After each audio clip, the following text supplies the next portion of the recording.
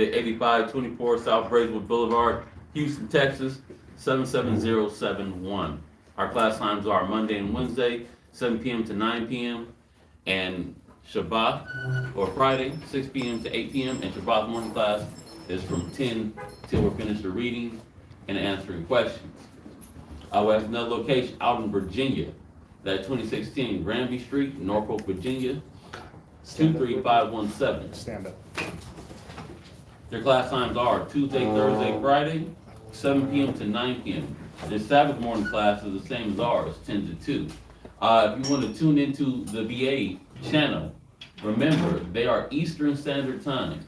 So make sure you have the notification set up on your YouTube and it'll pop up. But just remember, they're an hour ahead of Houston. So just remember, they're Eastern Standard Time. We have another location out in San Antonio, Texas. They're at 4444 Walden Road, Suite 201, San Antonio, Texas, 78218. Their class times are Monday, Wednesday, Friday, 7:30 to 10. And the Sabbath morning class is the same as ours. We have an upcoming feast, which is next week, Purim, February 23rd and 24th. So on those days, we will not be having class. So we didn't go anywhere, we're still around, we just celebrating the holy day. So that's a Tuesday and a Wednesday, right? Yeah. So on Tuesday and Wednesday, we will not have class either here or in VA. So we're just commemorating the holy day. If you're in the Houston surrounding areas, come through, celebrate with us, have a good time with us. Passover is April 4th. So get ready for that. Get your garment money together. If you haven't RSVP'd yet, get that in. It should be in this. Oh, I don't know if it'll be in the description link, but if you look at the previous class, it should be in the description link. We have other ways of staying connected with the Word through Blog Talk Radio, hosted by Priest Mashaba, and that's blogtalkradio.com/Mashaba. We have other YouTube channels that we'd like you to like, share, and subscribe. The Israelites, of course, this channel, the VA channel, and the 5 Minutes of Wisdom, the San Antonio channel, the Israelite Media Corp, the Hidden Truth Show. Check it out. When you go onto our YouTube, you'll see all the other ones listed right underneath it. Or just type into the search ISBHBK, and then you'll start seeing all of our different YouTube links. And we have kids class. We have a ISBHBK Kids that we do on Sundays. So be on the lookout for that. Sundays at 1 p.m.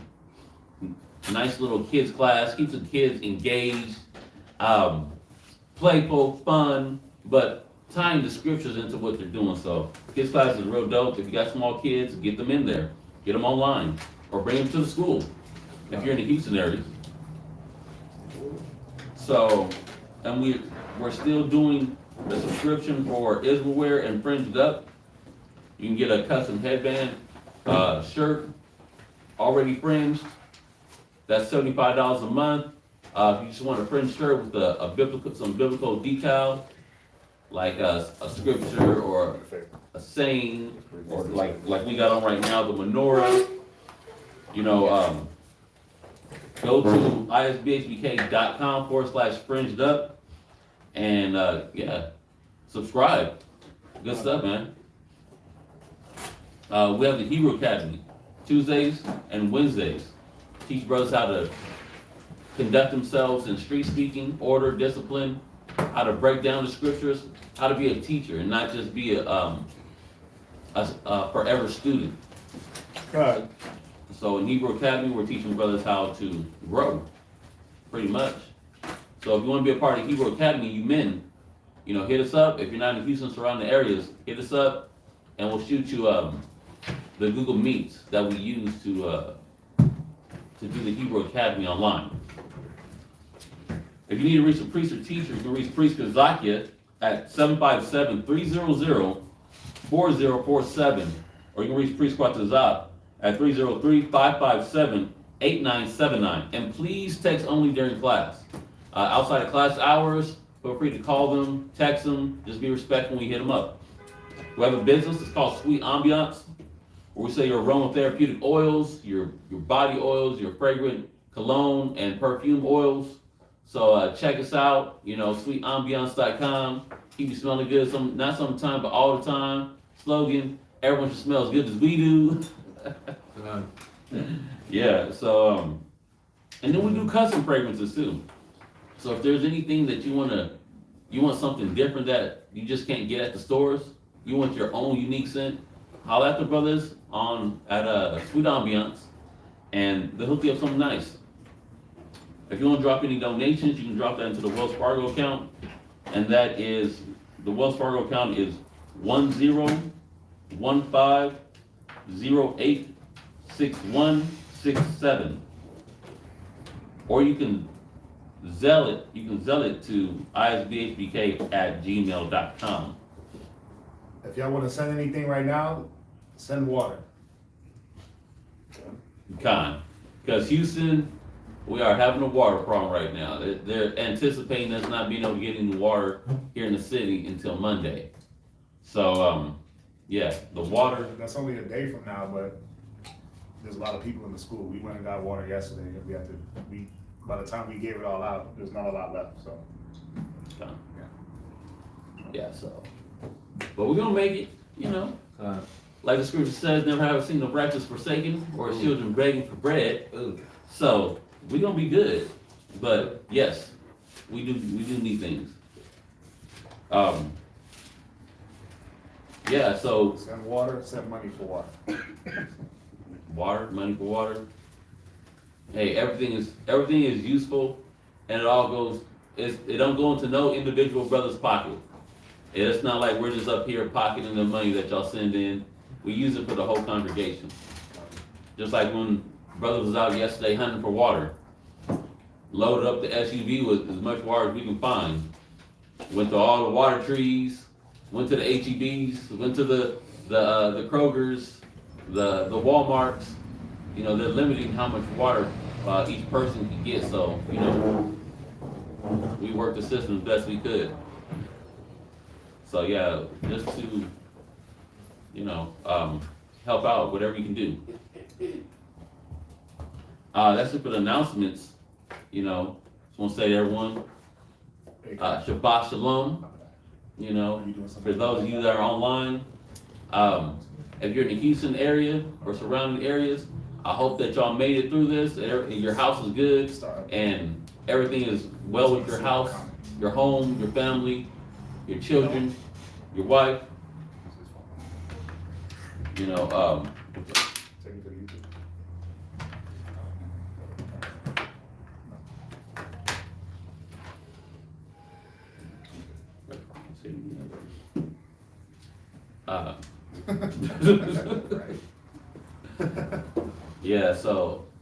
I just want to, if you're in Texas, a lot of places in Texas got hit too, so it's not just Houston. If you're in San Antonio area, Dallas area, any part of Texas, or wherever state that you're in that you were affected by this freeze, I hope that you're okay and everything goes as well with you and your household. Brothers tried to reach out as much as we possibly could to whoever we could, but as the situation was, with the power down, the cell towers were down too. So brothers had really bad service, so we weren't able to really contact as many people as we would like to in the time that we wanted to contact them. So the cell service was that bad. We're barely able to be in contact with each other right here. But Barak how by Shem Yahushai to the unity, we stayed together for the most part. We may not have been able to call and contact each other as much, but we got together and we stayed around each other and we moved together. So the unity is what the truth is about. It's not about being separate. It's not about being an individualite or being off doing your own thing. It's in times of adversity where we're supposed to come together. We're supposed to come together, not just for the good times, but for the bad times too. So we made it through it. You know, we still going through a little bit, but we went through the worst part already. So rock the Yahweh for that. There's more to come. Yes, sir. God. There is more to come. Come. So, you know how we do? Come on. Imagine mo pa niya ko, no?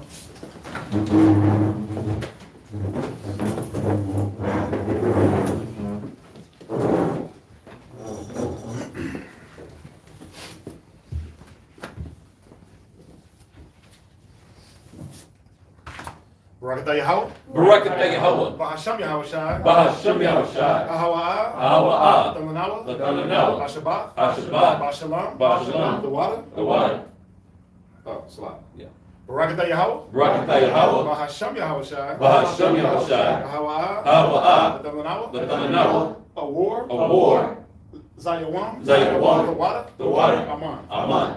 Let's bless you, Yahweh, and the name Yahweh Shai, that gives to us a light this day. Thanks, so be it. The light represents wisdom, knowledge, understanding we obtain through the scriptures. Matthew chapter 5, verse 16 says, "Let your light so shine before men, that they may see your good works, and glorify your Father which is in heaven." Barakatah Yahweh. Barakatah Yahweh. Bahasham Yahweh Shai. Bahasham Yahweh Shai. Ahawa'ah. Ahawa'ah. Latanawa. Latanawa. Rayach. Rayach. Rayachacha. Rayachacha. The water. The water. Aman. Aman. Let's bless you, Yahweh, and the name Yahweh Shai, that gives to us a sweet savor. Thanks, so be it. The frankincense and myrrh represents our prayers going up to the Most High as a sweet savor. The scriptures say, "Let my prayer be set before thee as incense."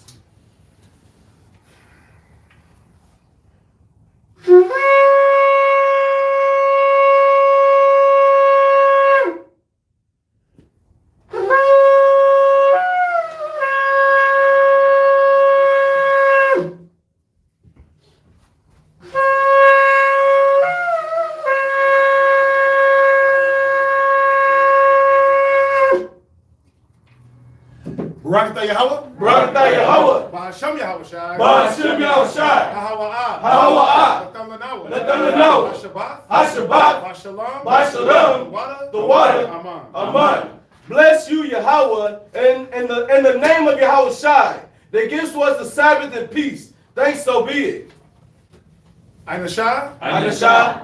This is Psalms 121. Aina Shai. Aina Shai. Ayam Yam Yah. Ayam Yam Yah. Al-Haharyam. Al-Haharyam. Wabawa'ah. Wabawa'ah. Aizaria. Aizaria. Aizaria. Aizaria. Wabawa'ah. Wabawa'ah. My Yahweh. My Yahweh. Sha'aisha. Sha'aisha. Shemayim. Shemayim. Wa'aratazah. Wa'aratazah. La'ah. La'ah. Yonathan. Yonathan. Amawat. Amawat. Regalia. Regalia. Yala'ah. Yala'ah. Nawam. Nawam. Shashawamar. Shashawamar. Yasharala. Yasharala. Yahweh. Yahweh. Yashamaria. Yashamaria. Yahweh. Yahweh. Tazalia. Tazalia. Al. Yam Yam Yah. Yam Yam Yah. Yad. Yad. Hashamash. Hashamash. Yala'ah. Yala'ah. Hakaya. Hakaya. Bayawam. Bayawam. Wala'ah. Wala'ah. Halabana. Halabana. Balayala. Balayala. Yahweh. Yahweh. Yashamaria. Yashamaria. Bakal Rai. Bakal Rai. Yashamar. Yashamar. Napashya. Napashya. Yahweh. Yahweh. Yashamar. Yashamar. Hawalakia. Hawalakia. Wabawa'aya. Wabawa'aya. Wa'aitan. Wa'aitan. Wa'ai. Wa'ai. Wa'aiwalam. Wa'aiwalam. Aman. Aman. This is Psalm chapter 121. I will lift up my eyes unto the hills, from whence cometh my help. My help cometh from Yahweh, which made heaven and earth. He will not suffer thy foot to be moved. He that keepeth thee will not slumber. Behold, he that keepeth Yasharala shall neither slumber nor sleep. Yahweh is thy keeper. Yahweh is thy shade upon thy right hand.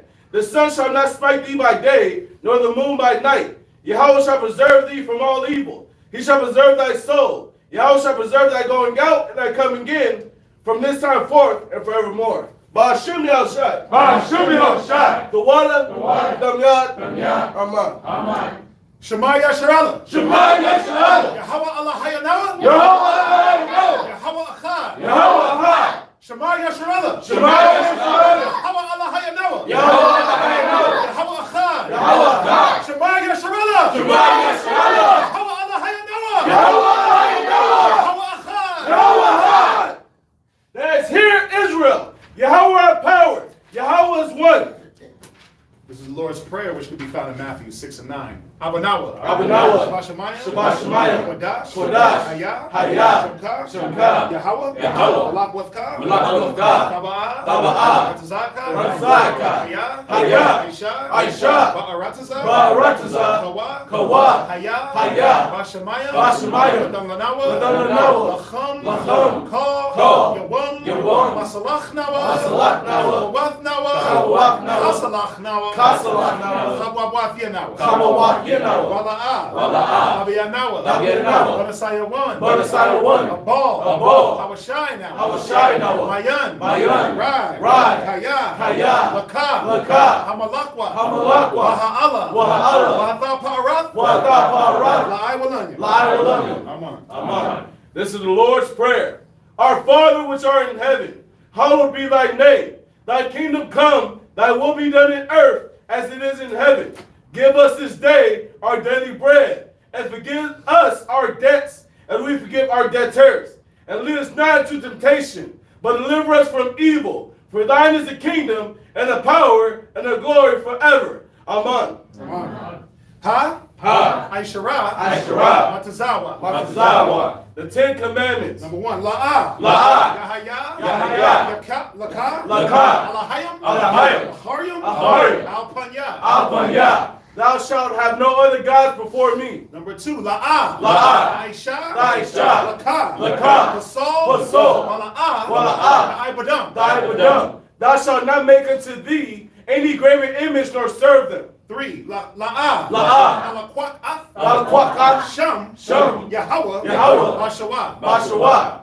Thou shalt not take the name of the Lord in vain. Number 4. Zakar. Zakar. Hayawam. Hayawam. Hashabath. Hashabath. Lakodashwa. Lakodashwa. Remember the Sabbath day to keep it holy. 5. Kabad. Kabad. Abaka. Abaka. Wa'amaka. Wa'amaka. Honor thy father and thy mother. 6. La'ah. La'ah. Daratazak. Daratazak. Thou shalt not murder. 7. La'ah. La'ah. Dana'ap. Dana'at. Thou shalt not commit adultery. Number 8. La'ah. La'ah. Daganah. Daganah. Thou shalt not steal. Number 9. La'ah. La'ah. Da'inah. Da'inah. Shakor. Shakor. Thou shalt not bear false witness. Number 10. La'ah. La'ah. La'chamad. La'chamad. Kol. Kol. Asherah. Asherah. La'ra'aika. Lara'aika. Thou shalt not covet anything that is thy neighbor's. Ba'ashem Yahawashi. Ba'ashem Yahawashi. The water. Damyah. Damyah. Aman. Aman. Yeshabim, which means to be seated.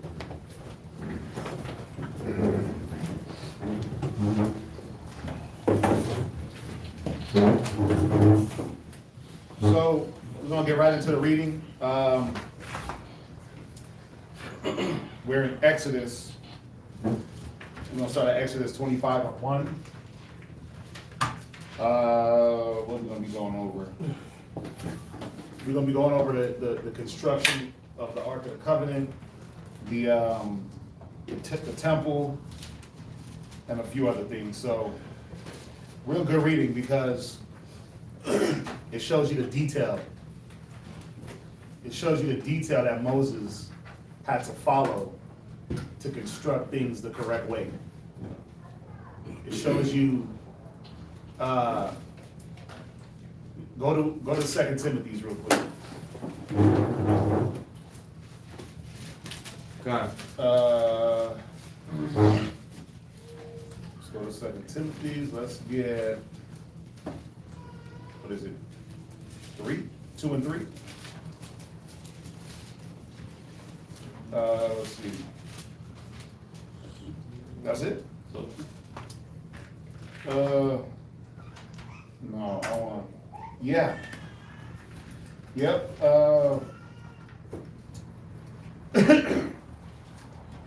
I want you to read verse 4. 2 Timothy chapter 2, verse 4. Go ahead. No man that worth entangles himself with affairs of this life, Go ahead. that he may please him who hath chosen him to be a soldier. Remember, Moses was chosen for a certain job to lead Israel. He was chosen to dispense the instructions of the Most High. So imagine if Moses, he got things one way, and then he brought it to the people a whole nother way, Mm. we would have been messed up. Right? We'd have been messed up. So the point was that Moses was supposed to bring whatever instruction, whatever building, whatever construction was going to be done. He was supposed to be able to bring that to the people and hold that standard in that order, that being a soldier. What is the main job of a soldier? You soldiers should all have your hands up. What's that? To follow. To follow. To follow instructions. Go ahead, read on. Verse 5. And if a man also strive for masteries, If he does what? strive for masteries. Anything that a soldier, a man in wisdom wants to master, what does he have to do? Read on. Yet is he not crowned, Go ahead. except he strive You lawfully. gotta do what? Strive lawfully. Go to 1 Corinthians 11, Okay. 1. Read this. 1 Corinthians 11 and verse. 1 Corinthians chapter 11, verse 1. Right? Be ye followers of me, No, yeah, go ahead. Yep. even as I also am of Yahushua. See, these principles of following and taking order and taking instruction, it's not far-fetched. The greatest men, the wisest men, the ones that we all look up to, like, oh, he's so wise, he's so great, he's so powerful. Well, what made them wise, great, and powerful? Read verse 1 one more time. Be ye followers of me, Go ahead. even as I also am of Yahushua. Read. Now I praise you, brethren, that ye remember me in all things, Go ahead. and keep the Wait, ordinances, keep the what? The ordinances, what? ordinances, Go ahead. as I delivered them to you. Right. It was about keeping your order. It was about keeping the order and keeping things the way that they were delivered to you and dispensing them to others. Not changing things up, not going off of emotion, not letting the moment, supersede discipline. Not letting the moment supersede order. Y'all understand this? So, in the moment, we're frozen. No lights, right? Yes, sir. But what kept us going? The order, the discipline. Mhm. In these moments in the wilderness, when Moses was bringing the instructions to the people, what kept the majority of things in order? Well, the fact that Moses didn't let what the people were doing and their frantic mind state and their lack of discipline and their lack of order and their unwillingness to follow, he didn't let that change his order. Y'all get that? Right. Somebody got to be level-headed. Somebody has to, be in the right mind. So as we read, I love reading these chapters because you would think like, oh, it's just the Ark of the Temple. It's just the Ark of the Covenant. It's just the temple, right? Anybody can whip that up. But why was it so important? Well, the instruction on how to build it was handed to Moses. He didn't come up with, I'm gonna build a temple this way, or I'm gonna build the Ark of the Covenant this way. It was given to him, and then he had to give it to men that could build. So what did they have to do? They had to follow the ordinances. All that blueprint. They had to follow the blueprint to the T. God. Or else what? You build the Ark of the Covenant, the men try to lift it, and then it falls apart. Right.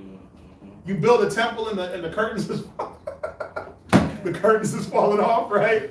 Our temple is old, so right? Our temple's old. We're gonna get that together, right? When you build it, and all of a sudden, a week later, things are falling apart. You didn't put enough. You didn't overlay with enough gold. You didn't use the right wood. What happens? Termites come through, start eating the temple from the inside out. There was even the specifications on the material had to be up to par. So if a man came and said, well, you know what, we too lazy to go get the shittim wood, let's just use some gopher wood, then what would happen? It wouldn't be done to the specifications. Right? So this is what we're gonna be reading about. The attention to detail that a soldier, an officer is supposed to have. A man that wants to be a leader, you gotta pay attention to detail. You have to be observant of all things. Mm-hmm. All these jobs that Moses is about to hand out, he had to oversee it all to make sure it was done right. Mm-hmm. So he had to be the overseer. So let's get the first reader.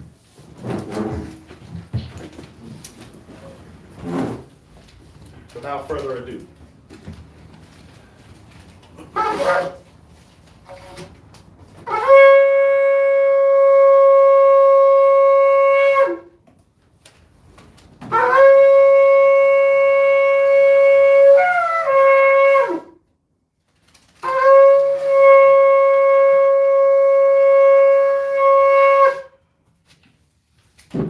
Yashakar, Shabbat Shah, Yashakar, Ban Yasharala. Yashakar, Shabbat Shah, Yashakar, Ban Yashala, men of Israel, and mighty. Rock. Yahweh Hashem Yahushai Brakatam. Yahweh Hashem Yahushai Brakatam.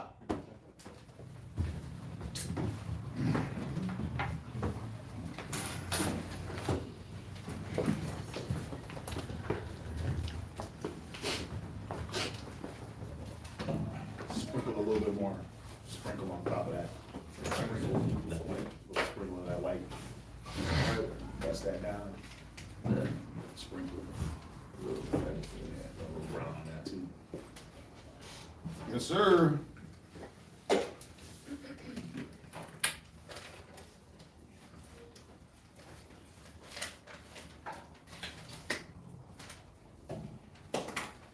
Hey, we're happy to be here to be able to do class. For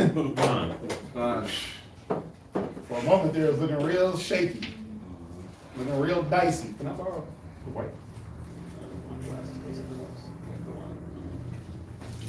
It was looking shaky. Oh yeah.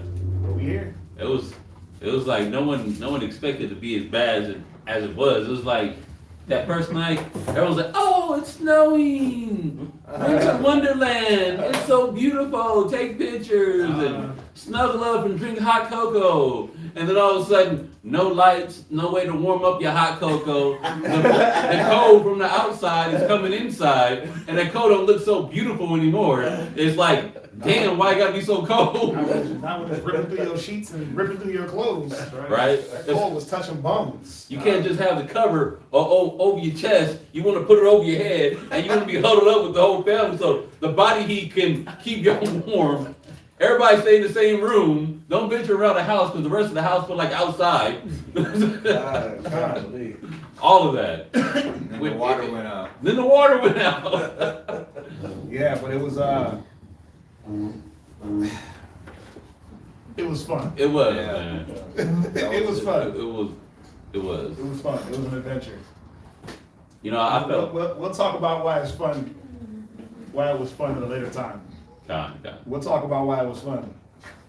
It was fun for me. Yeah. No panic here.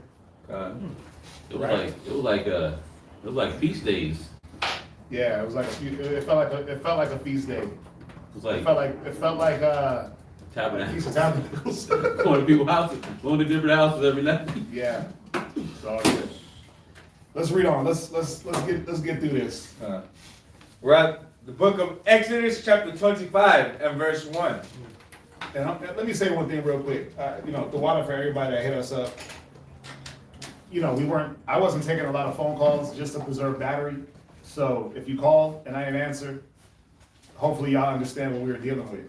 We didn't know when we were gonna get power, so I was rejecting or just not taking a lot of calls. And then truthfully, when y'all were calling, we were asleep. Y'all would call like early in the morning, we were asleep.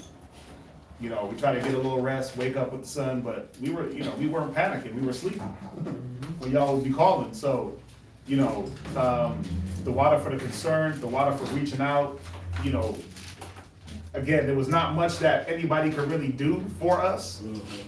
unless y'all could like send a bolt of electricity through Amazon, but guess what? Amazon wasn't delivering. So, you know, we definitely appreciate it. Again, if y'all want to send anything, send water, because we don't know when that's gonna be back up and running. The Walmarts, the HEBs, all their food that was perishable is gone. Their whole frozen food aisle, their whole dairy aisle, their whole produce aisle, it's empty. Yeah. Water, empty. So, you know, if you want to send, what we're going to start doing, and I remind everybody at the end, we're going to start making sure we have a little bit of a stockpile of water, and we're going to start having a stockpile of canned and non-perishable goods. All right? And that includes, you know, you can have healthy alternatives to non-perishables, quinoa, lentils, things like that, that you can just boil up. But we're gonna start getting a stockpile together, because we can't be naive. We can't be naive. If things like this are gonna happen, we gotta be able to survive through them, right? Right, so we need water, we got kids, we got ourselves, we gotta be able to get through 3-4 days of not having access to power and water. So, you know, we're gonna start making sure that we collect for that. Yep. Generator, we gotta get a nice generator. We had one, it broke. We went through like 4 generators in the last 4 years. We had a real nice portable one, and that one broke, and we had another portable one, that one broke.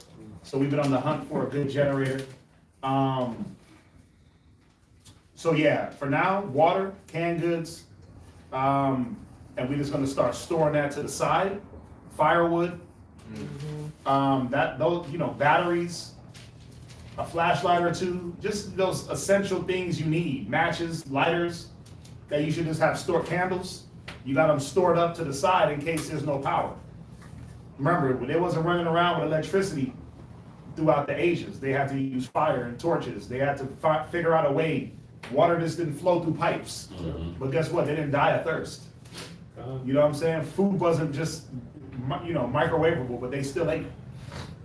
So, man, we was boiling water. We was boiling eggs on the On the fire? on the fireplace fire, right? We was Right. getting it in, you know, Yeah. trying to be survivalists. Had the grill popping? Yeah, the grill, you know, Yeah. charcoal, things like that is very important in those times. So, anyway, we'll talk more about that through time, but just keep it in mind. Those are the things we're gonna be needing going forward, because, listen, we don't know what's gonna happen. The Most High is, first of all, he hates Houston. He hates Houston for some reason. He really hates this place. So he's really, really crushing this place with some real different type of things that they can't plan for. They can't plan for it, they can't prepare for it. So we gotta be at least a little prepared. You know, we weren't prepared, we were caught off guard. We were caught off guard, but we made it because we unified and we pulled everything together, we communicated, we stayed in the same mind and the same judgment throughout. Everything we did, we moved as a unit. That's what got us through. So, even with that being said, the scriptures say, redeeming the time that the days are evil. Your salvation is nearer than you know. We do have to be prepared. We do got little children. You know, if it would have went a lot longer, who would have known? What if we were still out of power now? How are we gonna feed everybody? How are we gonna make sure everybody got water? So, you know, we gotta do our due diligence, start storing those things up for these these times, man. Y'all talking about the second wilderness? Well, here it comes, man. Here it comes. Here it comes. All right, so let's read. The book of Exodus chapter 25 verse 1. And the Lord spake unto Moses, saying, Speak unto the children of Yasharallah, that they bring me an offering of every man that giveth it willingly. That does what? Giveth it You willingly. gotta be forced? Giveth it willingly. Yeah, see, he's gonna go into this willing offer. Now remember, when we left Egypt, what did we do to the Egyptians? You spoiled, make sure you raise your hand. What did we do? We spoiled the Egyptians. Meaning what? Explain. We took all their gold. We took their cattle. We took basically. They even gave us stuff that they had on them. We Right. took everything. Anything of value that we deemed of value, right? Or that was gonna be a necessity, we took, I don't need it. Yeah, I'm good, I don't need it. We took it. That was including gold, pearls, jewels, silver, anything, cattle, garments, right? We took garments from them. So the Most High allowed you to take, leaving up out of Egypt. He allowed you to take willingly, right? So now he's coming back and saying, listen, it's your time to give. Freely you receive, freely you should give. And vice versa. But see, Israel's problem is you'll take, and when it's time for you to give up, it's like, oh, I don't want to do that. I don't see why I gotta give something. But hold on, you took willingly, right? you right? Somebody had to sit there and show you the scriptures and teach. Somebody had to willingly give up their time for your benefit, for our benefit, for my benefit. Shouldn't we be willing to do the same? Well, that's why he came back and said whoever was willing. Everybody wasn't willing. Everybody wasn't willing. Go ahead, read. Of every man that giveth it willingly with his heart, ye shall take my offering. Right. Go to hold that. Go to Philemon 14. Philemon, chapter 1, verse 14. I believe it's 14. Go ahead. But without thy mind, Right. when I do nothing, Right. that thy benefits should not be as it were of necessity, Go ahead. but willingly. See, he said the benefits should not be done out of, things should not be done out of a necessity. Like, oh, we need you to do this. Sis, we need this. Because when it becomes a need, once a need is fulfilled, then what? The person ain't need it no more. Right? Or that's what they feel like. So nothing should be out of a necessity, like, oh, we need you to sit in class. We need you to show up for this. We need you to street speak. We need you to do flyer. Most High don't need nobody. Most High raise up rocks, stones. So the mind, watch, read on. It says out of a necessity, right? Okay. Go to 2 Corinthians. You know, our favorite little scripture. Go to 2 Corinthians. My bad.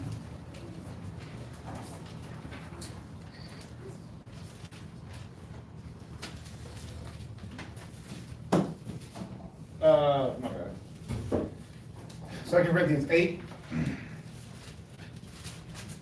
and verse 12. 2 Corinthians chapter 8, verse 12. Right? First, if there be a willing mind. Read it one more time. For, if there be first a willing It'll mind. be first day what? A willing mind. That's all the Most High wants first and foremost, is your mind to be willing to perform the things you know that you want to do in your heart. That's what the Most High wants. Well, am I willing to do it? Well, if I'm willing, what do they always say? What do they say in the world? Where there's a will, there's a what? A way. Yeah. Where there's a will, there's a way. If I'm willing, then guess what? I'm going to figure out a way to get what I'm willing to do done. Go ahead. It is accepted. It is what? It is accepted. It is what? It is accepted. So what happens? Why is it rejected? Well, it's rejected when you think that, oh, I got to do it out of necessity, or I'm needed. None of us ain't needed. You got to be willing. It's like, go ahead, read on.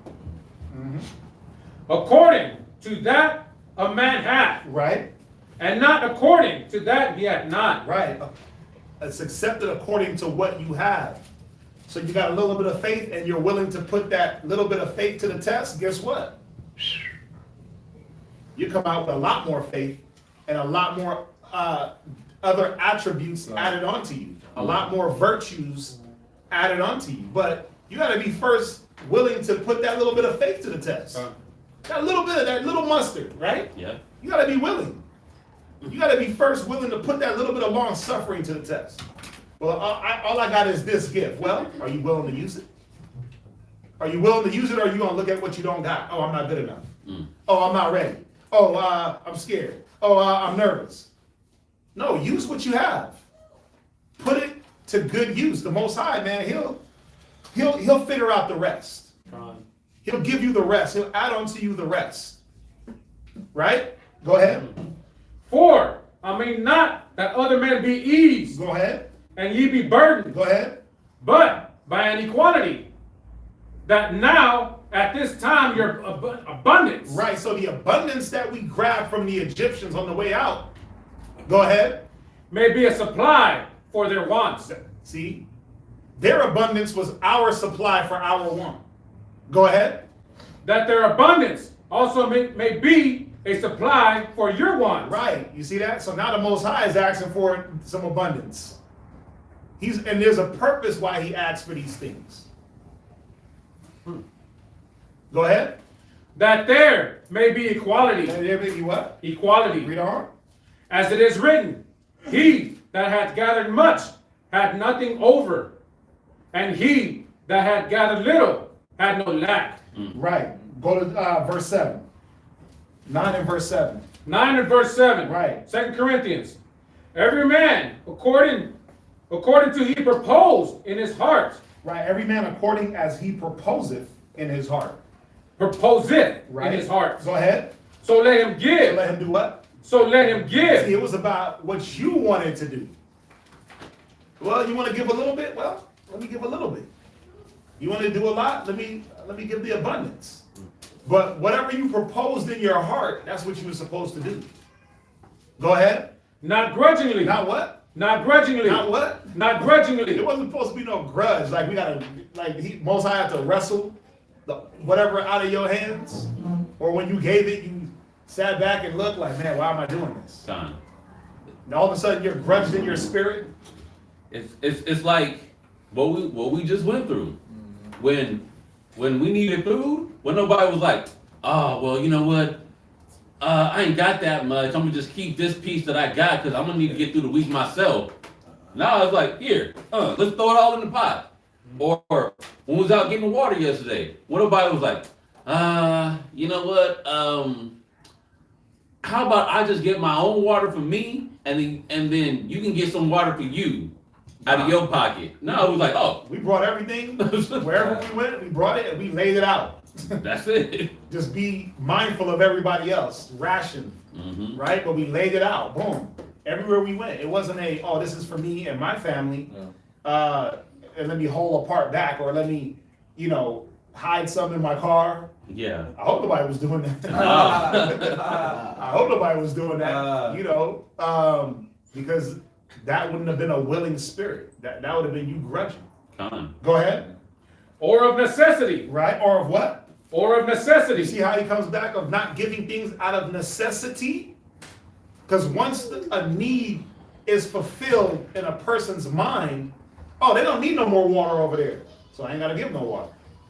Right? No, you walk in the back, you look like, they got enough water. They good. I don't need to give no more.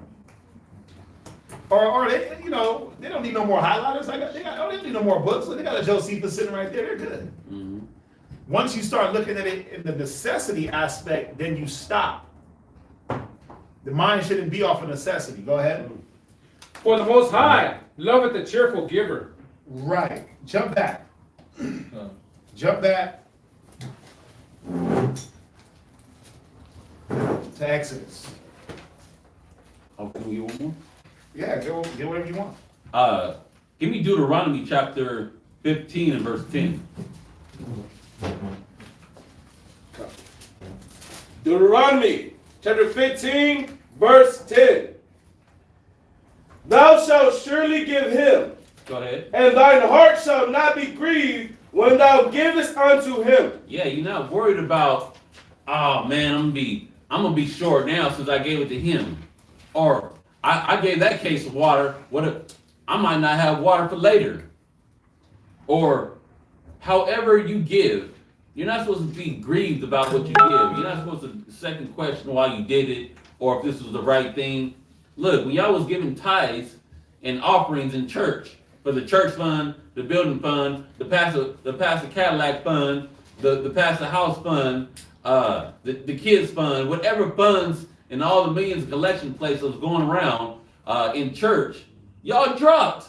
Even if you brought like a little stack and you dropped in each collection plate that passed by, Each collection plate, what the? Sometimes people do it, like, they'll keep like a little stack of dollars, Yeah. and every collection plate, they'll put $1 in, because so many collection plates was coming through. Look, you gave to that, and you even gave your kids, here, make sure you put that in the plate, because you want your kids to be righteous in some type of way. Look, the Most High said, don't be grieved when you give. Do it willingly. Especially when, especially in this case, you had to see it. We walked out of Egypt rich. You had so much you didn't even know what to do with it. Like, what you gonna do with shekels and gold? What were you gonna do with gold walking through the wilderness for 40 years? What were you gonna do? Not really. What were you gonna do walking through the wilderness with with gold and nice garments? Who was you gonna impress? You gonna stunt on the next man? On the people in your household? Yeah, you gonna stunt on the people in your house? Yeah, I'm gonna stunt on these fools, man. Got my Sunday best on, right? My gold teethus, right? Got them rings. You doing this? But you walking around the wilderness confused as hell. Yeah. Right? Ain't that our people? You walking around. Listen, I went to the Kroger yesterday. We went to the Kroger and I was unloading the water. And I'm like, damn, people are oblivious to what's going on. One dude was standing in the parking lot unpacking his shopping cart, and he had on like all this, like a little young kid, all this jewelry and shit. And he's sitting there like so his diamonds, his fake diamonds can twinkle off of the streetlights. And he literally did one of these to me. And I was like, nigga, we ain't got no water, and you doing this? Can these buy water? He was literally like, and I was like, damn, these cats don't know what's up. Right. You just didn't have no power for 3 days, but you worried about twinkle twinkle. Mm-hmm. I thought about the same thing. When I was driving over to Yashikar to get the chairs, and I seen this young kid walking down the street. He was fitted, looked like he had his waves on spin. He was like he didn't lose no power. like he was good, but he was in the neighborhood that lost power, and everything was iced over. Like how did he get dressed? I was like, Like, all right, you got that iron to work, right? Hey, that's what our people are in that vanity, man. Right. They're in that vanity sometimes, Con. not understanding what's going on. Read on. Because, therefore, this thing, Yahweh thy power shall bless thee in all thy works. He'll do what? Bless thee in all thy works. Because you give without grieving, out of a willing spirit, willing mind, out of charity, love for the brethren, for the sister, for the unity. He's going to do what? Bless thee in all thy works. In all your works. So you do one thing in one area, you get blessed in all the other areas. Think about that. The Most High said, don't be grieved. Be loving, be cheerful, be giving, be willing. And I'm going to bless you in all areas. It didn't say like, okay, well, if you give him $1, I'm going to give you back $2. Most High didn't say that. He's not a hedge fund. He's not the stock market. He's not a broker. The Most High is not, okay, you give a cup of water, I'm going to give you a cup of water and a half back. Most High is not dealing like that. He says, look, do for him, and I'm blessing all other areas. Do for him, I'm blessing all other areas. Do for Israel, I'm blessing all other areas. It's not just one thing. People, brothers and sisters, you can't look at the Most High in a narrow perspective. You got to understand that there's many different areas in your life that you personally lack. And giving and not being grieved while you give, being a willing sacrifice, the Most High will bless that. He'll take that, he'll multiply it in other areas of your life. You don't have to worry about it. Like, I have plenty of reports of brothers talking about, man, I was down on this, but the Most High made it so I can get the water heater fixed. Oh, the Most High made it so that the car can get running.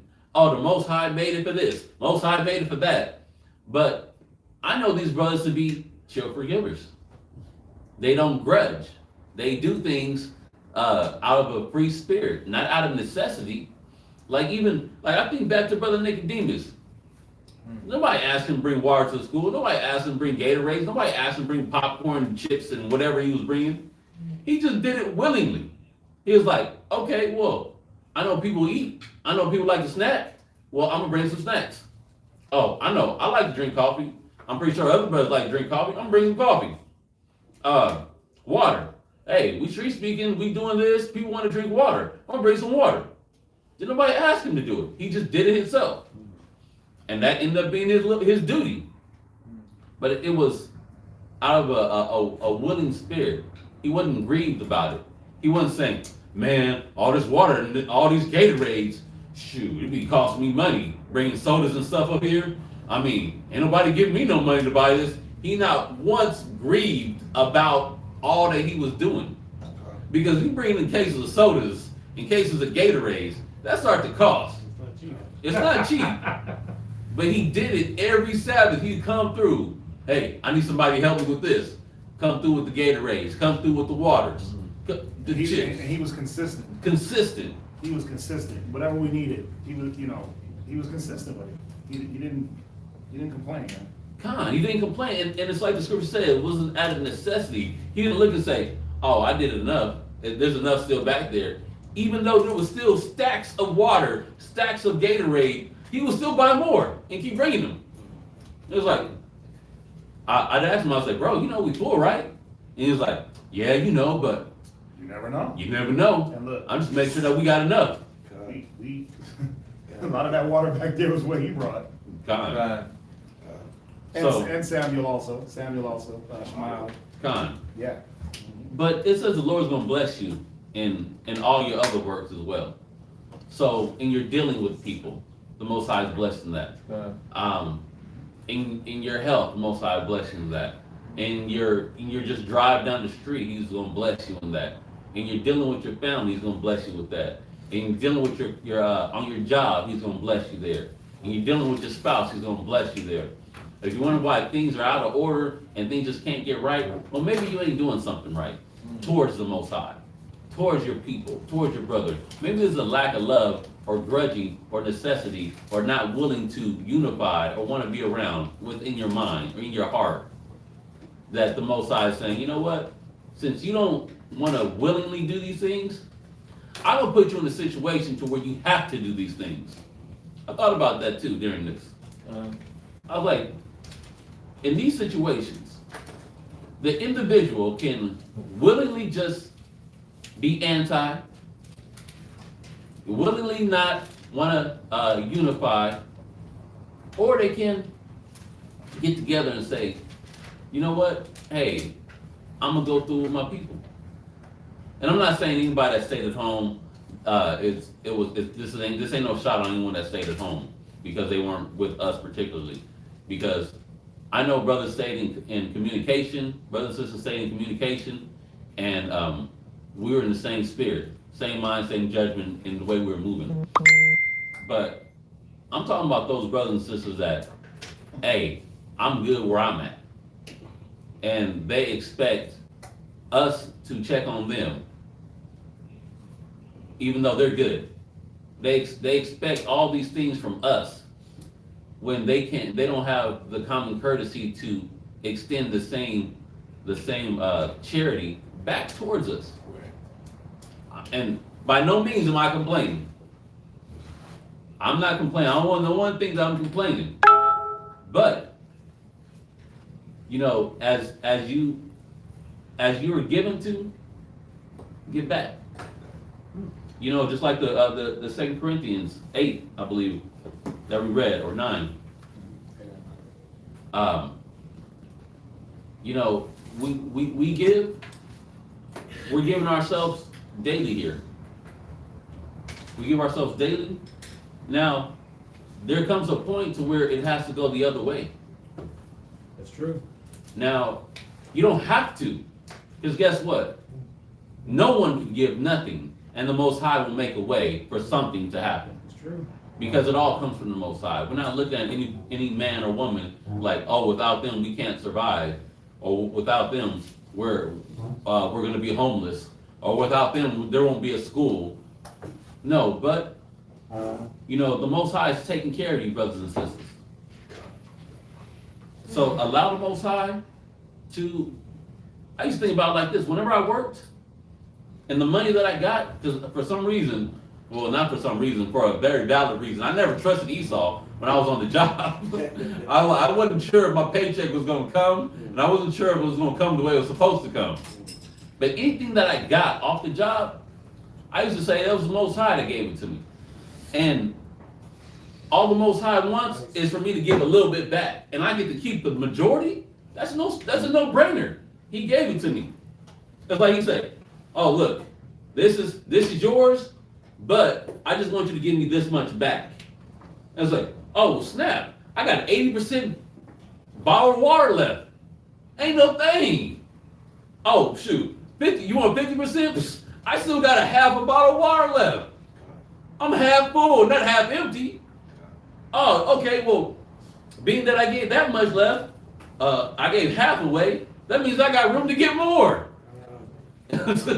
You know, it's all your perspective. And that's why I like the scripture, because it says, the Most High, it says, "And the Most High shall bless thee in all thy works." Read on. And all that thou puttest thy hand unto. All that you put your hand to. Think about the works, the ventures that you set out to do. Why things might not be working out for you in your life. Why you might be failing constantly. Because you might grudge. You might second question why you give, or I don't know what they doing with it. I start seeing them with new headbands. What? My wife made that. Scraps. Out of scraps. Yeah. Just like how sisters can go in the cabinet and not be much in the cabinet and use what's there to make a gourmet dish. It's the same way they do the clothes. Use what's around to make a gourmet designer headband or garment. You know, the Most High is going to bless you in everything that you do. And he asked for one area, but then guess what? He can bless you in multiple areas, but do you just give him just that one area? No. Give in multiple areas. And I'm not just talking about money. I'm talking about your time, your effort, your spirit, yourself to study, giving yourself to the scriptures, because when you do that, you're able to give, like for the men, you're able to give to your household. You think all they need is for you to, the breadwinner, being a breadwinner is just about making money, going out and doing a 9 to 5, or doing several 9 to 5s? The bread is his word. Be the breadwinner then. It's not all about making the money.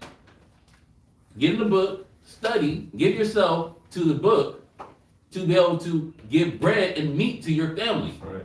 Be able to give bread and meat to other brothers and sisters. You got to understand that the Most High is going to bless you in many different avenues. And the more that you want to give yourself, the more the Most High is going to increase you. Just like the brothers that got the talents. The more that you apply, the more that you give to the Most High, the more the Most High is going to give back to you.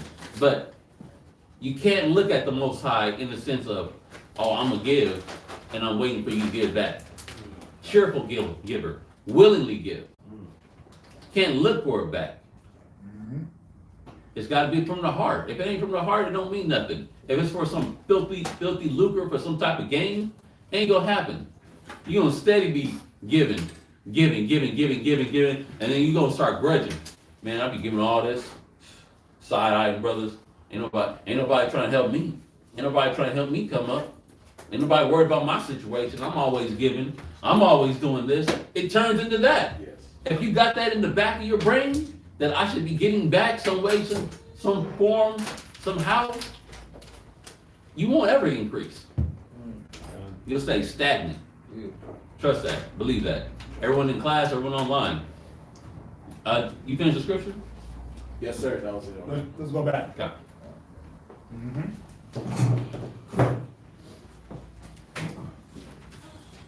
Exodus chapter 25 and verse 3.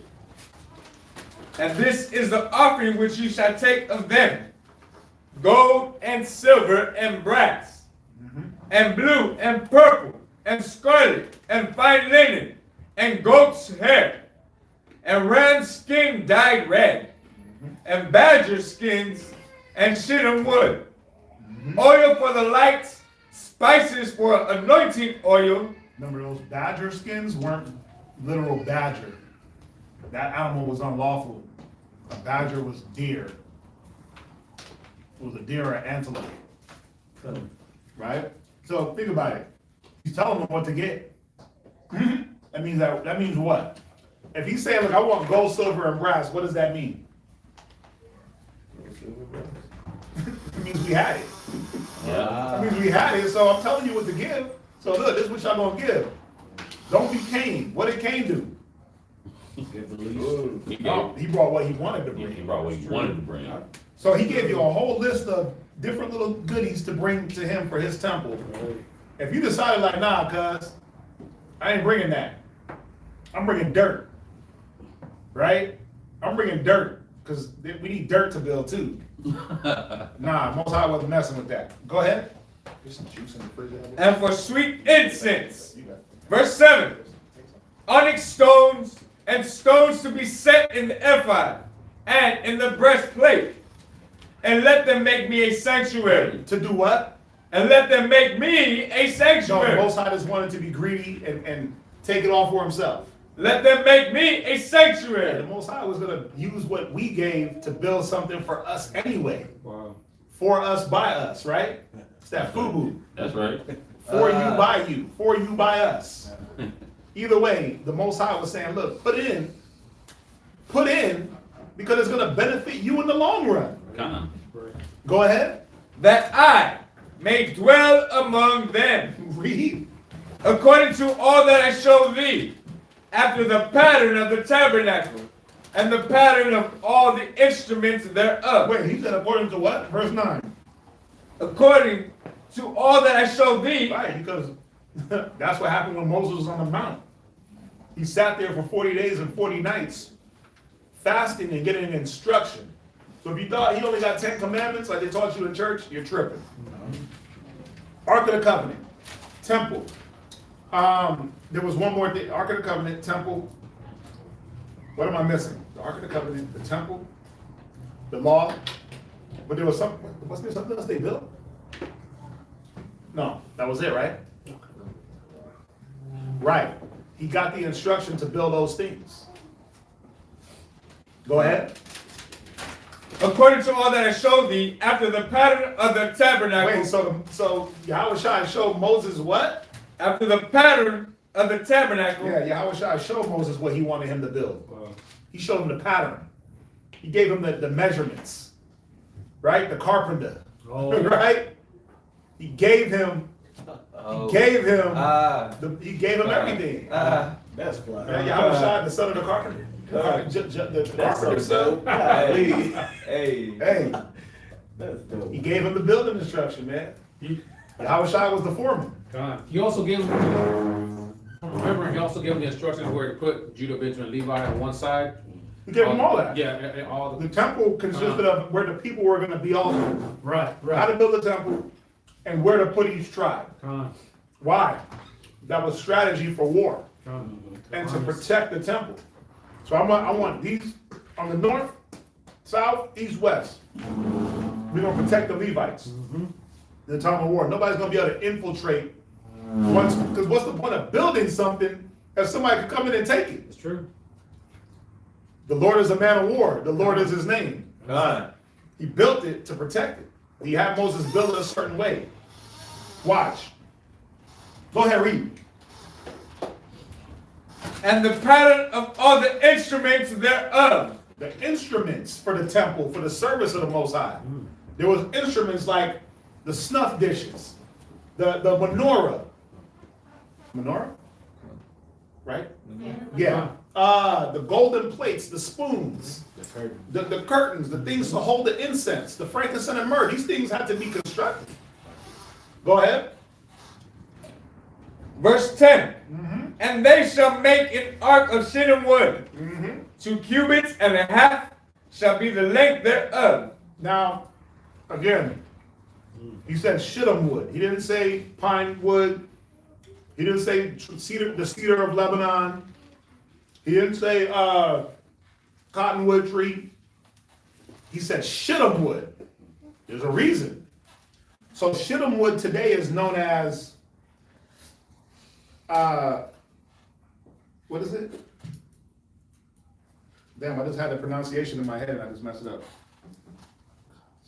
A cassia tree. I might be saying that wrong. A-C-A-C-I-A. A cassia tree, right? So why did he pick this tree? Well, I'll give y'all a little bit about this tree.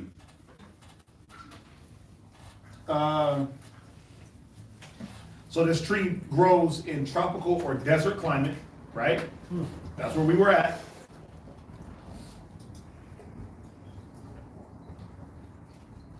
It says, given the right conditions, they will be able to grow around 20 to 30 feet.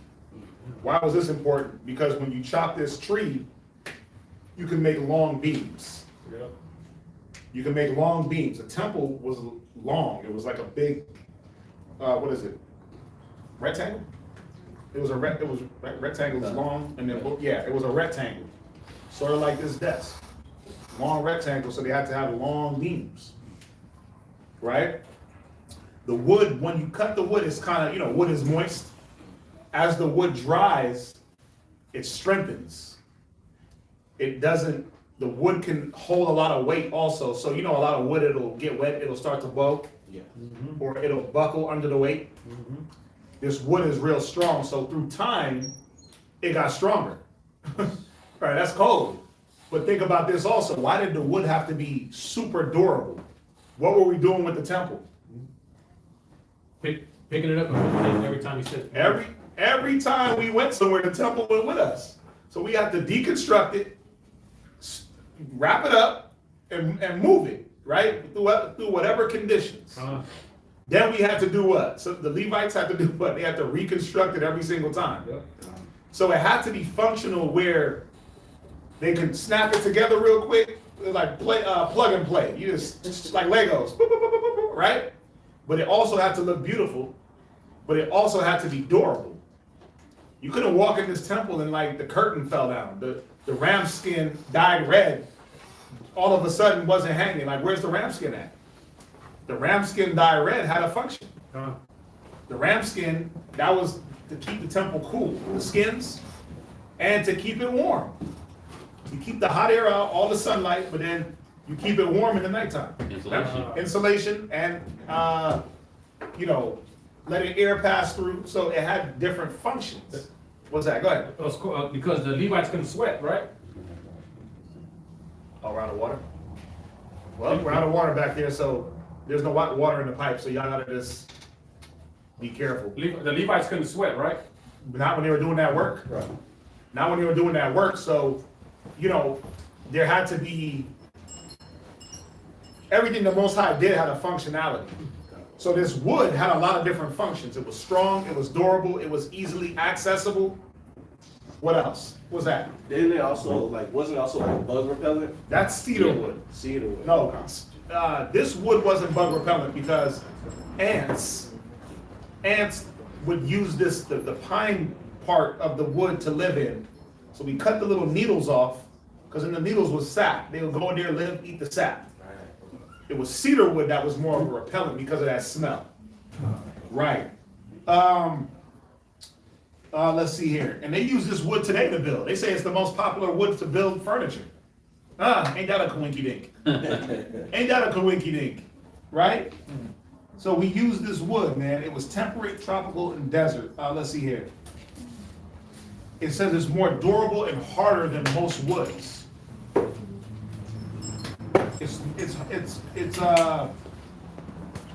Listen, 55% harder than white oak, 23% harder than hickory, 90% harder than carbonized bamboo, making it one of the most durable floors on the market. It's as a floor wood. So this is one of the most durable woods on the planet. Yeah. Wait, what is this? This is shittim wood. Oh. But it goes by the, what is that? Acacia tree? Acacia tree. Acacia, yeah. You see that? It's a sustainable material. So it's gonna stand the test of time.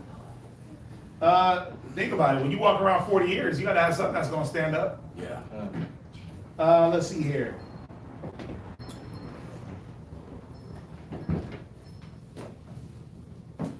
Oh, it also is one of the best trees to soak up pollutants in the air.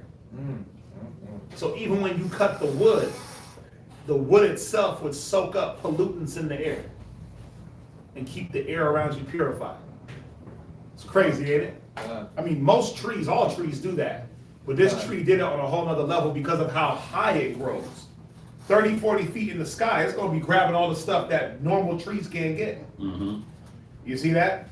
So now we're understanding, man, this wood, it was important why shittim, why he said cedar, why he said this wood, why he said that wood. They have different functionalities. Go ahead. And a cubit and a half the breadth thereof, and a cubit and a half the height thereof. Verse 11. And thou shalt overlay it with pure gold. So this is how the wood was now preserved. You just overlaid it with gold, and guess what? The wood is sealed, right? Gold is a soft metal. So gold wasn't really gonna keep the strength, but that hard wood overlaid with gold, that thing wasn't gonna do nothing. It wasn't gonna rot from the inside out. That's how you seal the wood. They didn't have wood sealing. Shellacker. Think about it. We were shellacking with gold. I know, that's dope. Think about that. That's dope. Niggas talking about they deck. I gotta go shellacker it with some sealant. We use pure gold to seal wood. I mean, come on, man. That was our shellacker. Righteous gold shellacker. Go ahead. Within and without shalt thou overlay it, and shall make upon it a crown of gold round about. And thou shalt cast 4 rings of gold for it, and put them in the 4 corners thereof. And 2 rings shall be in the one side of it, and 2 rings in the other side of it. And thou shalt make staves of shittim wood, and overlay them with gold. Right, so the staves, you ever see where they do it with like coffins? They'll have the rings in the coffin and they'll put the long wood through the rings to carry the coffins on their, oh no, the best description would be like if you watch like ancient shows and they carry him like the king on their shoulders. They got like 4 men on each side. They're holding the staves. Those go through a ring. And that's how they carried the ark, because nobody was supposed to touch the ark. You carried it by the staves. Go ahead. Verse 14. And thou shalt put the staves into the rings by the sides of the ark, that the ark may be borne with them. The staves shall be in the rings of the ark. They shall not be taken from it. And thou shalt put into the ark the testimony which I shall give thee. Verse 17. And thou shalt make a mercy seat of pure gold. Yes. And thou shalt make a mercy seat of pure gold. 2 cubits and a half shall be the length thereof, and a cubit and a half the breadth thereof. And thou shalt make 2 cherubims of gold. Of beaten work shalt thou make them in the 2 ends of the mercy seats. And make 1 cherub on the one end, and the other cherub on the other end. Even the mercy seat shall ye make the cherubims on the 2 ends thereof. And the cherubims shall stretch forth their wings on high, covering the mercy seats with their wings. And their faces shall look one to another. Toward the mercy seat shall the faces of the cherubim be. And thou shalt put the mercy seats above upon the ark. And in the ark thou shalt put the testimony that I shall give thee. And there will I meet with thee, and I will commune with thee from above the mercy seats, from between the 2 cherubims which are upon the ark of the testimony, of all the things which I give thee in the commandment unto the children of Yasharallah. verse 23. Thou shalt also make a table of shittim wood, 2 cubits shall be the length thereof, and a cubit the breadth thereof, and a cubit and a half the height thereof.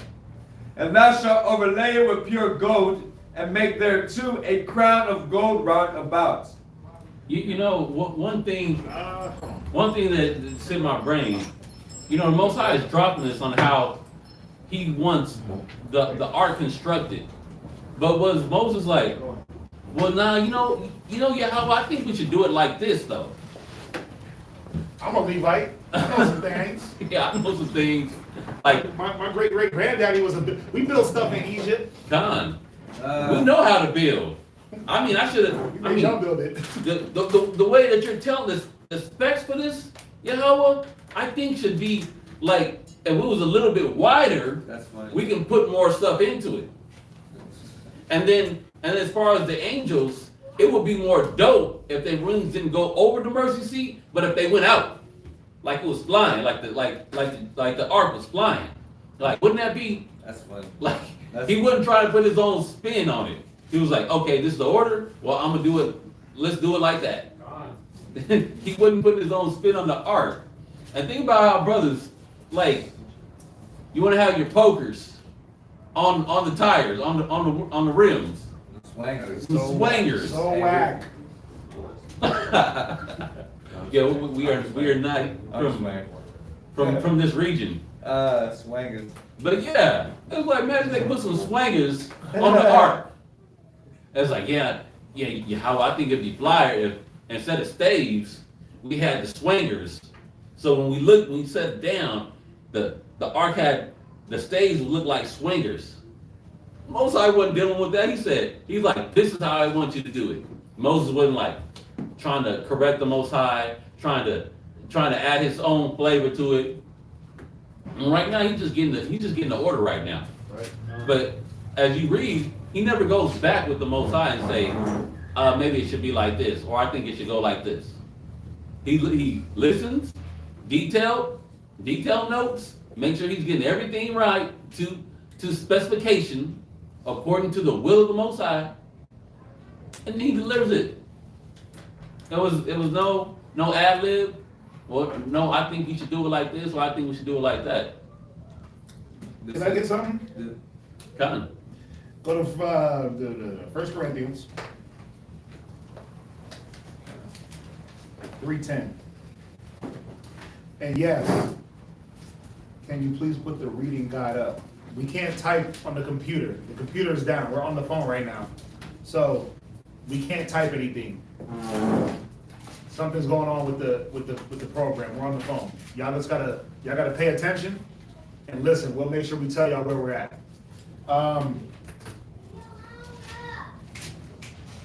Yeah, so Hold on real quick. What were we gonna say? I was just going to talk about what's going on. The Most High didn't.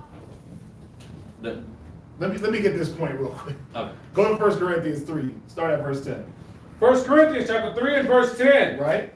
According to the grace of the Most High, Right? which is given unto me Go ahead. as a wise master builder. He made us what? Wise master builder. See, the Most High has given us all the grace to be a wise master builder. But what makes one wise?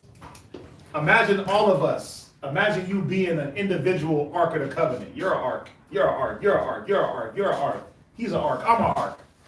Right? We're all Arks of the Covenants. We're all the temple of the Lord, right?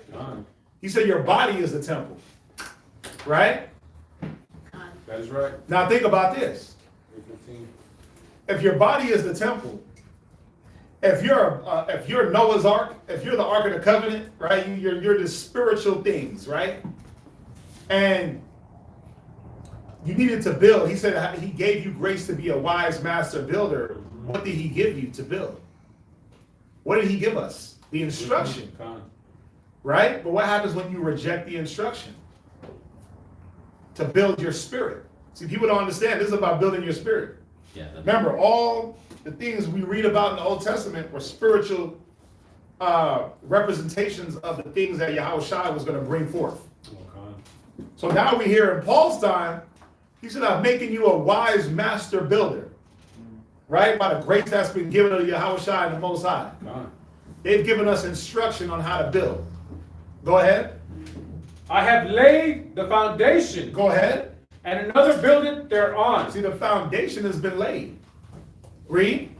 But let every man take heed how he buildeth thereon. Right. Take heed how you build. Watch how you build. Watch the materials that you use. Well, if you know that you're going to be going and weathering some storms, are you going to use a wood that's going to swell up and break down and rot underwater? La. Or you going to get you a wood that can withstand some weather? Con. Or materials that are going to be swept away in the elements, right? The trial of your faith being more precious than gold. Con. You going to use stubble when you're supposed to use gold? So that means, is your faith going to be on stubble level, but it should be on gold level? Or your long suffering, or your patience, or your diligence, or your consistency? I got to make myself up to gold. Well, how do I do it? Well, the grace has been given to me. What is grace? Grace teaches you how to live godly, right? That's what scriptures say. So grace is a teaching. Well, I learned that I can't use hay in this situation because hay will burn up under a little bit of fire. It's actually a damn igniter, right? It's a conductor for fire. So I can't use hay. So I got to step my next material up. So hay, stubble, wheat, all that stuff is out of here. I got to go to these more precious metals and stones. Read on. For other foundation can no man lay than that is laid. Right. But what happens when I try to lay gold, some golden faith on Islam, golden faith on Christianity, golden faith on my mama and them, golden faith on my family and them. I'm going to have all the faith in the world, but put it in the wrong things? Ooh. You might as well not have faith. You might as well, I'm a long suffer with them. I'm a long suffer with them out here, but what about the ones in Christ? You might as well have not long suffered. Because it's going to mean nothing when it's really time. Read. Which is Yahushua Mashiach. Which is who? Yahushua Mashiach. He got to be the foundation. He has to be the one to give the instruction. It all has to be on him. Go ahead. Now, if any man build upon this foundation. Why do you think a lot of businesses, Israelite businesses, don't work? Because it's all about, the foundation is let's get money. The foundation is let's get rich. The foundation is we going to ball out. The foundation is, you know what? We're going to be cool with each other when it's all going good. But as soon as there's a misunderstanding, nigga, I don't know you. I'm out. I'm out of here. You niggas y'all are fake, phony. Y'all robbed me. Look at who is it? Nelly going beefing with the lunatics, right? The rapper, all these rappers and people that went into business together, 20 years later beefing. Jay-Z, Dame Dash, beefing. Oh, you could go through the whole line and say, damn, this guy betrayed this guy betrayed this guy. Why? Because there's no love. The foundation was the wrong foundation. Go ahead. Foundation gold. Right. Silver. Read. Precious stones. Come on. Wood. Right. What is your material now that you've chosen the right foundation? Now you got to pick the right material. So what does that mean? I got to sit back and look at what's going to last for what. Right? Do I build in a flood zone? Do I come to Houston and build a house? Well, now you know they can't even heat their citizens in the cold. So what do I got to do if I come build in Houston? I got to double insulate my house. I got to make sure my windows are up to par. I got to build a generator on the side of my house, right? That's what I got to do in Houston. You got to treat it like it's Colorado. You got to build a house in Houston like you building a house that's just going to be in Antarctica. That's the experience. That's the grace. Read on. Hay. Right? Stubble. Right? Every man's work. Right? Shall be made manifest. It shall be what? Shall be made manifest. Yeah, the way you built and the instruction that you took, it's gonna be known, not when you build it, not when you sitting cozy and you got your feet up and the big screen TV is going and it's nice and warm in the winter, it's nice and cool in the summer, right? Wait till that storm comes through. Ooh, wait till that trial comes through.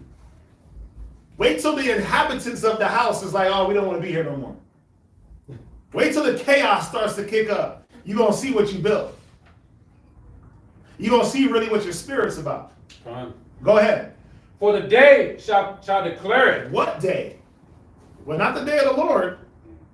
The day when that storm, the day when that hail starts to beat, the day when, oh, it's a flood, the day when, oh, damn, there's no power. That's what's going to declare what your works are. The day when, listen, I've just been thinking about it for the whole time, man. We was going through this thing, and I'm like, this ain't even gonna be the worst of it. If y'all thought that was bad, wait till what the Most High got in store. He got a lot more up his sleeve, and I can't wait. Are you ready? Have you built on Christ first and foremost? Have you built on the fact that there has to be unity? There has to be communication. Not just when it's going bad, all of a sudden we want to communicate when the cell towers are down. Right? Damn, I can't get a hold of brothers. But there ain't no electricity. Right. You took the wrong time to communicate. You should have been in practice. Right. Right? Second nature. It should be first nature. There you go. But what am I doing it? And when everybody's going through it in the middle of it? Or am I doing it all the time and practicing? Then it's like, oh man, look, let's get with this person. Let's do this. Let's call this person. How many times we were like, man, you call this person? You call this person? Yeah. You call. Yep. Right? It was a constant, hey, who did you talk to today? Who did you call today? Check on this person. Check on this sister. Check this. Check. And then some people was lost. I ain't going front. Some people didn't get a phone call until yesterday. Why? Because they didn't make it known what their situation was. We can't, listen, I can't keep up with everybody. It's like 100 people to keep up with. That's a lot. To just phone call. But a lot of people didn't take the time to say, let me reach out and make sure that I let brothers know that I'm okay. That's all it takes sometimes is, hey, let me just call. Hey, Shalom, I'm over here. I know what we're dealing with. I'm good. Read on. Because it shall be revealed by fire. It shall be what? Revealed by fire. Yeah, so if you thought it was going to be oh, you know what? Damn. I forgot to put a doorknob on the building. Hell nah. That fire is going to come through and try to melt the foundation. You know what a fire does? You know how a fire damages? What's the first thing? Smoke. Smokes everything out. Right? Then it burns to the foundation. Then to put that fire out, you got to sprinkle it with water. So now you got water damage. So fire is destructive, man. But it's going to reveal your foundation. When that fire, when that trial starts to come, what are you going to lay it all on the line for? And is your foundation going to support you? That's the key. Is the foundation that I built on, this is what we all got to ask ourselves, man. The foundation that I'm building on, is it going to support me when my trial comes through? Am I going to be worried? Am I going to be nervous? Am I going to have to scramble and not know what to do? Is it going to be a frantic? Am I going to fall through the foundation? These are the questions that you have to ask yourself. I'm good on my square. How about you? I put my square with his square.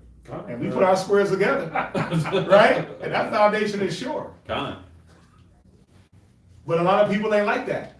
I said it, man. A lot of y'all froze to death. Some of y'all literally froze to death because you hate the Bible. You hate the principles of the scriptures that tell you two are better than one. When they lay together, they'll have heat. When one fall, there'll be somebody to pick them up. You got niggas out here that froze. They didn't have to. Let their families freeze because they didn't have to. All because they didn't want to pick up the phone and humble themselves. All because they didn't want to pick up the phone and be a brother, be a sister. So you froze. Oh, we was cold as hell too. I mean, damn, right? Yeah. But it wasn't that bad. We had fun. We had fun being cold. Joking, Yeah. laughing. We had fun. What's that? And even when it was cold, it wasn't that cold because we were 26 deep Yeah. inside of this Mhm. school. 28 deep. All that hot breath kept everybody. Oh, no, I might be guilty of some of that hot. Me too. Me too. But the point is, what's your foundation when it gets hard? Well, our foundation, I'm so glad this happened. I love when everything happens in Houston. It really shows where you're at in life and where you're at in the truth and what you really believe in. Where your mindset's at. It shows where your mind is, man. Listen, I had the option to go run the family. Yes, I did. I had 2 family members to go to. Her mama, right, invited us up, and I could have went to my cousin up in Katy. They had power, they had food, they had lights. But the scriptures say when one suffer, we all suffer. So what I look like running to go get heat, and brothers and sisters down here is struggling. I'm gonna go struggle with my people like Moses, That's right? I would be a part of the struggle. That's Oh yeah, y'all make sure y'all get water and make sure y'all find a place to stay cool. Oh, is that food ready yet? Yeah, Oh, yeah, I'm in the back. Give me some of that. Yeah, get that hot cocoa going, right? I'm on the phone barking orders, and brothers is down there with kids and women and struggling. Hell no. I had those options. Didn't take them. Didn't take them because what was more important? And there was other people in the camp. A sister came to me. She was like, "Man, my mom got heat and water, but I don't even want to be. I don't want to be around her." I was like, there must be something when a person got all the essentials and you don't even want to be next to them for the essentials. But I feel that. I feel that. I don't want to be around people that I don't really mess with just because they got the essentials. What's going to separate us from the love of Christ? Ooh. Distress, peril, the sword, no water, no electricity. All of a sudden, well, I can't be a brother because y'all ain't got no electricity, so shalom. You know what I'm saying? They got electricity over here. I'm gonna holler at them real quick. I gotta go teach them out. Right? Hell no. I'm gonna have to just be with no electricity with the brothers. That's just the way my mind is programmed. That's my foundation.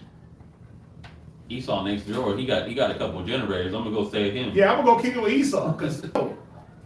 Go to 2 Timothy 3. How do we know that that's gonna be the foundation to be on? See, now y'all making me go into my class that I built in my head. Now y'all making me go into my class that I built in my head. In the cold. You gotta build classes without electricity in your head because you might not have electricity. I didn't even have time to pick up a Bible the whole time we was moving around. Read 2 Timothy 3 Verse 1. and 1. 2 Timothy 3, verse 1. Go ahead. This know also, Right? that in the last days Come on. perilous times shall come. Read. For men shall be lovers of their own selves. Read. Covetous. They're what? Covetous. They're what? Covetous. They want everything you got, but they ain't willing to put a damn thing in. Read. Boasters. Read. Proud. Come on. Blasphemers. Man, that Bible don't work. Hey, it worked for us. Come on. It worked for us. You put in, God. you reap what you sow. God. Right? God. He that reap sparingly shall, he that sows sparingly shall reap sparingly. We all put in, man, and we got out. Not one loss. Not one phone battery died. Think about that. Think about that. No electricity and not one phone battery died. Read. Disobedient to parents. Go ahead. Unthankful. Read. Unholy. Come on. Without natural affection. Uh-huh. Truth. Without what? Without natural affection. Yeah, that natural, brotherly, sisterly love, that's going to be gone when these perilous times hit. I got to fend for myself. I got to do for me. I got to make sure me and my family is good. Go ahead. Truce breakers. True. Well, oh, you know what? Before the perils, you was ready to die for a brother. Con. You was ready to die for Christ. You was, I'll put it all on the line. I'll give up. I got faith. But as soon as that peril hits, truce breakers, man, you break your truce. You stepped off your foundation. Read. False accusers, Go ahead. incontinent, Read. fierce, Right? despisers of those that are good, Verse 4. traitors, They're what? traitors, They're what? traitors, Read on. heady, Read. high-minded, Right? lovers of pleasures more than lovers of the Most High. Yeah, what did the Most High say? Well, the Most High said, you have to go through it. Through much tribulation, you shall enter into the kingdom. Con. So how do you associate tribulation with pleasure? They don't go together. I was gonna say, What's that? Go ahead. When Taiwan was at the crib, they were like, they kind of didn't want to eat when they first got there. And I was thinking to my head, man, if you starve, we all gonna starve because we all gonna eat until the food goes out. Yeah. So it don't bother me not one bit. Listen. You know, so. He said, when one suffer, we all suffer. When God. one reign, we all reign. That was my mind state going through it. That was my mind. You know, the first night, I stayed in my house thinking that, the power is going to be on. It's going to be back on. I didn't know. Nobody knew. And then by that time, I was like, okay, well, the kids learned their lesson, right? They learned how to be without for a night or two. They've seen that, okay, we gotta be more thankful for the things that we have. That is correct. Because that's what I wanted for my kids. Me and my rib, we talked about it. We said, listen, we're going to go over here. And we came to the conclusion that, no, we're not. We're going to stay at our place and let our kids go a night without power. So they can see what that's like. My kids ain't never been without heat. My kids ain't never been without electricity. My kids ain't never been without food. They got the cushy life. Not that night. They was huddled up in the bed in sleeping bags. Toasty. No, I mean frosty. They were frosty. It was cold. It was cold. Inside the house was probably colder than outside. But guess what? They got through it. I know they learned from it. And we why did we do it? Because we wanted to show them. What if there was no electricity anywhere? What would y'all have done? Y'all gonna starve? Y'all gonna what? Just walk around in t-shirts? You better layer up. So it was a lesson for us to show them how to survive in these perilous times. Use one another. That's right. Use the resources. There's more in the house than what y'all think there is. Go get the candles, light them. Find the batteries, throw them in the flashlights. We gonna eat cold salad. The food is still staying good. That's right. Right? So we gonna eat the food. Yep. It ain't going nowhere. Yeah, it ain't going nowhere. Huddle up together in one room. Use that hot breath to keep yourselves warm. Right? Con. Don't abandon each other. Don't forsake each other in the name of, well, I got to make sure I'm good. Don't be a traitor. You see that? So these are the things, that's why we didn't leave the first night. But after that, I was like, lesson learned. Let's go be with the brothers and sisters. We got a little bit of heat. Let's go over there. And then that went out. What did we do? Did we just, oh, well, you know what? My family got heat. So, shalom, y'all. And listen, we cooked food in the cold. We walked through the puddles, slipped on ice, shoveled snow. We did everything together. Yeah. That was that. Jump back. Jump back to that Corinthians. 3. Verse 3. Yeah, the kids gotta know, man, what's up. My kids are spoiled, okay? They won't say that they are, but they spoiled us up. They got cushy vehicles to drive in, they got phones, they got this, they got whatever they need at their boop, they get it. Or it's already there. They didn't grow up the way I grew up. The white box with the black writing, the peanut butter that just was all oil at the top, Oh, I remember Tastes those. good. the block of cheese that just said no frills. That's that wick. That's not even WIC, that's government no frills. WIC was at least some name brand stuff. That's still good. WIC, you at least got some kicks, right? And some Cheerios. Wick is actually the real cheese. Yeah. They didn't get the powdered milk. You know what I'm saying? The one you gotta mix with water. The water. It wasn't getting that. I lived on that. Yep. I still got the taste in my mouth. You just brought it back when you said powdered milk. I started thinking about Bruh, it. I still got the taste in my mouth. Powdered milk or cereal? Gross. Been there. But guess what? You was hungry, you ate. That's right. My kids don't have to deal with that. I don't want them to have to deal with that, but they have to learn lessons on how to survive in these times. Because The Most High is stripping things away from us. And he'll strip your whole life just like that, where he'll make everything you thought was dope useless. How good is a house when you can't heat it? The houses were useless. They weren't even a good enough shelter. We might as well have stood outside and built tents. That's my point. Dying in there too. But how good? But then how good is the car when you couldn't go to get gas from the electric gas station that uses electricity to pump gas? See the point? Everything that we hang our lives on is useless. But guess what? We got each other. That's good. That's good enough for me. That's good enough for me, man. We pile up and we make it happen. Read where you at. 1 Corinthians chapter 3, verse 13.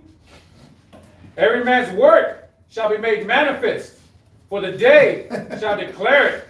She said the black and white cans that said chicken. God, it said chicken on one and beef on the other.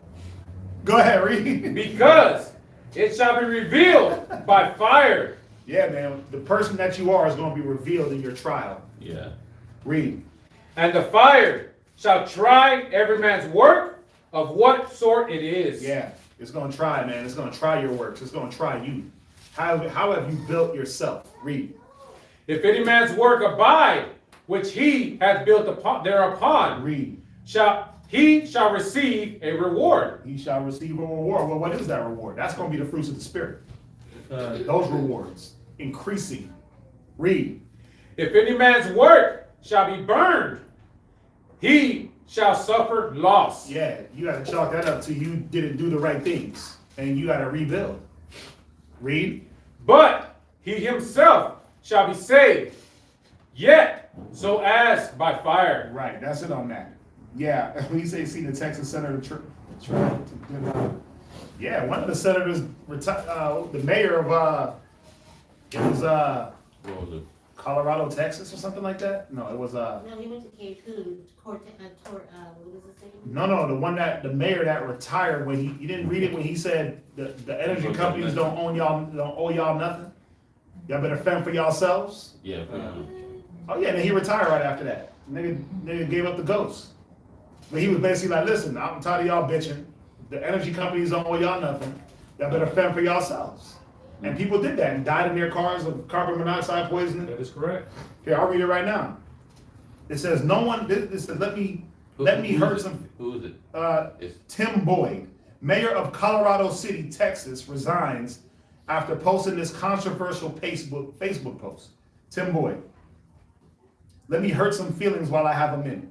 No one owes you or your family anything, nor is it the local government's responsibility to support you during trying times like this. Sink or swim is your choice. The city and county, along with power providers or any other service, owes you nothing. I'm sick and tired of people looking for a damn handout. If you don't have electricity, you should step up and come up with a game plan to keep your family warm and safe. If you have no water, you deal without and think outside the box to survive and supply water to your family. If you are sitting at home in the cold because you have no power and are sitting there waiting for someone to come rescue you because you're lazy, is a direct result of your raising. Only the strong will survive and the weak will perish. Folks, God has given us the tools to support ourselves in times like this. This is sadly a product of socialist government where they feed people to believe that the few will work and the others will become dependent for handouts. Am I sorry that you have been dealing without electricity and water? Yes. But I'll be damned if I'm going to provide for anyone that is capable of doing it themselves. We have lost sight of those in need and those that take advantage of the system and mesh them into one group. Bottom line, quit crying and looking for a handout. Get off your ass and take care of your own family. Bottom line, don't be a part of the problem, be a part of the solution. And truthfully, you kind of got a point. Yeah. You chose some more choice words. Scripture say you don't work, you don't eat. got it. Sure. Scripture say come together. So I get his message. It's the way it came across. But nigga, if the power is out, y'all owe me some power. I'm sorry. Because we You're pay the gonna power. pay for it. Yeah, you owe me some power if I'm paying for it. So They ain't looking for a I'm handout. looking for a 3-day credit because I ain't had no power for 3 days. 4 days, however, you best believe they're gonna hit me off with a credit. They owe that. I pay it. So yes, it is their job to supply energy when you pay it. He's wrong for that. But yes, if you could just sit around and just worry and not come up with a game plan to survive, It's true. then there's a problem. I have people calling me, my mom calling me talking about, I'm so worried. Like, why? What you worried about? You're not even here. What you worried about? I'm not. She was like, oh, okay. And then she just stopped calling. Listen, I'm good. Yeah. But when I say that, she knows, okay, he's good. You been said nothing? No. You need anything? No. I got everything I need here. I'm good. Like, what are you worried about? I'm not worried. I just sent her a picture of the baby smiling because he was chilling. Sent her a picture of the baby. She was like, oh, okay. That calmed her all the way down. And like you said earlier, going through this has taught us all a lesson. I think even Harvey kind of taught us a lesson too about being a little more prepared. The scriptures say we have to be, Forward a year ago. Yeah. A year ago. So we do, I mean, it taught me too, in my household, as well as all of us, that, we do have to think outside the box. We have to rely on the Most High, of course, but we also need to be making sure that we're forward a year ago and being prepared, because we don't know what's gonna happen. Yeah. I mean, we can't prepare for the day of Christ, but we definitely can prepare for not having energy Right. for 3 days and not having water for a week. We definitely got to be prepared for that. What's the point of dying, not having water? How you going to serve the Most High after you die because you didn't think enough to have water It's true. and food and some type of generator to get you through a week of not having? Right? Be conservative in what you got. That too. That too. Those are the lessons the kids should be learning. You drink a bottle of water and throw away half the damn bottle of water. I'm like, come on, what y'all doing, man? Yeah. And you cry that you're thirsty. You gotta learn how to preserve. Yep. Let's read on. Go back to I think Exodus chapter 25 and verse 26. Oh, real quick, just tying in with the reading and this Corinthians, the Most High, He told you how to build, and He told you what to use to build, how to build our spirit, how to build our minds. It's just about, are you going to follow the specs that the Most High has laid out, just like how He's dropping it to Moses. And yeah, listen, you're right. There were people that just couldn't do anything for themselves. You're absolutely right. I mean, no one was prepared no one was prepared to be without electricity for this amount of time and it being cold. It's true. No one was, So yes, again, not saying that everybody falls into the same categories, but there was some one dude got on Facebook talking about he went down to his local shipping yard or something and he was like, man, I have to steal some pallets to warm those up. Shit, you know what I did? What did we do? I got a fence in my house that's falling apart. I was like, that's gonna make some mighty fine firewood. We went in the rain, broke the rest of the fence down, put it in my garage for it to dry. Because we gonna need some firewood.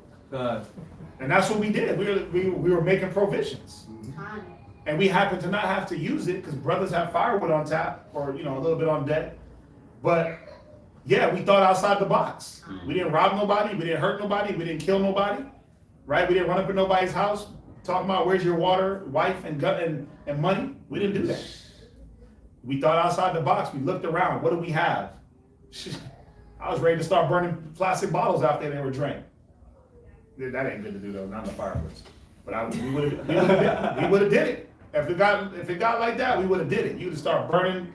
Listen, All the trash. you start burning all the trash to keep that fire going. Start breaking down first. I had a box spring in my garage. I was looking, that box spring that could get broke right down, and that would be some good firewood. It's taking up space anyway.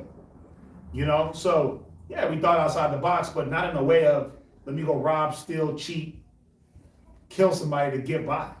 You see that? Take someone else's goods. Yeah, nah, man, we wasn't on that. Shit, man, we was coming from meeting up on the one, and we were driving on the highway, and I looked down, and I was like, dude, remember all them pallets? Oh, yeah. I look at all them pallets down there, and I was like, man, that's the homeless people's pallets. I ain't gonna take their pallets. Cause that's what they used to build their little houses and stuff, But yeah, we could share some heat. Anyway, you invite them on over. Hey, come on over. Get some meat. Right. Take your pallet. Anyway, let's read on. Exodus chapter 25, verse 26. And thou shalt make for it 4 rings of gold, and put the rings in the 4 corners that are on the 4 feet thereof. Over against the border shall the rings be for places of the staves to bear the table. And thou shalt make the staves of shittim wood, and overlay them with gold, that the table may be borne with them. And thou shalt make the dishes thereof, and spoons thereof, and covers thereof, and bowls thereof to cover with all. Of pure gold shalt thou make them. Next. He said $15 with the electricity. Kaya, you funny. That was my show too. You open the fridge, he's like, that's $5 worth of electricity. Close my fridge. You just wasted 50 cents worth of water. Turn off the pipe. What was that on? Everybody hates Chris, the dad. Every time you did something, he was like calculating how much electricity down to the cent you used. That was hilarious.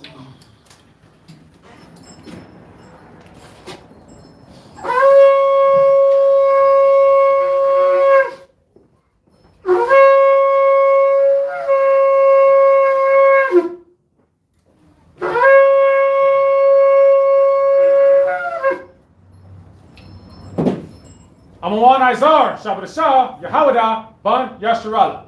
I'm one Izar, Shabbat Shah, Yahawada, Ban Yashala, Men of Israel, I Michael, Barak, Yahawah Shem Yashab Rakatam. Yahweh Shem Yahushua Barakatah. What's up? You got a question? No? Oh, I thought you had your hand up.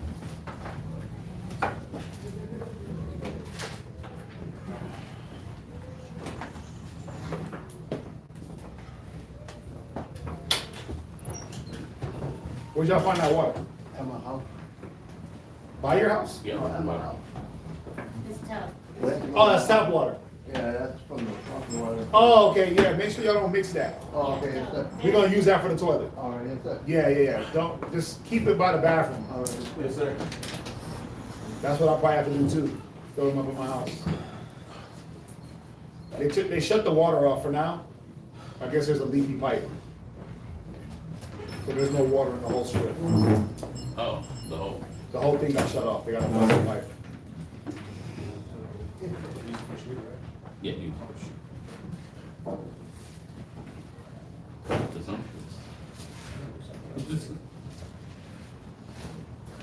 Yeah, that's the problem, man. Busted pipes. Houston ain't built for this. Houston's not built for anything below 50. 50, this below 50, you get nervous out here. I don't know, it's only like 20. It only got like 20 lower than that. Yeah, We got down to 9. it definitely got to 9. Yeah. It definitely got to 9 degrees. Yeah, but like my family in Nebraska, they're like, it was negative 29 here. They're used to that though. God. There's snow bunnies up there. Mhm. Go ahead, read. That's funny. Where we at?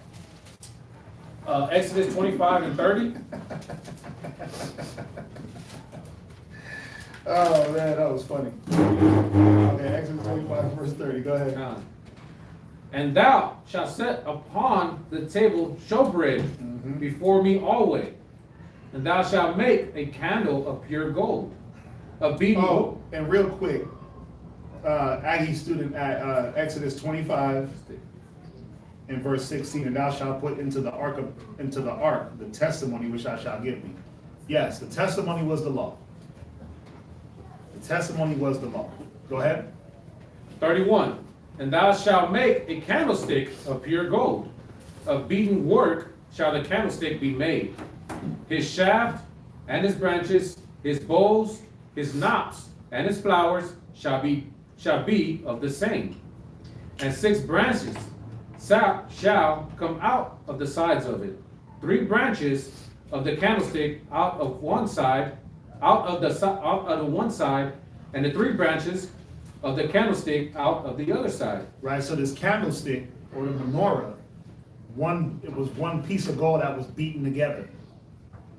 It said beaten work, so they fire, ding, ding, ding, ding, ding, ding, hammer it out, fire, hammer it out. One piece that they just hammered out. If I'm not mistaken, I think, 75 pounds was the weight. 75 pounds of pure gold. Yeah. Go ahead. 3 bowls made like unto almonds, with a knot and a flower in one branch. So think about the detail that it had to have. When it said a flower, this menorah wasn't just some raggedy, rinky-dink menorah. It had detail and little intricate flowers and almond shapes.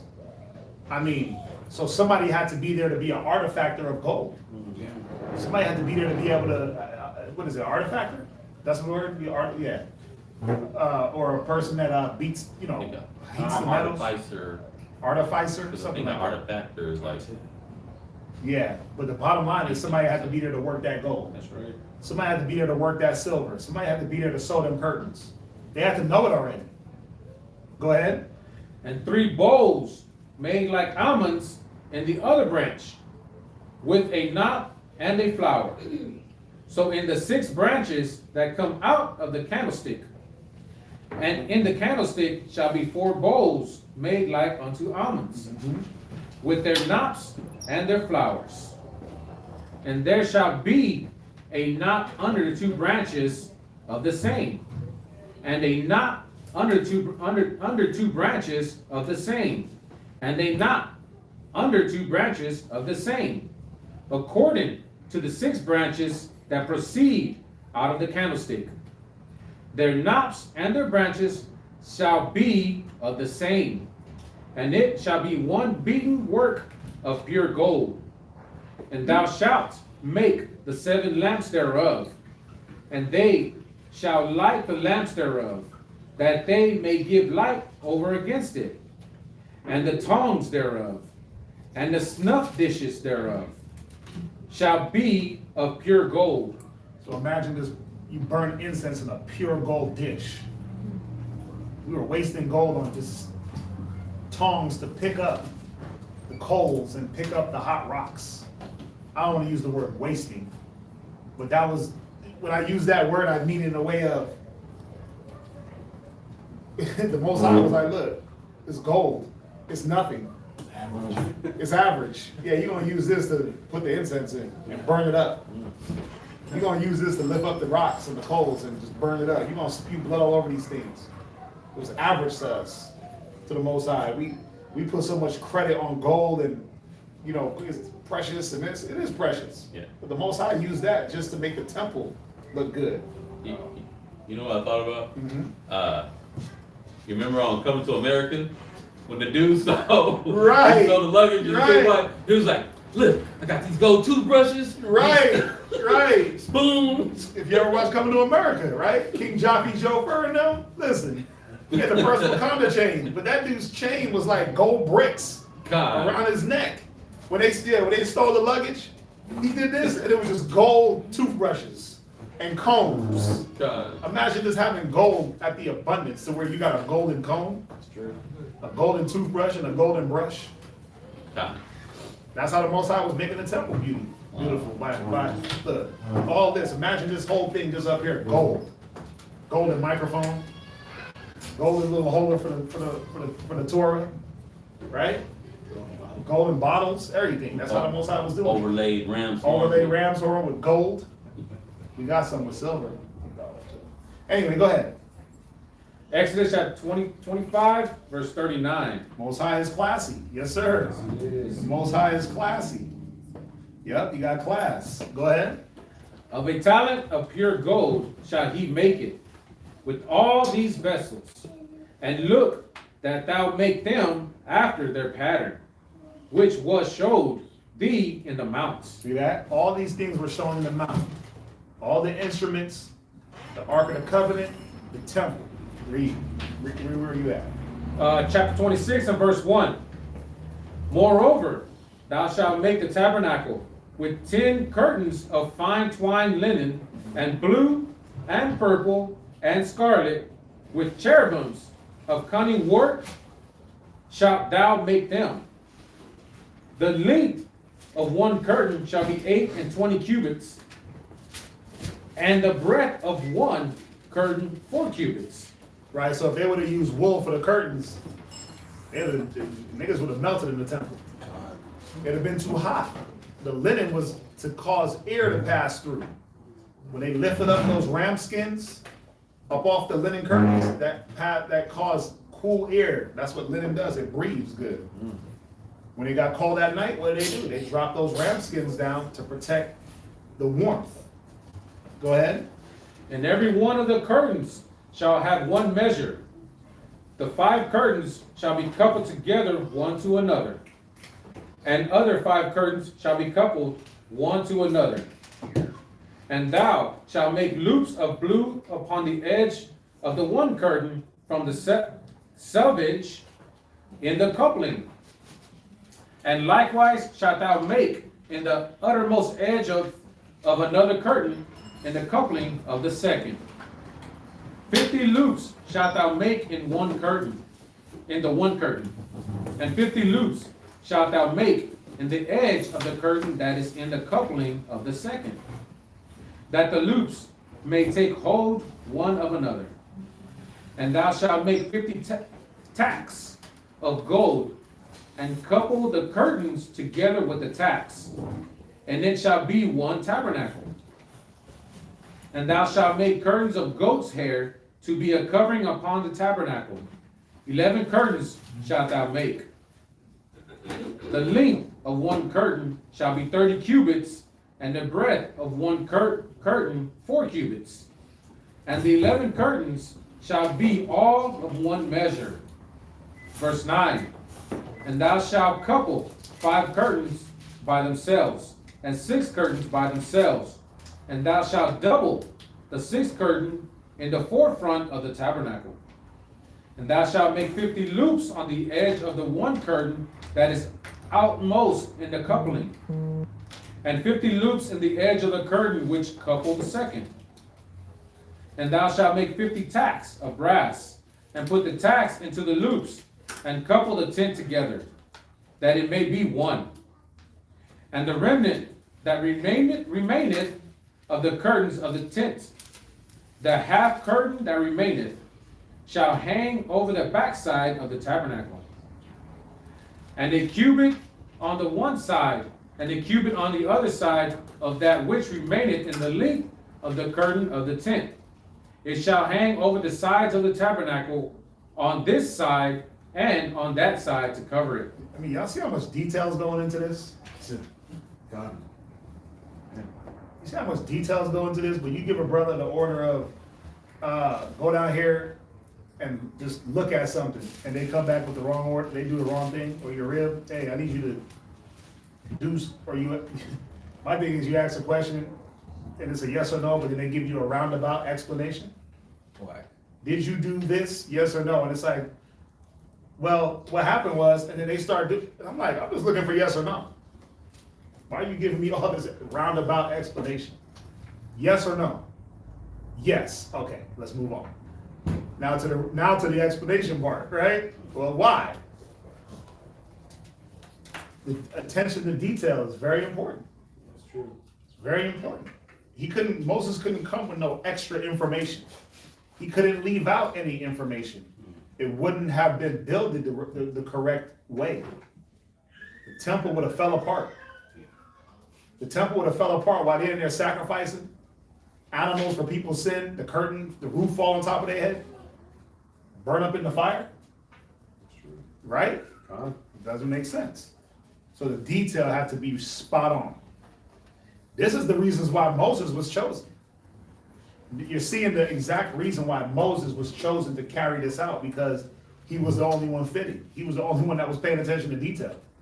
He was the only one that was looking and saying, okay, this is what we got to do, and do it this way. So Korah, Dathan, when we go in and read about them, and you wonder how come they didn't get chose? Because you didn't pay attention to detail. You see that? You weren't precise. They would have left something out. They would have cut corners. Moses couldn't cut corners here. God. Read. Exodus chapter 26 and verse 14. Thou shalt make a covering for the tents of ram skins dyed red, and a covering above the badger skins. Thou shalt make boards for the tabernacle of shittim wood standing up. 10 cubits shall be the length of a board, and a cubit and a half shall be the breadth of one board. That's all ribs, not just mine. All ribs. 2 tenons shall there be in one board, set in order one against another. Thus shalt thou make for all the boards of the tabernacle. And thou shalt make the boards of the tabernacle 20 boards on the south side southward. Right. Where'd you end off at? Verse 18. Right, so Exodus 26:18 is where we end. Any questions on that? I have a question. Was it? So you made the comment that Moses was chosen because, he was chosen specifically because he paid attention to details and he was very precise and whatnot, and that's why Laura and Nathan were chosen. Was that like a gift or a talent that he had? Or, like, because some people have that and some people don't. Like, so is that like a talent that he has? Well, Or is that something? remember, what was Moses doing before he was picked by the Most High? What was he doing for Jethro? He was tending to his fields, His fields, his sheep, right? his household. Right? What did David do? Same thing, he was a Right. So he was a shepherd. He was a shepherd, right? What's that? And also, wasn't Moses in the military? Also, Moses was in the military, right? Before he left Egypt, he was a general in the military.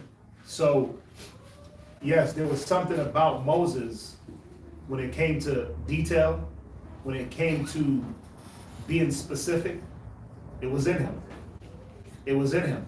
And I'm not saying that those are the only reason why the Most High chose him. Those are just a few of the things that it would have been needed to lead people that were going to be rebellious, that were going to try to find reasons to go against you, that weren't going to listen, that were going to blame you, that were going to do things and not the right way. That had to be, they had to have somebody that was the opposite. So yes, those things were in Moses.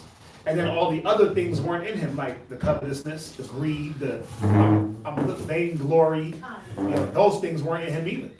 So yes, being in Egypt built certain characteristics in him. Then those things get exemplified now that he's a lowly shepherd, right? Tending to the field. Think about it. When you tend to a sheep, or you got 100 sheep, you got to pay attention to detail. Yeah. You got to be able to look through all those sheep and know which one's injured, just by looking at, well, he's walking funny, right? Or where's the danger coming from? I got to pay attention. Why are the sheep moving funny? Oh, there's danger on the horizon. Oh, I see a wolf. Okay, let me get the sheep over here. How many do I got? Who's the one that's going to always be lagging behind? Come here, little Bubba, right? You name him. That's Bubba.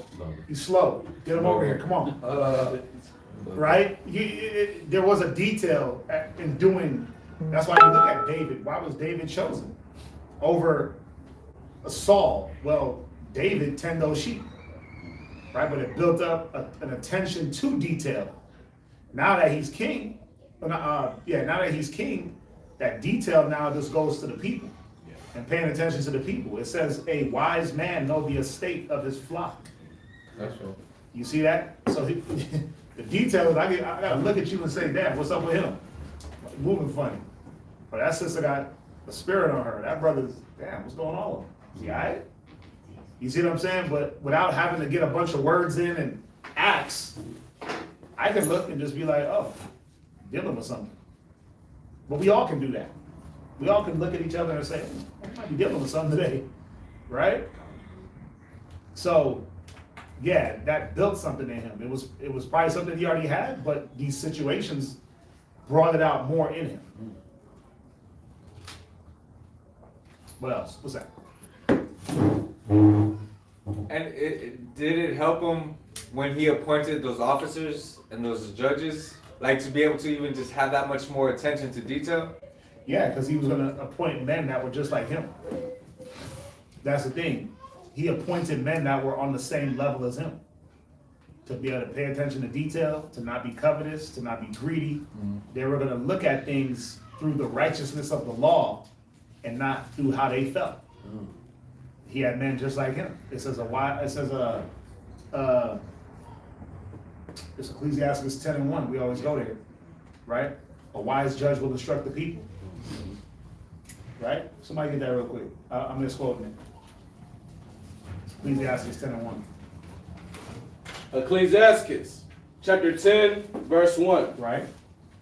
A wise judge will instruct his people, Read. and the government of a prudent man is well ordered. Read. As the judge of the people is himself, Right? so are his officers. Right. So if you want a clear-cut example, look at who's the dummy that is left? Trump.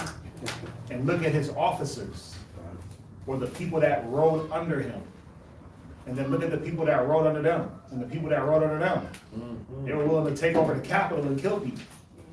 But Trump, he spewed that nonsense from the top seat. Right? Now everybody's all docile, laid back, and quiet. Why? Because Biden is docile, half dead, looking like Skeletor, quiet, cool, calm, collected, sneaky. So there's going to be a lot of underhand sneakiness going on the next 4 years, possibly 8. As the officer of the people, as the ruler is, so is the officers. Go ahead. And what manner of man the ruler of this city is. Right? Such are all they that dwell therein. Yeah. So if the man is chaotic, grab him in the crotch. The people that live in the city is going to be trying to grab people in the crotch. If the man is a man of wisdom, then the people that live in the city are going to be using wisdom. All you got to do is look at Solomon's kingdom. There was peace because everybody fell under Solomon's reign. They conformed to Solomon and wisdom. You see that? And then when the kings were chaotic, what happened? Well, they were going according to whatever king was in rule. When the people were covetous as hell and greedy, well, that was Saul. Right?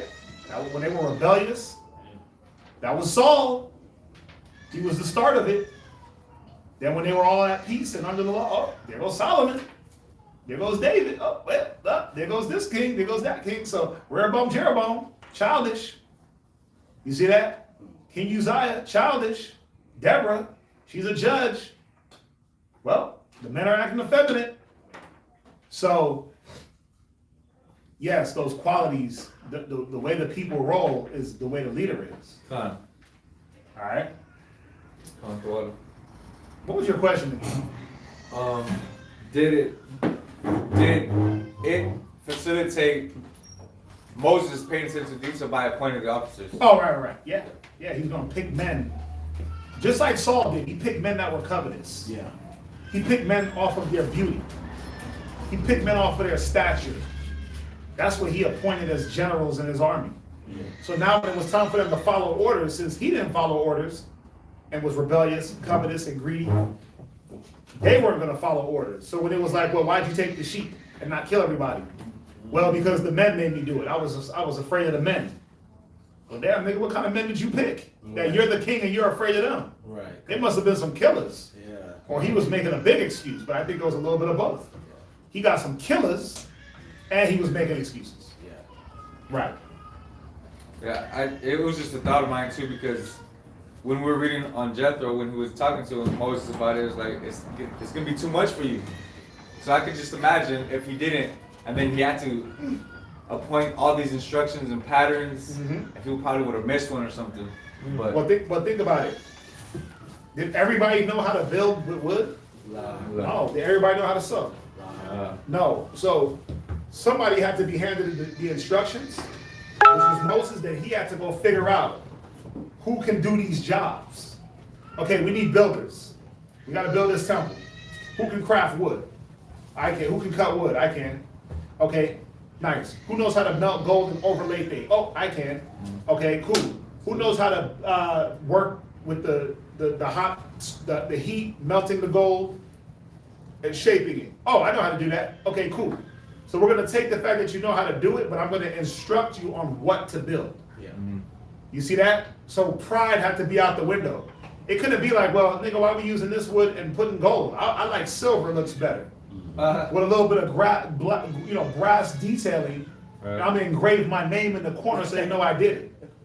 No, all that had to be out the window. So the men that were given the instructions, they had to be able to hand down the blueprint to other men that can do it. You see that? So they had to be, it couldn't be the game of telephone. Remember the game of telephone? Yep. You play that game and you tell somebody a secret, one fish, blue fish, red fish, dead fish, and by the time it gets around to the 10th person, I hate your mama. Yeah.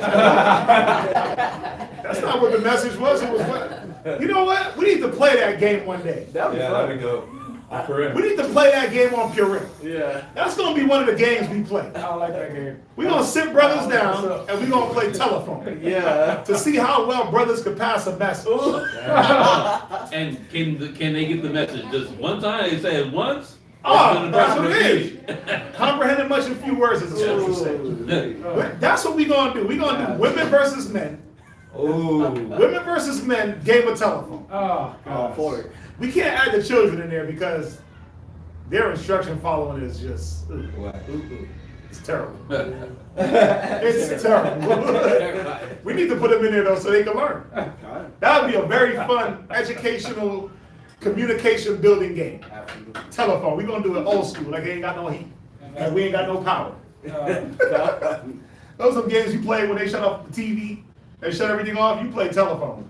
Right? Kind With no cell phone, not telephone like Fortnite telephone, telephone.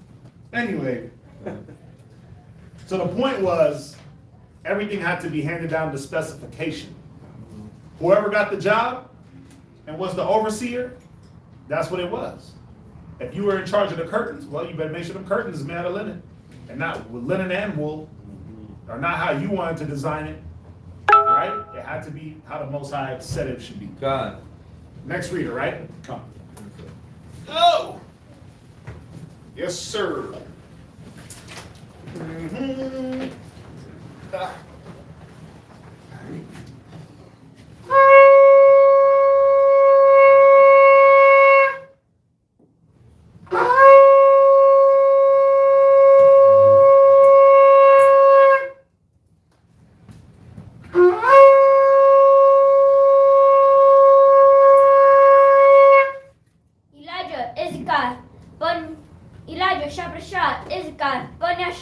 Elijah, Shabbat Ashal, Issachar, Bun, Yashala, Men of Israel, I imagine. Barak? Yahweh Shem Yahshua Barakatam. Yahweh Shem Yahshua Barakatah. Yeah. Do myself off.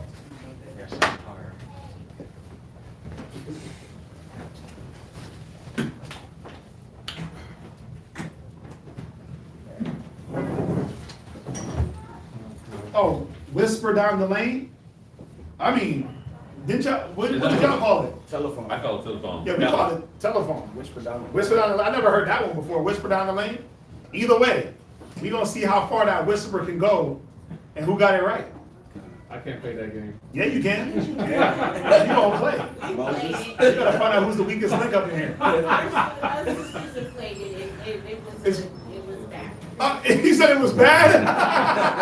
It was It was sad. Like the message was just It was it was so completely opposite. of what was said. That's the It's gonna point. be It fun. was bad. That's the point. That probably happened off the first whisper.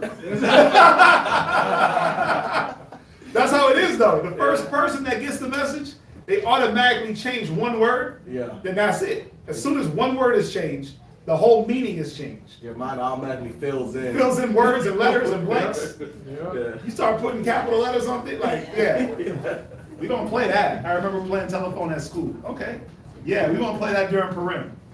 We're gonna do a man, sisters versus brothers. Yes. Kinda. That We was got to, fun. man, just to see where, you know. That'll be fun. We gotta see where the breach is at. Okay, so. Nah,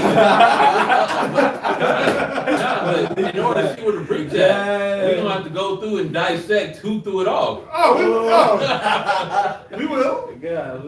Cause what we gonna do is, once you get the message, you gonna write down. Yep, You gonna Yeah. write down what it is, and you gonna put it over, and then you gonna tell it to the next person. yep. And they're gonna write, we're gonna go slow. You write it down, and we get to see like, okay, you got a hearing problem. Or you might have a speech problem. Yeah. Could be that, Go, right? Hey, It's me, nah. What's that? We'll do that for the first 3 runs and then the warm up. So you know what I'm saying? Ah, bro, so we get it And crispy. then, all right. You know what? That'll have to help us out. Hey, Hey, I know how to take instructions. I'm not the, can you repeat that 50 times guy? I'm like, oh, okay, come. I'm the repeat the guy. That's what No, I'm saying. comprehending much in few words. You gotta be able to hear it and roll with it. Listen. Listening is an art. It's an art. Yeah. It's an art. There's an art. The art of listening, man. It's an art. Go ahead. or like Shafat does. Right, he said writing down will expose the breach. Writing down will expose the schism in the body. Oh, snap. Who's the You schism? don't use those biblical words. Schisms. Where we at, man? Where we at? Exodus what? Exodus chapter 26 and verse 19. And thou shalt make 40 sockets of silver under the 20 boards, 2 sockets under one board for his 2 tenons, and 2 sockets under another board for his 2 tenons, and for the second side of the tabernacle on the north side there shall be 20 boards, and there 40 sockets of silver, 2 sockets under one board, and 2 sockets under another board. And for the side of the tabernacle westward, thou shalt make 6 boards, and 2 boards shalt thou make for the corners of the tabernacle in the 2 sides, and they shall be coupled together beneath, and they shall be coupled together above the head of it unto one ring. Thus shall it be for them both. They shall be for the 2 corners, and they shall be 8 boards, and their sockets of silver, 16 sockets, 2 sockets under one board, and 2 sockets under another board. And thou shalt make bars of shittim wood, 5 for the boards of the one side of the tabernacle, and 5 bars for the boards of the other side of the tabernacle, and 5 bars for the boards of the side of the tabernacle for the 2 sides westward, and the middle bar in the midst of the board shall return from end to end, and thou shalt overlay the boards with gold, and make their rings of gold for places for the bars, and thou shalt overlay the bars with gold, and thou shalt rear up the tabernacle according to the fashion thereof, which was shewed thee in the mount, and thou shalt make a veil of blue and purple and scarlet and fine twined linen of cunning work with cherubim shall it be made, and thou shalt hang it upon 4 pillars of shittim wood overlaid with gold, Their hook shall be of gold upon the 4 sockets of silver, and thou shalt hang up the veil under the taches, that thou mayest bring in thither within the veil the ark of the testimony, and the veil shall die unto you between the holy place and the most holy. And thou shalt put the mercy seat upon the ark of the testimony in the most holy place. And thou shalt set the table without the veil, and the candlesticks over against the table on the side of the tabernacle toward the south. And thou shalt put the table on the north side. And thou shalt make an hanging for the door of the tent of blue and purple and scarlet and fine twined linen wrapped with needlework.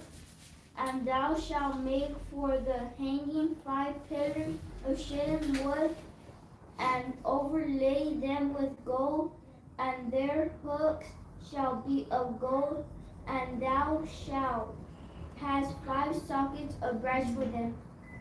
Exodus chapter 27 and verse 1. Any questions on that? Go ahead. Verse 1. And thou shalt make an altar of shittim wood, 5 cubits long and 5 cubits broad. The altar shall be 4 square, and the height thereof shall be 3 cubits. And thou shalt make the horns of it upon the 4 corners thereof. His horns shall be of the same, and thou shalt overlay it with brass, and thou shalt make his pan to receive his ashes, and his shovels, and his basins, and his flesh hooks, and his fire pans. All the vessel thereof thou shalt make of brass, and thou shalt make for it a grate of network of brass, and upon the net shalt thou make 4 brassen rings in the 4 corners thereof, and thou shalt put it under the compass of the altar beneath, that the net may be even to the midst of the altar. And thou shalt make staves for the altar, staves of shittim wood, and overlay them with brass. And the staves shall be put into the rings, and the stave shall be upon the 2 sides of the altar to bear it, hollow with boards. That shalt thou make it, as it was shewed thee in the mount, so shall they make it. Okay, so this right here, it says, as it was showed thee in the mount. So Moses got to see it. So he got to see the way these things looked, and then now the Most High is telling him, instructing him on how to make it. So Moses got to see what it looked like before it was actually laid out. That's pretty dope, huh? Yeah, read on. And thou, verse 9, and thou shalt make the corner of the tabernacle for the south side, southward. There shall be hangings for the cord of fine twined linen of 100 cubits long for one side, and the 20 pillars thereof, and their 20 sockets shall be of brass. The hooks of the pillar and the fillets shall be of silver. That's it. Got it? Any questions?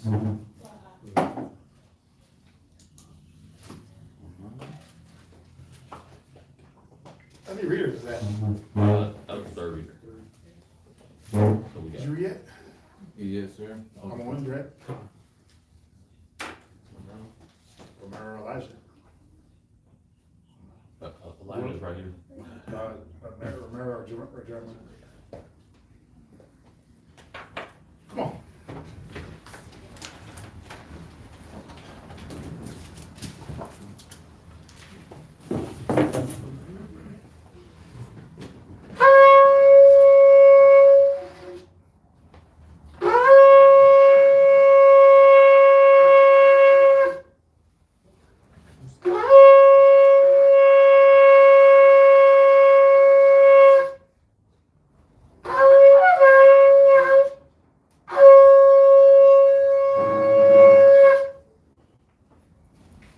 Jeremiah Shabbat Shah Yehuda Ban Yashua. Jeremiah Shabbat Shah Yahawada Ban Yasha'ala.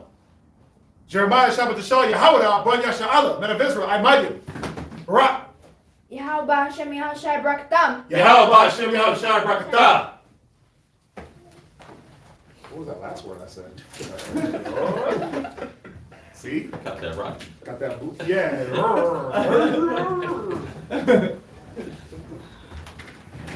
Got that breach. The breach.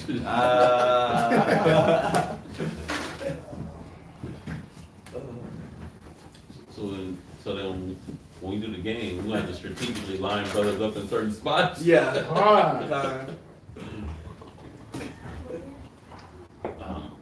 Exodus 27. It's gonna be like that race they do in track where it's like with 4 people. 4x4 or 4x100? Yeah, passing the baton and everything. Yeah. The strongest one at the end. Con. I'm Usain Bolt. Just like that, he did that too. He went. Do you remember you had talked about it one time? It's like when you're running the race, Yeah. you gotta stay looking forward. Yep. Well, he intentionally took that picture. He just like, And if he didn't do that, he would have won by more. If he didn't do that. Yep. Where we at? Exodus chapter 27, verse 11. And likewise, for the north side and length, there shall be hangings of 100 cubits long, and his 20 pillars, and their 20 sockets of brass, and the hooks of the pillars, and their fillets of silver. And for the breadth, the breadth, The breath. the breadth, the breadth. Like you saying breath? Like breath, like your breath? It says the same way. Breath. Yeah. For the breadth of the court on the west side shall be hangings of 50 cubits, for the pillars 10, and their sockets 10. And the breadth of the lower of the court on the east side, eastward, shall be 50 cubits. The breadth means the width. So you have length, height, and breadth or width of something. So This is the length, and this would be the breadth. yeah. Yeah, go ahead. The hangings of one side of the gate shall be 15 cubits, their pillars 3, and their sockets 3. And on the other side shall be hangings of 15 cubits, their pillars 3, and their sockets 3. And for the gate of the court shall be an hanging of 20 cubits of blue and purple and scarlet and fine twined linen, wrought with needlework, and their pillars shall be 4, and their sockets 4. And all the pillars round about the court shall be filtered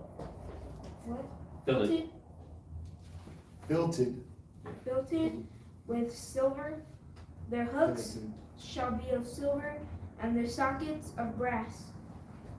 And the length of the court shall be 100 cubits, and the breadth 50 everywhere, and the height 5 cubits of fine twined linen, and their sockets of brass. All the vessels of the tabernacle, and all the service thereof, and all the pins thereof, and all the pins of the court shall be of brass. That's it. Really? Yeah. That was quick. I mean, that's not it for us reading, but we go to Samuel. I mean, yeah, first Samuel. Where did we read to? Exodus 27:19. Really? Okay. I'm with it. That was a long week. It's been a long week. Yes, sir, it has. Like, honestly, I don't feel like we got the recovery yet. No. I'm so tired. Yeah. It's definitely refreshing reading the scriptures, though. Yeah. Yeah. I remember the night. Who was I was driving with you, and I was like, I'm about to go to the house and study. That was me and you driving, right? Get to the house. Oh, yeah. Power went out. Oh, we were driving from we were driving to get some firewood. Studying. And I was like, man, I'm gonna go back to the house. I got my scriptures. I'm gonna go sit and find me a corner, right? Because I can study with the noise. The kids ain't a problem. I was gonna find me a little corner and sit down with my scriptures. And it just lights gone. Oh, God. That's why when I hit your couch yesterday, Yeah. I was like, man, I'm gonna go read and I'm gonna grab some precepts and I sat down. And I was like, you know what? I'm not gonna read it. I'm gonna just listen to it. And I fell asleep. The funny thing is, I read this last Sunday. Oh, did? Yeah, or last Monday. Sunday. No, it was Sunday. Yeah, I jumped on the other. Let me see what the reading is, and I read it Sunday, and I was like, oh, okay. So when I looked at it last night, I was like, oh, I already read it. Got it. Yeah, it's cheap. It's a good thing. 40 years ago. So it's a week ahead. Yeah. So where we at? 1 Samuel? So we're going to 1 Samuel chapter 15 and verse 11. Oh yeah. Yep. Verse 1. Oh, excuse me, my bad. Verse 1. Yes, sir. Read about your boy Saul. Yeah. Right? Somebody's boy. Yeah. He ain't my Benjamite. That ain't my Benjamite. That's my Benjamite descendant. That's Hard-headed Benjamite. that's Judas's brother. Stubborn Benjamite. Yeah. That's the dude all the ladies love right there. Saul. Damn. You ever heard LL2S? Ladies love Saul. Ladies love cool Saul. Yeah. Come on, read. Good one. That was a good one. 1 Samuel chapter 15, verse 1. Samuel also said unto Saul, the Lord sent me to anoint thee to be king over his people, over Israel. Now therefore hearken thou unto the voice of the word of the Lord. Thus said the Lord of hosts, I remember that which Amalek did to Israel, how he laid wait for him in the way, when he came up from Egypt. Now go and smite Amalek, and utterly destroy all that they have, and spare them not, but slay both man and woman, infant and suckling. Infant and suckling. Mm-hmm. Infant and suckling, ox and sheep, camel and ass. Right, so everything was commanded to be destroyed. Wipe out Amalek, right? Who's Amalek? Jewish. The grandson of who? Esau. Right. The Amalekites, grandson of Esau. Great-great-grandson. Descendant. So I have just a question. Why did so the Jewish people stole a lot of our customs. Mhm. Why did they do the curlies on the sides? That was I don't know. was it? I mean, why do they wear yarmulkes? They add stuff, they change Okay, so that's things. just something random? Uh, Cause I know like they do the opposite of the scriptures when they put the, yeah, they wear a head covering.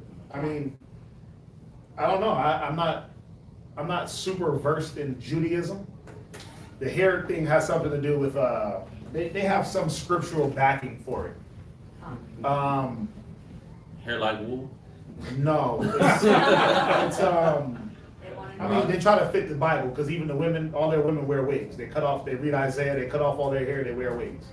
Try to fit that prophecy. Oh, you didn't To know try to that? fit. No, I didn't. They're older Jewish women, they would cut their hair off, and they got wigs on. I've never really been, I've only seen like those kind of dudes like a few handful times. Yeah. All you gotta do is walk down the block and make a right. They all up in there. Oh, yeah. But they do that. But, I forget why they do that. Oh, yeah. I forget where they go to. They can actually go to scriptures for why they do certain things. So, They just do it wrong. So They what's just do it their, wrong. oh, go ahead. go ahead, finish. So what's their scripture for the head covering? Cause it's opposite. Well, that's definitely wrong. They don't understand where it talks about like the priest's garment. Yeah. And it said that we wore the bonnet, we wore the mitre, we wore the hoods. They're not realizing that that part with the crown of their head was cut out. Fine. They're covering the crown of their head, so yeah, they do it wrong. And they also got that other book too, right? Well, the book, Talmud. Kabbalah? The Talmud. Talmud. Talmud, Yeah. they got a lot of different things they go off of. Oral law. They got a lot of things they go off of. Remember, they only deal with the first 5 books, a lot of them. Yeah. Yeah. So they don't read about Paul, and they don't deal with that. The Old Testament, the New Testament is a reiteration of the Old Testament with a little bit more explanation. Actually, with a lot more explanation. Yeah. You see that? They don't read the explanation part. That's why they do certain things that they do. Right. They don't believe Christ is coming. Like, they don't believe that he's walked the earth or nothing like that. They don't believe a lot of that. Yeah. So I'll find out for you. I forget about this. You make that class. I forget why they do this. They call it, I even forget what they call it. They call it,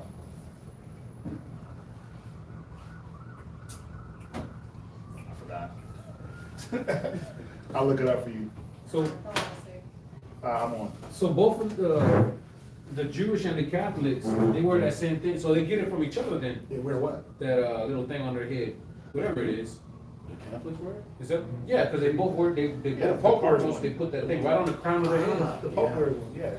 It's all the same. Yeah. It all comes from the same Roman Catholic, where Judaism comes from Roman Catholicism. So they're just like, hey, we're the same. Yeah, basically. It's all the same.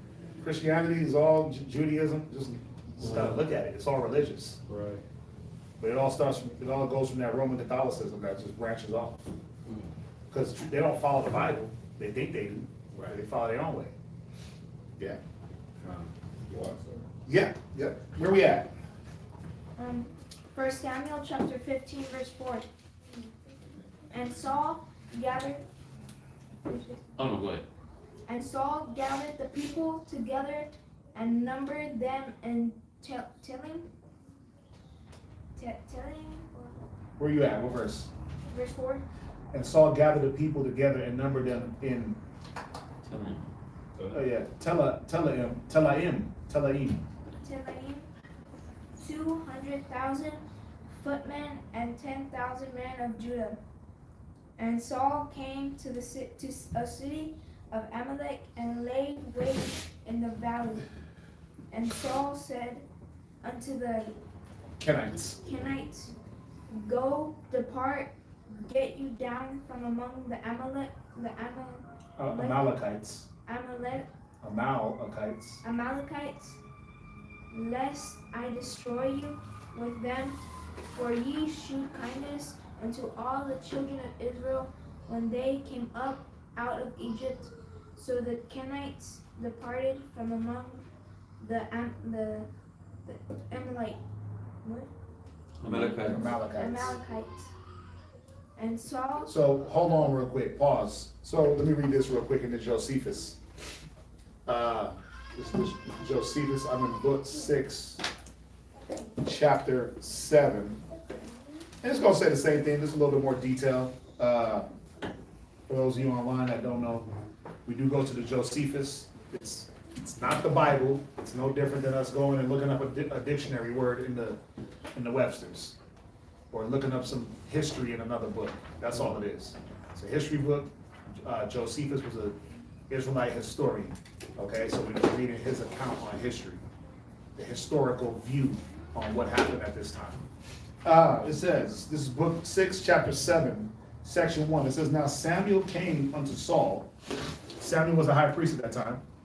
Saul was the king, and said to him that he was sent by the Most High to put him in mind that the Most High had preferred him over all others and ordained him king, that he therefore ought to be obedient to the Most High and to submit to his authority, as considering that though he had the dominion over the other tribes, yet that the Most High had the dominion over him. Y'all understand what's going on? So Samuel is putting Saul in remembrance. Yeah, you got dominion over man, over all the tribes of Israel, but guess what? The Most High is supposed to have dominion over you. And in turn, everybody will be in line. Right? Everybody will be in line. God. Right. That accordingly, the Most High said to him that because the Amalekites did the Hebrews a great deal of mischief while they were in the wilderness, and when upon their coming out of Egypt, they were making their way to that country which is now their own, I enjoin thee to punish the Amalekites by making war upon them, and when thou hast subdued them, to leave none of them alive, but to pursue them through every age, and to slay them, beginning with the women and the infants. So the punish, like, think about it. You gather up everybody, you kill the women and children. Who have to watch? Man, you have to watch your women and your children die. Oh, gosh. Ooh. That's the Lord. That's the Lord that I serve. Because I was not playing. That's the Most High of the Bible. That is the power of the Bible. There ain't no church God. Like, oh, the wee little babies, bring them all to me. No, he said kill them first, and you niggas watch. That's gonna be your punishment. That's yeah. Oh. And then kill the men after they. But who? You know who does that? The mob. Like mafia and these guerrillas down in South America, they do that. Oh yeah. They'll gather up. What show was it? Sicario. Was it Sicario? Where he crept, Sicario 2? Oh yeah. When he crept into his house, or one, when he crept into his house at the end, and he was sitting around the table with his family, and what did he do? He sat there like this. The dude, the man is here, the mob guy, his wife, and his 2 sons. And he sat there, he just hit him. Bop, bop! Bop! Hit the wife. And the husband was sitting there watching his wife and the kids bleed out. Then he just hit him. Bop, bop, bop, bop, bop. I was like, damn. He had to sit there and watch his family. Why? Because of all the families. The reason why he did him like that, because he said all the families that he killed and made them suffer and made men suffer. But that's how the mob, that's how Issachar be doing people, man. They tie up the whole damn family and torture your family in front of you, and make the torture is to make you watch. You know what I mean? So yeah, very, very, very, very.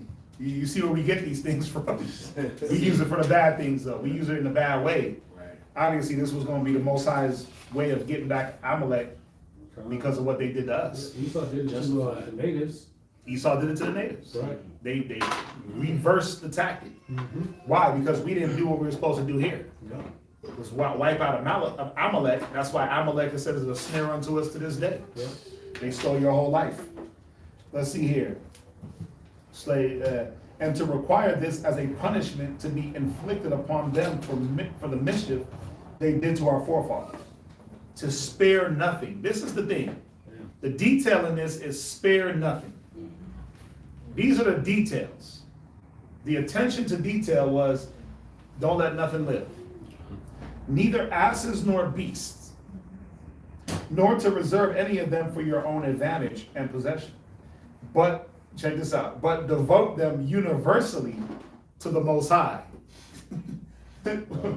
Meaning what? Oh, yeah. Get their spirits up to God, right? You kill them and they let them spirits go up to the Most High. He said devote them to God. They're the sacrifice. The men, the women, the children, and the beasts. God. Kill them, let God sort them out. Right. And in obedience, I read it again. And in obedience, I read it one more time. And in obedience, say it with me, class. And in obedience to the commandment of Moses to blot out the name of Amalek entirely. So there was supposed to be an obedience. Check this out. This came all the way from Moses' time. This came all the way from Moses, this commandment. And Saul was going to be the one to fulfill it if he stayed obedient. He was the man, the timing, where it's like, I got these plans, but the timing ain't right. This was the time. The Most High said, I got my man now. I got my guy. This is the time to go get Amalek. I got a king. The people are behind him. We got the army, right? Mm-hmm. This is the time. Let's do it. You just got to be obedient. Jump back to the scriptures. 1 Samuel chapter 15. Somebody look up the definition of obedience. I'm sorry. I just want to see what it says. I know what it, you know what it means in your head. Let's see what the wise men of old have to say about obedience. Somebody go to that Webster's. Somebody make that child back there obedient. What you got? Obedience. Right? Compliance with an order. Wait, what? Compliance with an order. Yeah, comply, meaning you're willing to do. You're going to do something with an order. Go ahead. Request. Read. Or law or submission to another's authority. Wow, you see that? Submitting to another's authority. So, when we read 1 Corinthians 11, God, man, woman, God, Christ, man, woman, child, there is an order of submission. The Most High submits to no one, right? Yahweh Shai submits to him, we submit to Christ, the woman submits to us, the children submit to the woman, right? But then there's a submission all the way up. When the child submits to the woman, then he should be submitting to the man, Christ, and the Most High. When the woman submits to the man, she's submitting to Christ and the Most High. When the man submits to the Yahweh Shai, he's submitting to the Most High also. You see how it just goes up? So the children got a lot more people to submit to. You got your mama, your daddy, Christ, and the Most High to submit to. You see that? But no matter what, everybody got to submit to something. See, again, you go back to the foundation that he said the foundation is laid that no man can lay. This is the foundation. Who's willing to put it on that foundation? That's what it's about. These are the foundational things that your life should be principled on. Is that I got to submit to something. I got to submit to something. Right? Now, am I going to submit to something that's trying to take my spirit? Or trying to help my spirit? Help. A lot of us are too willing to give up to the things that are taking from you more than replenishing.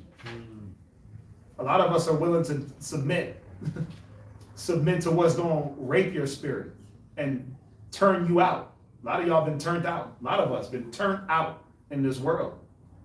Turned out by people. Used up, dried up, abused. What he said? Twice? He said twice used? Twice dried? Dried twice or thrice. Twice dried up? Yeah. Because you submit to the wrong thing. Yep. You submit to the wrong thought. You submit to the wrong will. Read in Samuel, where we at? 1 Samuel chapter 15, verse 7. Right.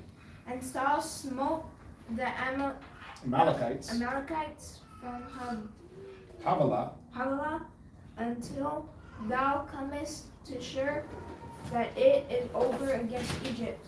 right, so, sorry.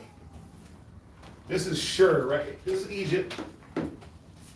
This is Shur, right? So they were, Havilah is,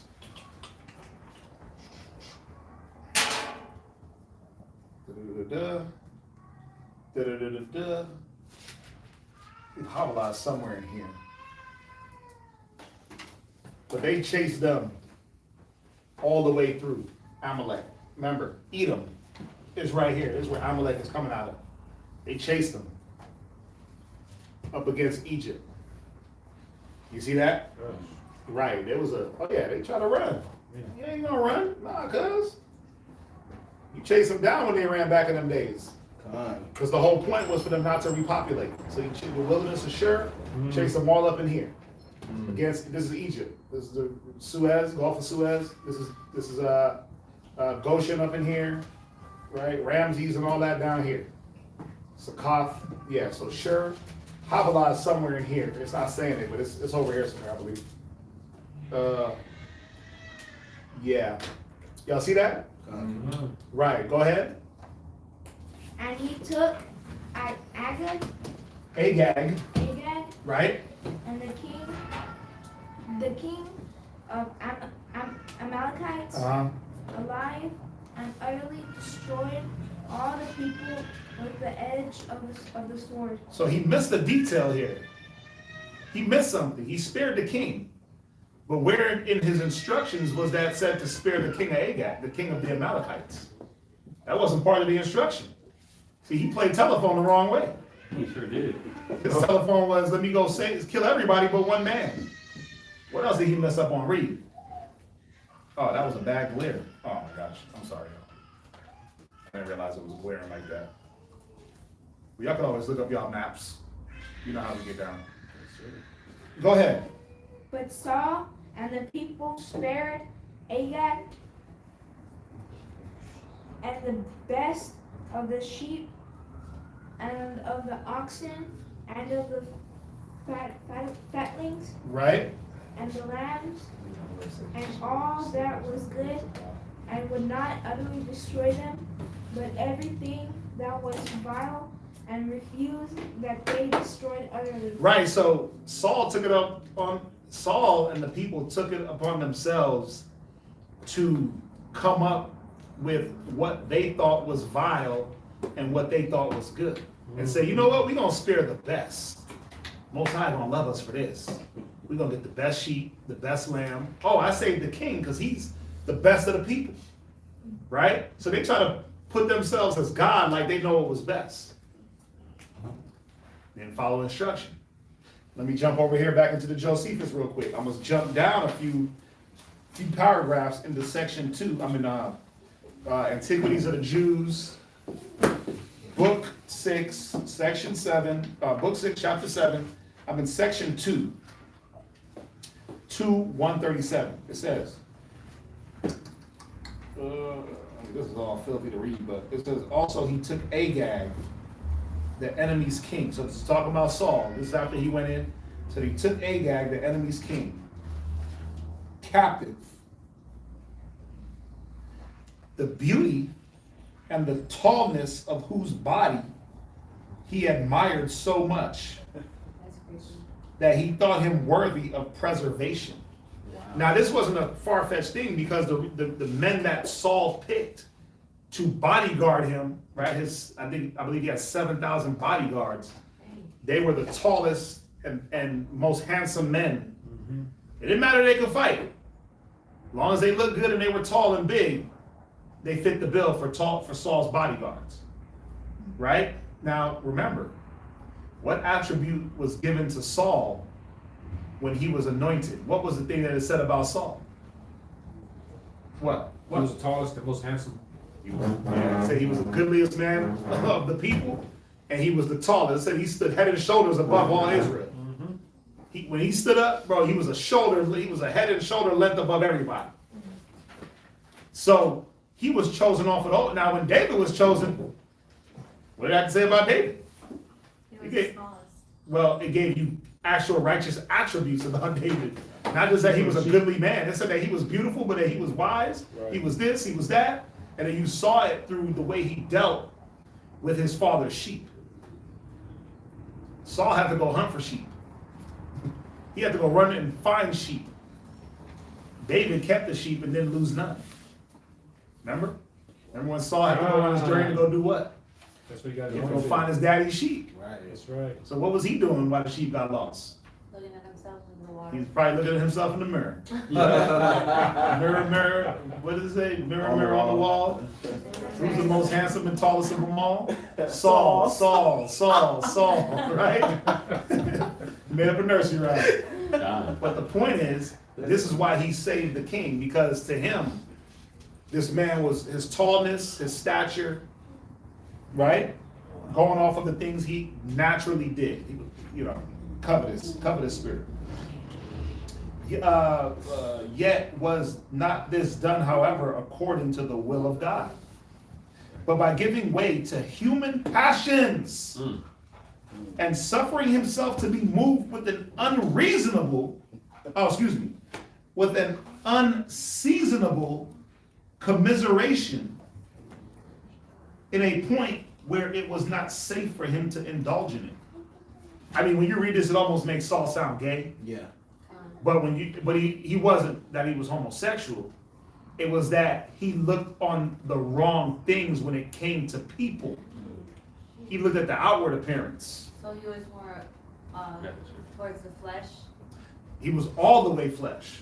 He didn't look at the spirit. Think about it. It said Saul and the people took the goods. So he took men that were just like him. Fleshly, covetous, disobedient.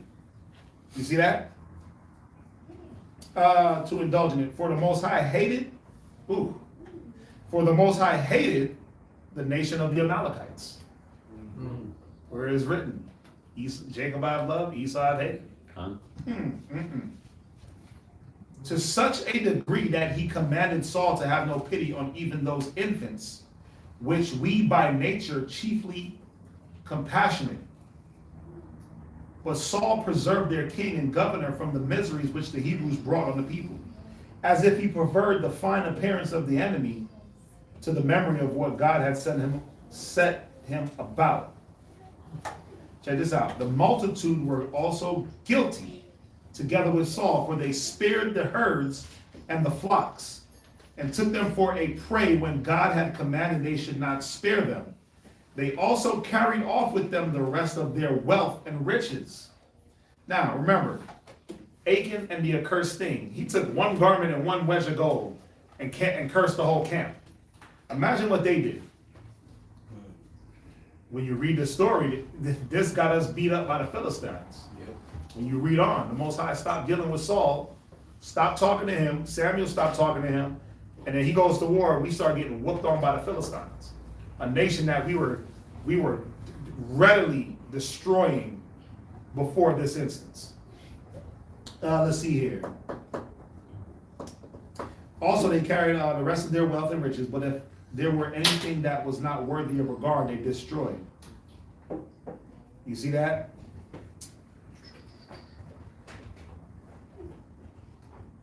I'm going to jump over to section 4, 147. Because Saul, where are you at in Samuel? People spared, right? 1 Samuel chapter 15, verse 10. Right. What are you going to read down to? He's going to 20. verse 20, yeah. Right, let's see here. Right. I'm going to just read this real quick. We're not going to read it. But verse 21, it says, but the people took of the spoil, sheep, oxen, the chief of the things which should have been utterly destroyed, to sacrifice unto the Lord thy God in Gilgal. So think about it. Who are you to say what's good for the Most High's sacrifice? He already tells us what he wants, right? He tells us what to bring for the sacrifice. Who was Saul to say, oh, well, I'm going to take the filth of the Amalekites and bring that to the Most High? Get me where I want. Matthew chapter 16 and verse 23.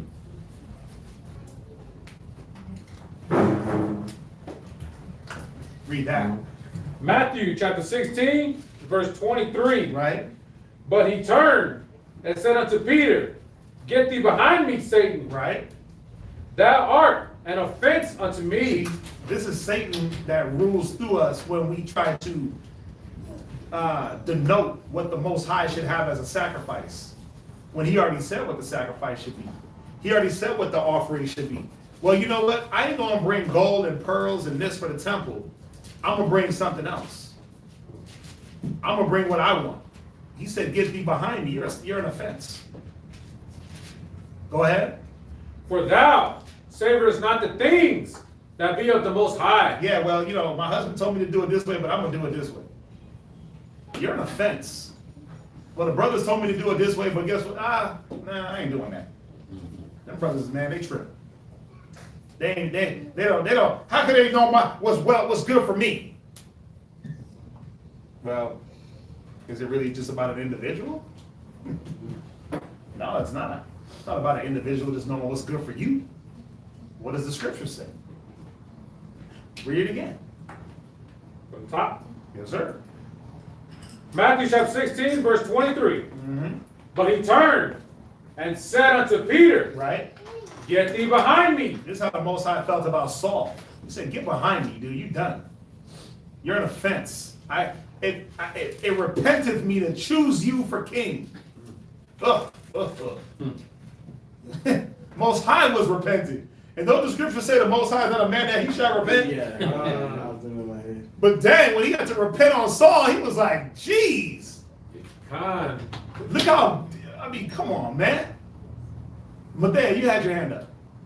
That's also like, even if you know how to do something and someone like, let's say you know how to make eggs, scrambled eggs.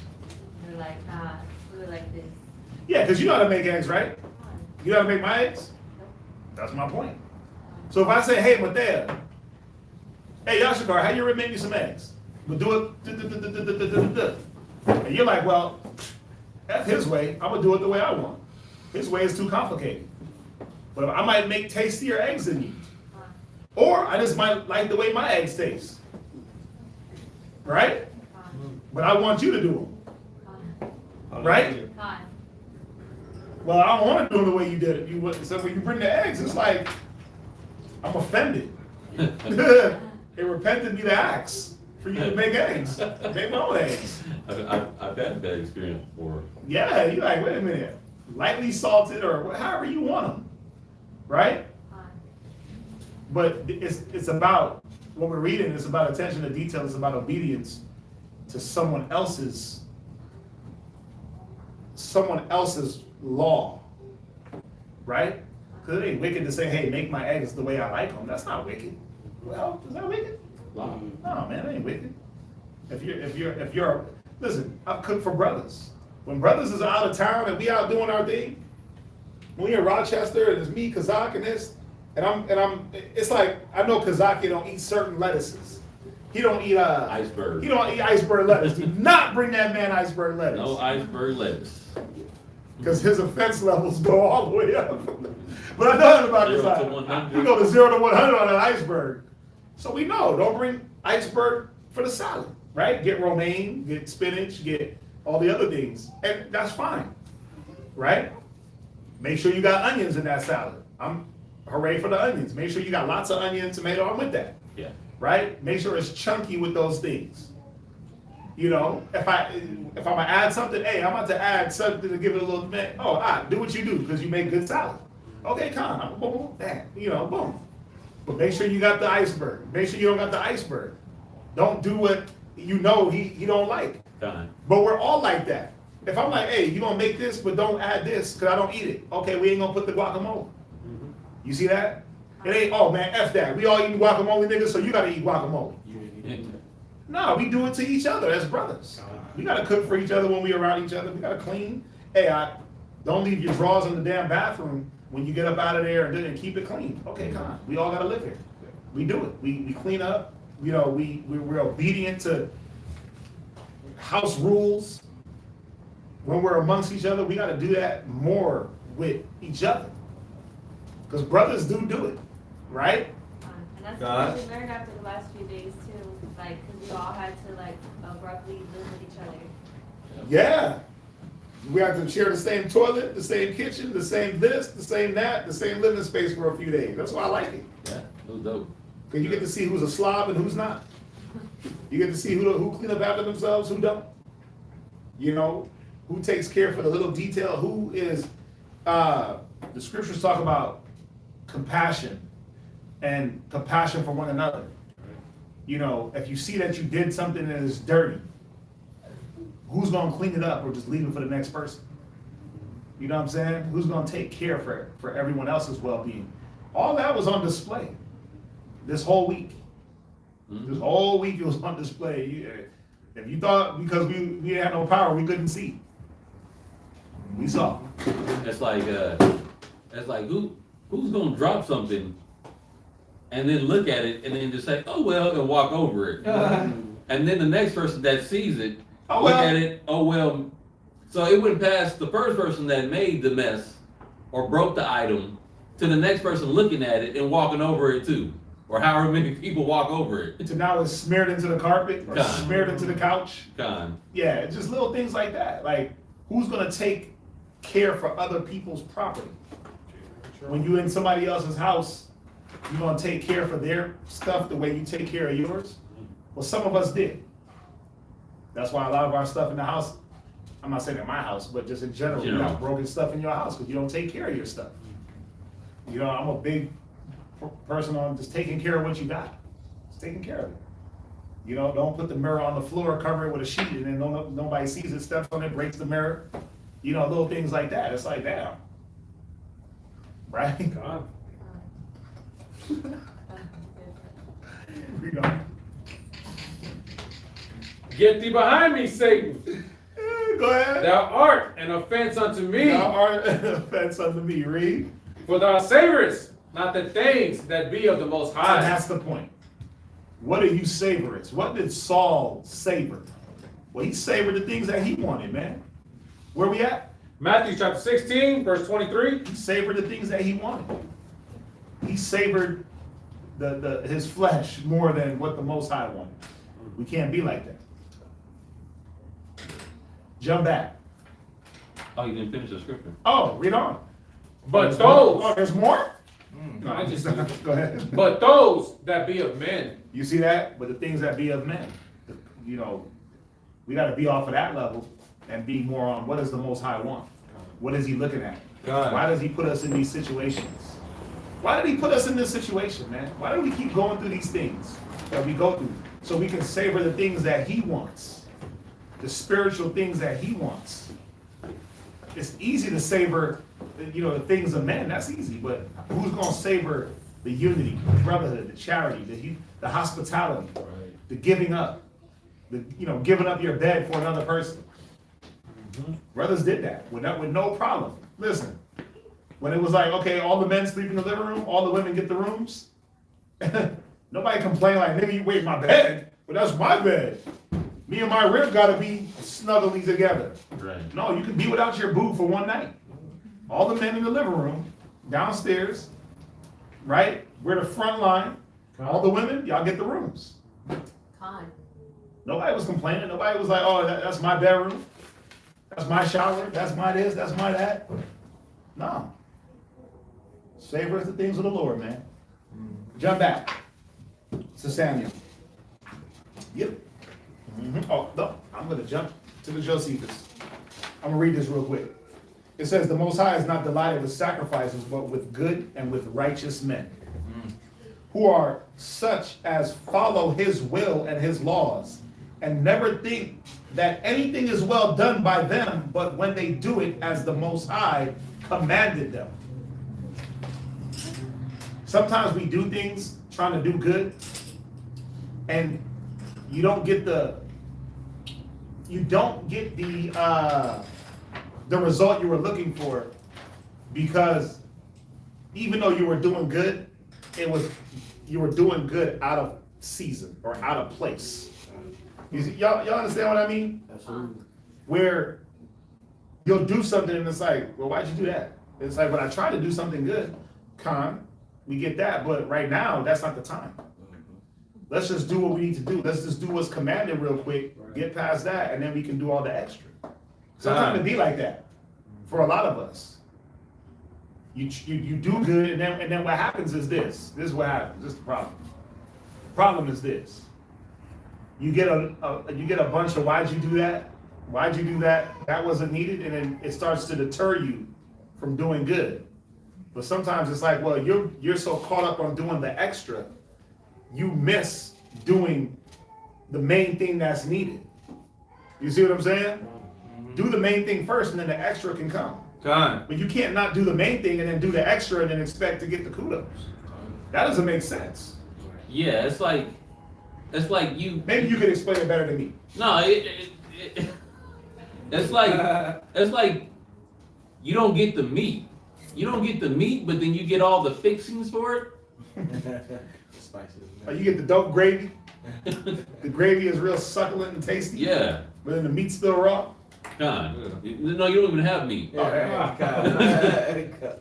You got the dope gravy. You got the dope herbs and spices. But then it's like, what about the meat? Like, you were supposed to get the meat. Yeah, all this is supposed to go with the meat, but or you just get a bunch of appetizers.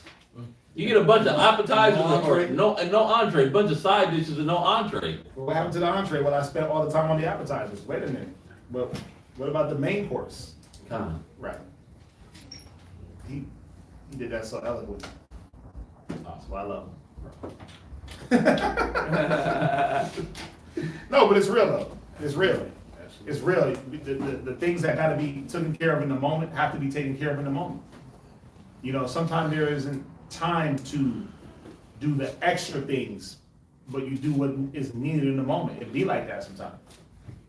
You know, it's even when we started getting power back. I started doing the important things that needed to be done, like taking showers and getting things clean and washing a little load of clothes in the mind of, I don't know when the water is going to get cut off again, or when the power is going to get cut off again, or when the next time I can shower. So as soon as I got to a place where I could, man, I'm in there. Wasted no time. I disappeared. Boom, shower. Who's next? Shower. Who's next? Shower. I was like doing an assembly line of showers.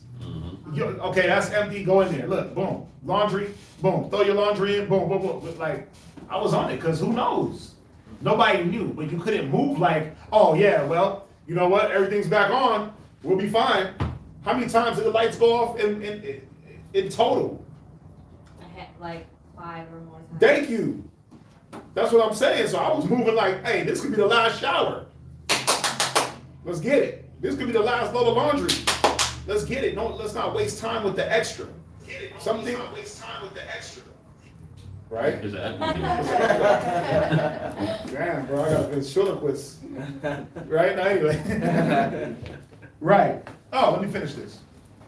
Right. So, you know, let's see here. And I'll read it again. God is not delighted with sacrifices, but with good and with righteous men, who are such as follow his will and his laws, and never think that anything is well done by them, but when they do it as the Most High commanded of them. So that's what it's about.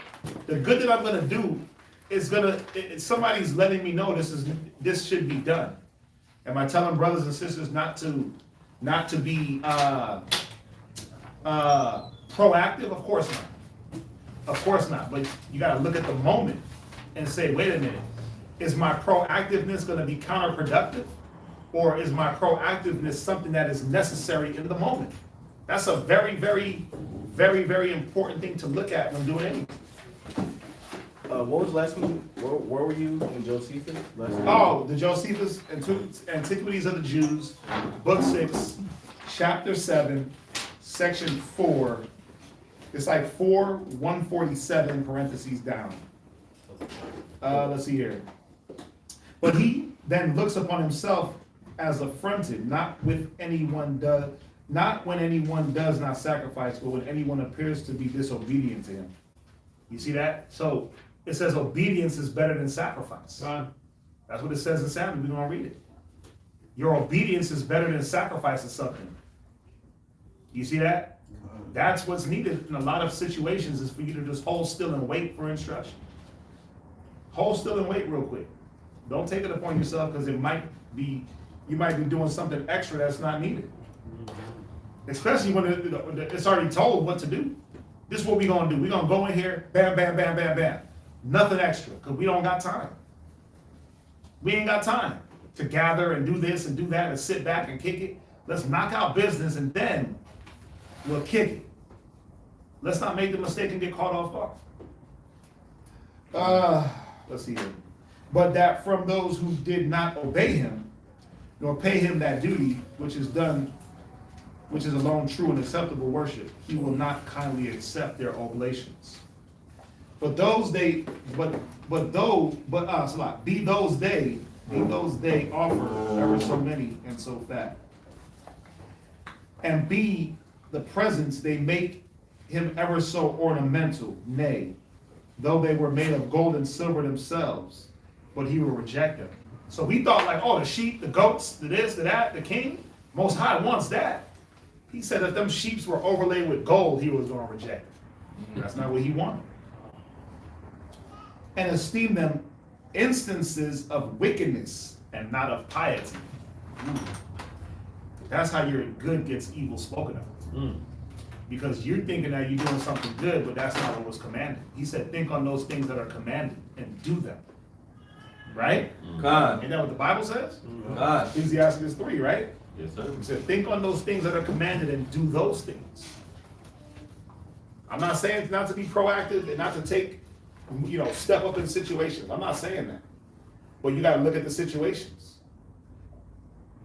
You got to look at the situations. When you without power and power is going in and out, you got time to sit there and do a whole home makeover? Nobody got time for that. Right? Nobody got time. You got time to do what you got to do, the important things, and keep it pushing. Yep. That's it. And then, once you know things are up and stable, you go through and you do whatever you got to do extra.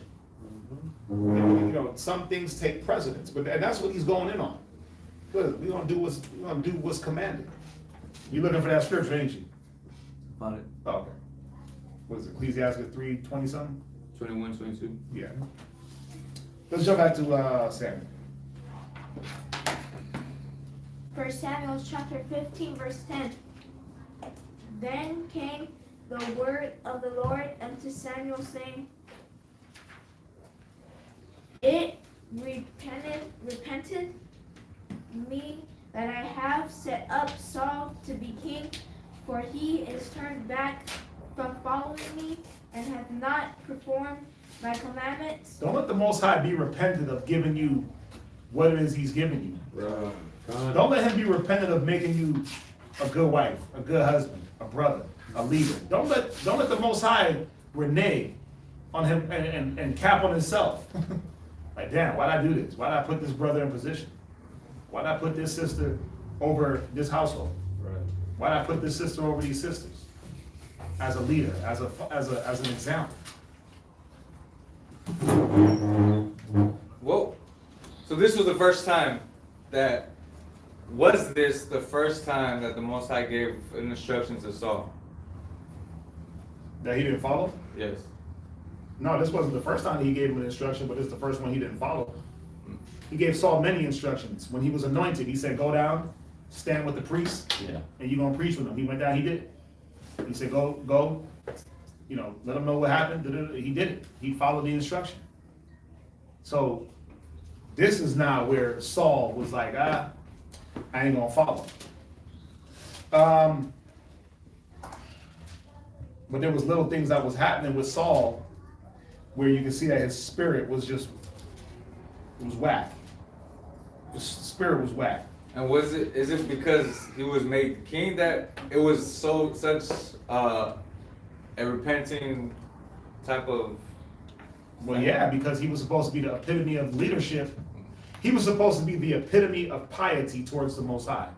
He was supposed to be the ultimate example of, I'm following God. Right. So yeah, as the king is, so are the people. So if the king ain't gonna follow the Most High and be disobedient, so can we?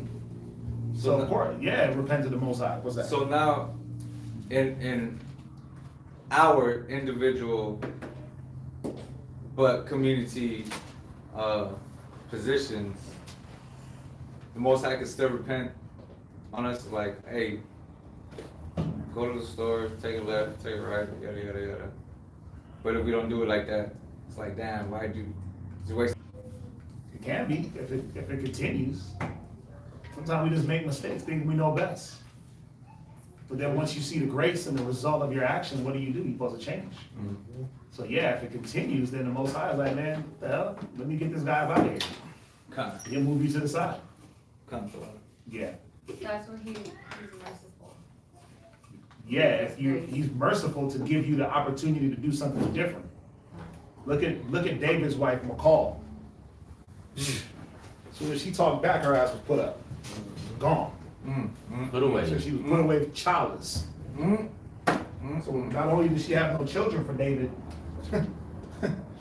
she basically became a widow. Oh, she was a real Rapunzel, huh? She was Rapunzel, yeah. She was locked up in locked up in a tower for the rest of her life. She went widow. She went like a widow the rest of her life. What woman wants to do that with a husband that ain't dead?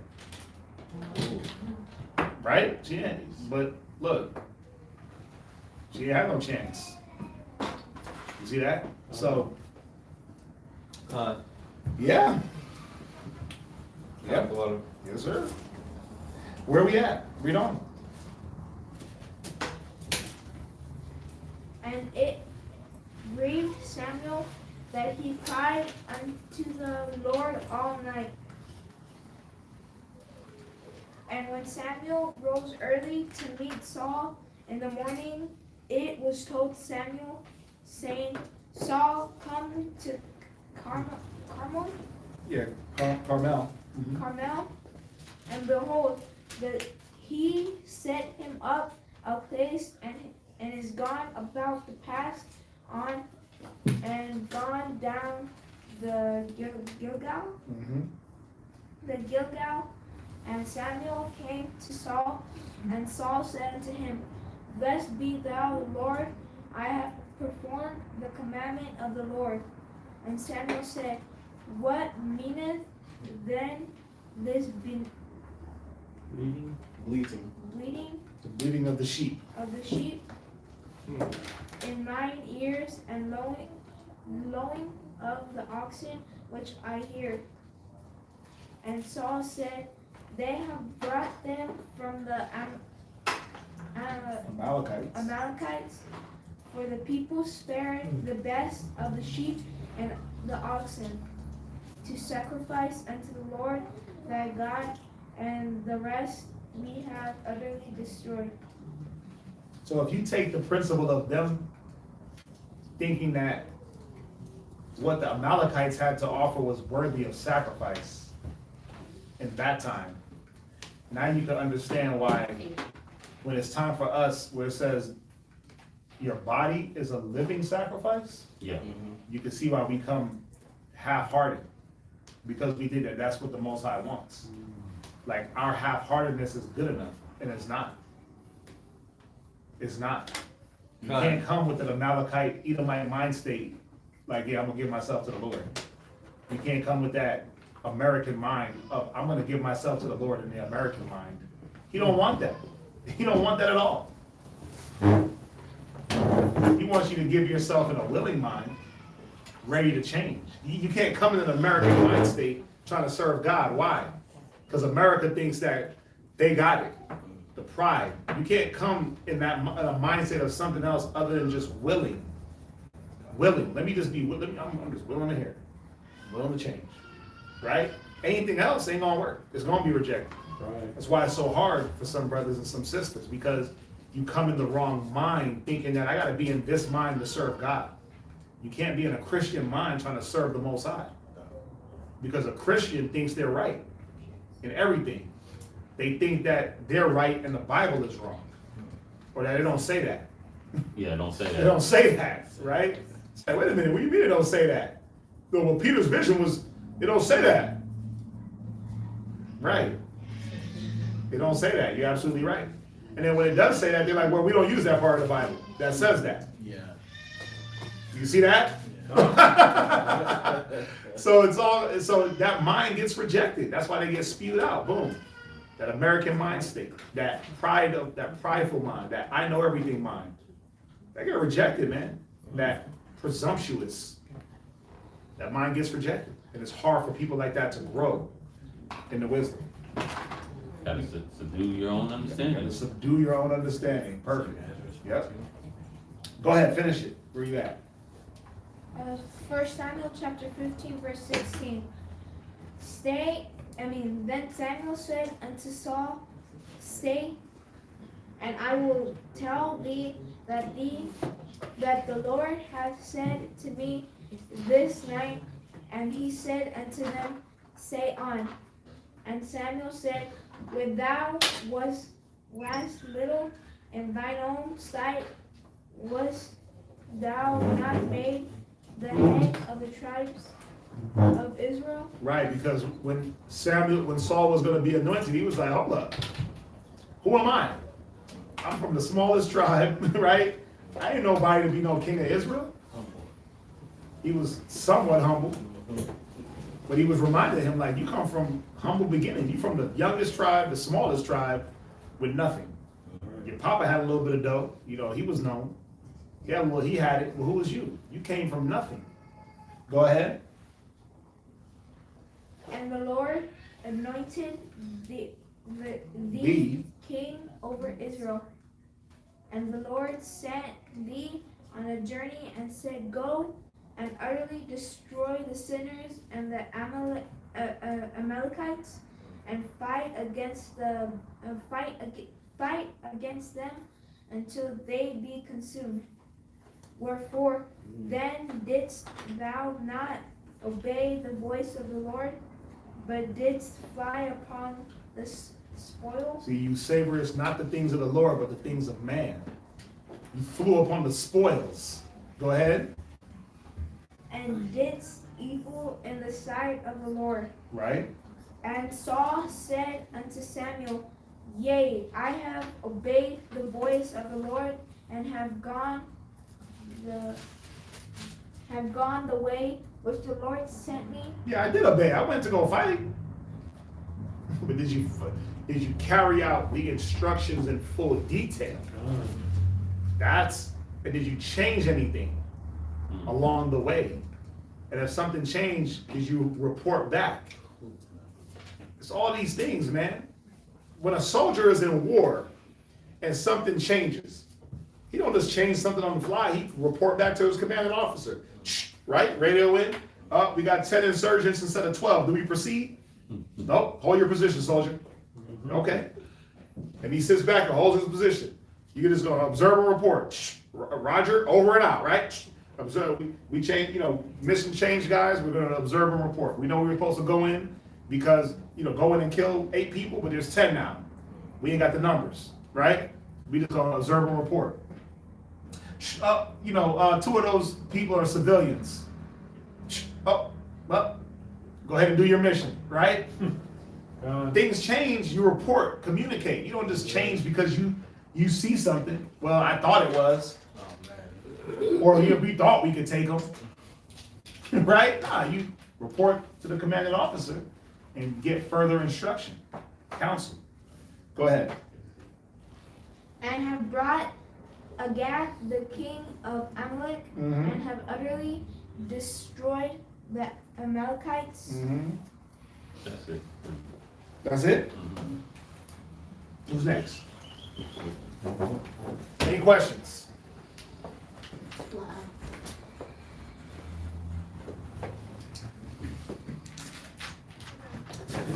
There's so many times we show compassion at the wrong time. Oh.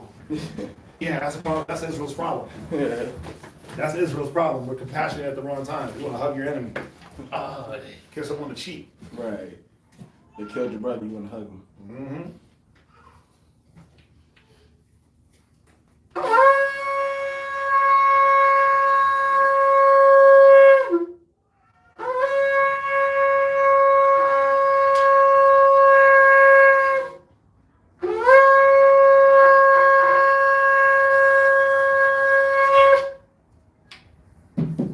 Magana War, Shabbat Shah, Yehoda, Ban Yasharallah. Magana War, Shabbat Shah, Yahweh, Ben Yashala, Men of Israel, I might. Barak. Yahweh Hashem Yahushua Brakatham. Yahweh Hashem Yahushua Barakatah.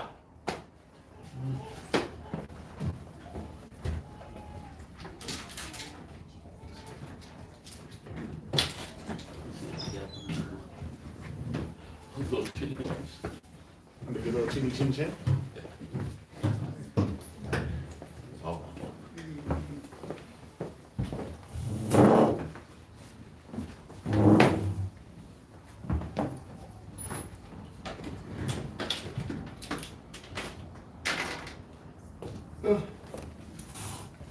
Where we at? Sorry. We are at 1 Samuel chapter 15, verse 21. Where we going to? 34. Oh, the whole chapter, huh? Yeah. Yay! Go ahead. My favorite chapters, Samuel's, man. But the people took of the spoil, sheep and oxen, the chief of the things which should have been utterly destroyed, to sacrifice unto the Most High thy power in Gilgal. And Samuel said, have the Most High as great delight in burnt offerings and sacrifices as in obeying the voice of the Lord? Behold, to obey is better than sacrifice, and to hearken than the fat of rams. Pause right there. Jump right back to Josephus real quick. I'm going to just read from where I stopped. Book 6, chapter 7, section 4, line 149. And that he is delighted with those that still bear in mind this one thing, and this only. How to do that, whatsoever it be, which the Most High pronounces or commands for them to do, and to choose rather to die than to transgress any of those commands. Nor does he require so much as a sacrifice for them. And when these do sacrifice, though it be a mean obligation or oblation, he better accepts of it as the honor of poverty than such oblations as come from the richest men that offer them to him. Wherefore, take notice that thou art under the wrath of God. I'll read it one more time. Wherefore, take notice that thou art under the wrath of God. We persuade men knowing the terror of the Lord. Okay? For thou hast despised and neglected what he commanded thee.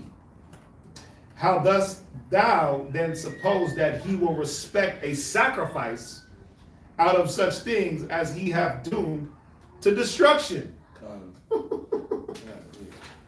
Man, this is cold. Unless perhaps thou dost imagine that it is almost all one to offer it in sacrifice to God as to destroy it. So now you got to go into some type of witchcraft in your mind. That's why it says rebellious is the son of witchcraft. Because now you got to change the meaning of what you're doing to fit your agenda. Ooh. Is what it's saying. How? With trickery. You got to trick your own mind. Yeah. Well, the Most High was going to destroy it anyway, so I might as well sacrifice it to him. It's not the same. It's not the same. But that's you, that's you disobedient, and now your mind got to do little switcheroo for it to mean that. Y'all get this? Can I get one? Yep. Ecclesiasticus, chapter 5, verse 1. The book of Ecclesiasticus, chapter 5 and verse 1. Set not thy hearts upon thy goods. Which was the sheep, the cattle, Agag. Read. And say not, I have enough for my life. Go ahead. Follow not thine own mind. Do what? Follow not thy own mind. This is an instruction right here. It says, God. follow not thy own mind. Saul was following after his own mind, his own thought process. Brothers and sisters from time to time will follow their own mind, their own thought process, not considering the instructions. What was the instruction? How was it delivered? What was laid down? What's supposed to get done? Versus how you think that things should get done. Maybe there's something in the way that you thought things should get done, which is counterproductive to the way things should be done. I know it sounds like I'm talking a little bit in circles, but the person that delivered the message, the person that gave you the order, thought through these things. So now if you're not trusting that the Most High is dealing with this person and dealing with you through this person, then you're going to switch up the orders. And showing whether or not you're going to be obedient. Yeah, I mean, yeah, man. Read on. You said it perfectly. The person that gave the instructions thought it through before they gave it. Read on. And thy strength to walk in the ways of thy heart. And we know when the scripture says the heart, it's talking about the mind. To walk in the ways of your own mind. Read.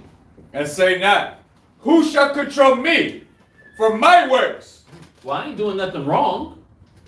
Why would someone trip off of what I'm doing? It's not nothing wrong. But was it what was commanded? Was it the instructions? Did you follow the specs of the ark? Did you follow the specs of how we're going to move in these situations? Did you follow the specs? Did you keep the ordinance as they were delivered unto you? Read. For the Lord will surely revenge thy pride. You know why it says the Lord will revenge your pride? Because you feel like you know something. You're prideful. Instead of humbling your mind, you're like, I know something. I got ideas. I got input. I'm somebody. I'm somebody. God, no one says that you ain't nobody. But there's a time and place for it. Even when the idea or the thought might come up and it's brought to attention, it's like, okay, come, but we're still gonna do it this way. Can't get upset or in your emotions about why your thought was rejected and then still do it.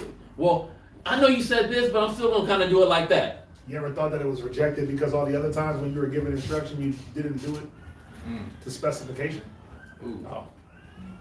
Oh yeah. That's grounds for rejection. Con. It says a wise sense will be rejected when they're coming from the mouth of a fool. Yes, it does. Oh, One of my favorites. Con. Go ahead. Verse 4. Say not, I have sinned, and what harm hath happened unto me? Read. For the Lord is long-suffering, he will in no wise let thee go. Yeah, you switched up the plans. Let's say you switch it up and it wasn't noticed.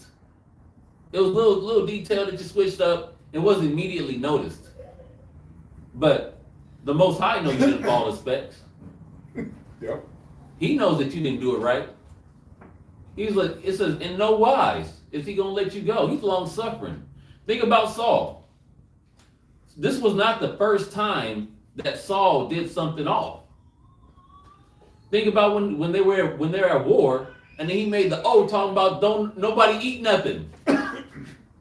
When they're at war, you gonna declare a fast in the middle of a battle? That's retarded. And then his sons eat him some honey, and then wreck the Philistines, and then was told that he was gonna have to get put to death because he broke the fast. He didn't even know about the fast. This was not the first time Saul was not in his right mind. But who did Saul get instruction from to do a fast right then and there? Con. Himself. Who advised him? We just gonna fast right now. Yeah, the men are tired. They just chase these dudes from country to country. Con. I mean, yeah. He didn't use, but in the instance of here, he didn't use the same resolve to say utterly wipe out all the Amalekites. Don't nobody drink, don't nobody eat until all the Amalekites are dead, because this is the order of the Most High. We got to make sure that they go down, and then we can celebrate. No, he was like, Okay, we're gonna kill off the men. Oh, look, they got some good garments. Oh, they got the fat sheeps. We're gonna get the fat sheeps. Oh, look at the king. We're gonna parade the king because look how decked out he is. We're gonna show everyone how we brought this guy that was ruling these people to his knees. We're gonna show him off. I'm gonna bring him so I can keep him from my army. Khan. Yeah, add him to the rebels. Saul might as well have been paraded with the Confederate flag. That's funny. But he didn't want to subdue his own understanding. Alright. That's become my favorite scripture now. Right? But an example of what happens when you do subdue your own understanding. Bring it out. When you do follow. What happens? Give me Jeremiah chapter 35. Like the Most High likes you? The Most High loves you. Oh, okay. Give me Jeremiah chapter 35 and verse 18. Now this is an example of a group of young men that followed the will of the Most High. You got it. And Quadazat was saying it earlier. Quadazat was saying the children are in subjection to the wife. The wife is in subjection to the husband. And the husband is supposed to be in subjection to the Most High in Christ. And he said the children have more people to be in subjection to. But ultimately, who are they in subjection to? Most High. The Most High. God. Read. Can I say one thing though? But think about it. The children have. They got the woman, the man. They got two buffers in between them and Christ. They do. Where's our buffer? Where's the man's buffer? You just get hit. Yeah. Oh yeah, we just get tagged. You women, you got a buffer. Your husband. You shouldn't want it to get to Christ. And then the Most High, then Christ is the buffer for all. Right? God. But there's a buffer. We ain't got no buffer, man. Oh yeah, we got Christ. Yeah. No. Yeah, but But when he start dealing with you, come on, it don't feel like a buffer. God. It don't feel like a buffer when he start dealing with you. Mhm. And then when he step out the way and there's no more mediation, there's no more sacrifice for sins. And the Most High start tagging you, but think about it, you women got a buffer. So that submitting to your husband ain't that bad after all. When he's your buffer, if he's a righteous man, trying to be a righteous man, trying to be a good man, he's the buffer in between you and them evil angels. Yeah, it's a fearful thing to fall into the hands of the living power. God, so true. Go ahead, read where you at. Jeremiah chapter 35 and verse 18.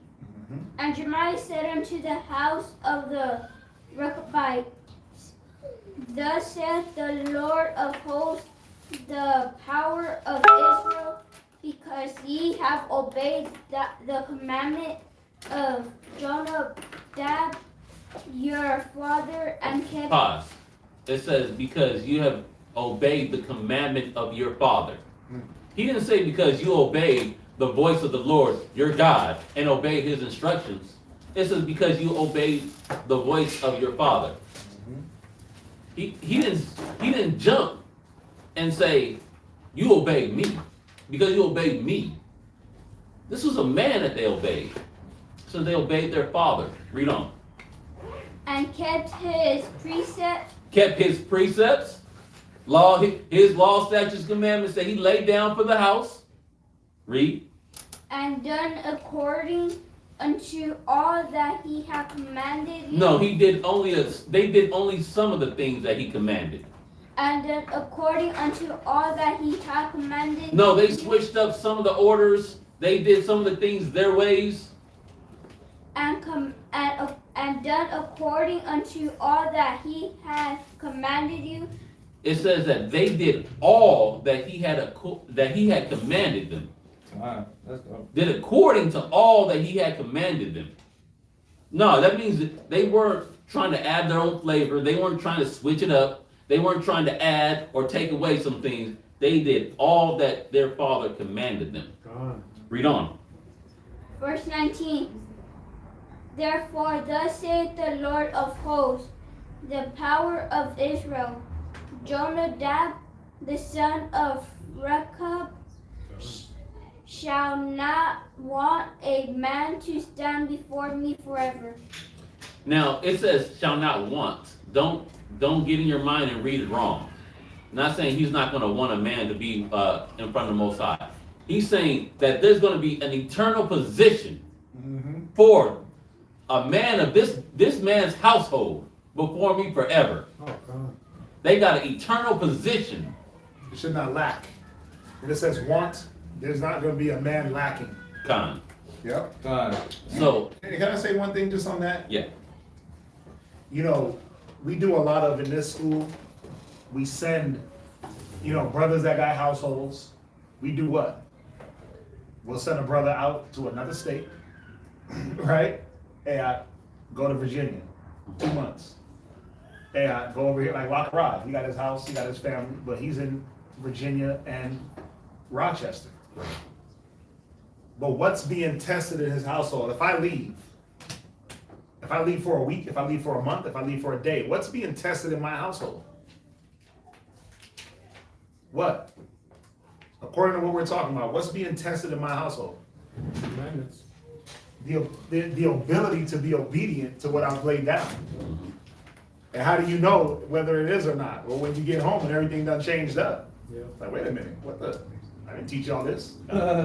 Wait, hold on. When I left, y'all weren't doing, wait, what? Hold on, where y'all learn that from? Wait, hold on. Oh, we doing that now? Oh, okay, wait, right? Things get exposed. Things get exposed whether or not the people in your house are obedient to your rule. God. What did he say? He said to obey not only in my presence, but the much more in my absence. God. But you'll see the manner of people that you have. You'll see the level of your rib. You'll see the level of your kids when you leave and you're not there to enforce. Are they self-enforcers? You see that? You'll see, wait a minute, do they respect what is there, what's being given? Or are they just back to just doing anything any old way? You'll know when you get back to your house and they start doing weird stuff that you didn't lay down and teach. Like, if you have a rule in your house, nobody eat in the kitchen, or excuse me, nobody eat in the living room, and you leave for a week and you come back and everybody just having full out meals in the living room, then something's off. You didn't call and change that, right? But now all of a sudden everybody's doing it, there's something wrong. Somebody breached the contract. Somebody went off of the commandment of the Father and said, we're gonna do our own thing. But then that's why these houses don't stand. There's little small things like that. A house divided. A house divided can be the smallest separation. It ain't gotta be nothing big. Like we had some big blown out disagreement. It could be a bunch of small splinter disagreements that lead up to one big thing. But it's still a division, right? We still ain't agreeing. So when something big comes, that's easy. That's easy to blow up. But all these little small things that we don't agree on, that's what makes the household harder to sustain itself. Don't we want our houses to be sustainable? Right? Our house will be like nuclear energy, man. It's just self-sustaining.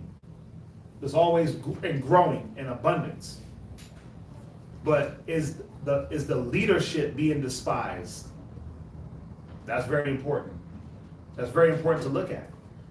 Is the respect there when the leader is not around? You see that? Let's jump back. 1 Samuel, chapter 15, verse 23. For rebellion is as the sin of witchcraft, and stubbornness is as iniquity and idolatry. Yeah, you start to we talked about this. You put yourself, your will, your thoughts, and your way up as the way. That's now the commandment to follow. That's now the will to follow. So you make yourself a God. I got my own way. I got my own commands. It don't matter what this nigga said. I'll follow. Yeah, it's like you treat your husband like he's Debo. Like, yeah, you shut up when he ain't around. You're talking. When he's around, you ain't talking. But when he leave, I say something again. Oh yeah. Right? It's like, yeah, we come around. I shut my mouth. I shut my mouth. But when he gone, I'm gonna keep on talking. Keep on talking. That's that Debo, right? Debo come around, everybody cool, kicking it. As soon as he pull up, chains tucked, pockets. You start tucking, putting money in weird places. Who got some, who got some money on my gas? Debo ain't had no damn car. Right? Who got some money on my 40, cuz? Right? Oh, we ain't got it, Debo. Y'all was just shooting dice though. Don't treat your husband like he's Debo. Where you gotta obey when he's there and then do something different when he ain't around. Even the children. That's some sneaky, deceptive nonsense. Even the children. You do one thing when your parents are there, but then when they ain't there, you do something different. Right. You better check yourself. It's like yesterday, the boys were like having so much fun. They took a snack they wanted to take a snack to the bedroom. Like, do you guys do that on the regular? No. Nope. Okay, you want to do it today? Yeah. I went upstairs, there was water spilled all over the floor. I'm like, okay, I get it. There's kids here that don't know the rules. Right? But do you do that at your house? Just run around eating. You see what I'm saying? Like, you gotta apply what you do at your home. You see that? Yeah, so I get it. A lot of the kids don't know the rules of my house, and they may have different rules. But my kids know my rules. So yeah, when Noah come downstairs with his whole pant leg wet, I'm like, why's your pant leg wet? He's like, huh? What do you mean it's wet? And he's looking around like, my pant leg ain't wet. And then he goes, oh, I didn't notice that. I was like, dude, what are y'all doing? He's like, we have water upstairs. I'm like, y'all don't have to bring no water upstairs. You know we don't drink and eat nowhere in the house. The only person that gets to eat anywhere in the house that he wants is me. That's right. That's me and my rib. That's it. Because we're adults. And we know how to clean up after ourselves. And we know how to not make messes. I'm a little messy. But the kids, they got no regard, man. They got no discretion. They be eating popcorn, walking through the house, stepping on it, smashing it. Oh, no. Into the carpet. Like, damn. Pencil, ink, this on the wall. Right, like, no regard. So y'all don't get to eat nowhere but the kitchen table. That's it. Or outside. Right? Because we got to clean up after y'all. They know the rules. This dude trying to look around. Like, huh? My pant leg? I'm like, bro, your pant leg is soaking wet. Oh, I just noticed that, Dad. Like, right. Don't get beat in front of company. You know what I'm saying? Get beat in front of company. But who is going to obey when the rule ain't there? Remember, the Most High is always looking. Right. The Most High is always looking, so that's why we got to obey. Because He is the one looking. So true. Go back to where we at. Verse 23. Because thou hast rejected the word of the Lord, he hath also rejected thee from being king. And Saul said unto Samuel, I have sinned, for I have transgressed the commandment of the Most High, and thy words, because I feared the people, and obeyed their voice. Yeah, and it does show a lack of respect. It shows a lack of respect for the Most High, first and foremost. If you're a wife or a woman that's doing it, it shows a lack of respect to your husband. If you're a kid that's doing it, it shows a lack of respect to your parents. If you're a man that's doing it, it shows a lack of respect for everybody. Yeah. It is a lack of respect. It's a lack of respect, discipline, order, love, care. It's all these things, man. It's all these things. It is a lack. And it gotta, if this is what you're doing, I'm not calling anybody out in particular, but it's what you're doing, you gotta fix it. You children, you women, you men, we gotta fix it. We gotta be better. Go ahead. Now, therefore, I pray thee, pardon my sin, and turn again with me, that I may worship the Most High. And Samuel said unto Saul, I will not return with thee, for thou hast rejected the word of the Most High, and the Most High hath rejected thee from being king over Israel. And as Samuel turned about to go away. If you're a husband that's doing it, he needs to change what he's doing. The scriptures say, put off the old man, put on the new man. So if there's a man that's doing things and only following when he's being micromanaged or looked on by another man, you gotta get that spirit off him. That's man pleasing. That's so true. That's a man pleasing spirit. We ain't supposed to. Are we ought to obey God or man? Most High. The Most High, right? And we know man is going to be there to instruct, but I'm not doing things for the appearance of men and for the approval of men. The Most High is looking. The Lord's standing at the door. He's watching. There's nothing a man can do to me that, or there's nothing that the Most High can do to me that a man can do better. Whether it be bless or curse me. No man can curse me or bless me. That's so correct. It's the Most High. So why do I do what I do? It's the Most High. Nobody told me we gotta do class today. Nobody said, nobody was like, hey, you gotta make sure you got class going tomorrow, even though y'all just lost power for 8 days and blah. Nah, look, we're gonna do class. We're gonna do what we do. If the means are there, we're gonna make it happen. That's it. So, yes, if there's a man that's doing it, he gotta change. Yeah. You gotta do something different, because then what's gonna happen is, it's called a trickle-down effect. It's gonna trickle down to his wife, his kids, and his whole house will be in total chaos. Spirit. It is a spirit. So that has to change. Right, where we at? Verse 27.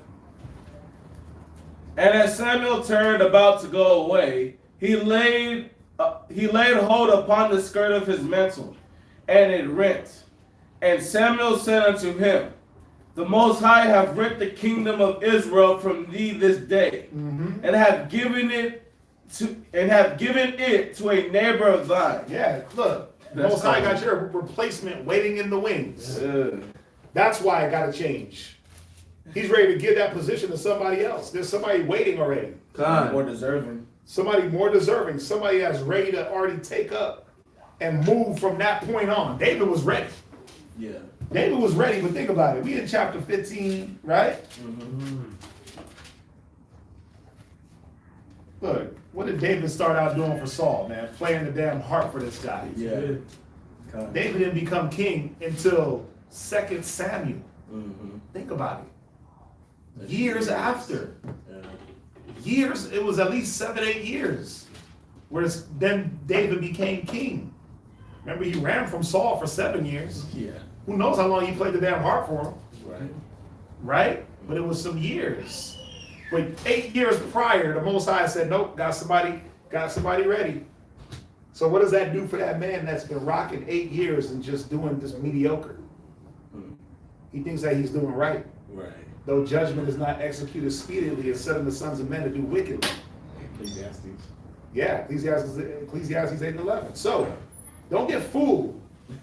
Don't get fooled because you ain't been uprooted, wife. Yeah. Because your replacement ain't showed up yet. She's waiting in the wings. He just got to go to the right Walmart.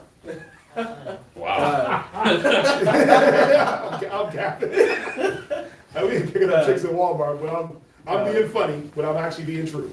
Yeah, you're saying real enough. He doesn't show up to the right place yet to meet her. She's there. He ain't got to meet her. He ain't got to meet her. But guess what? Keep acting like you want to be replaced and he'll be replaced. Same thing with brothers.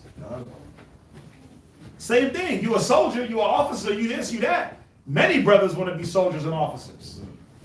Many brothers want the chance to be sitting in these seats. They don't know it yet. They don't know it yet. But they want to be here. To take on the mantle and run with it. Don't lollygag. Don't play. It says, make no tarry in the terms of the Lord. Yeah. Don't play around with it, because guess what'll happen? He'll come and blow right by you. And you'll be taking orders from a brother that's been in the truth a lot less time than you. I mean, come on. So the replacement can happen on any level. Hey, I ain't nobody. There's somebody waiting to, somebody's ready to edify y'all right now. God, yeah. As soon as I start juggling my duties in the world. Oh my God.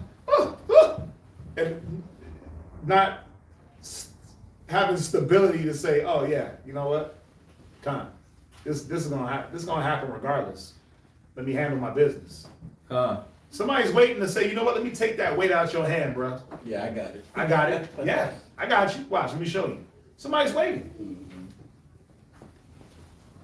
Didn't he also like give him all that time to change his ways too, like a chance in his mercy?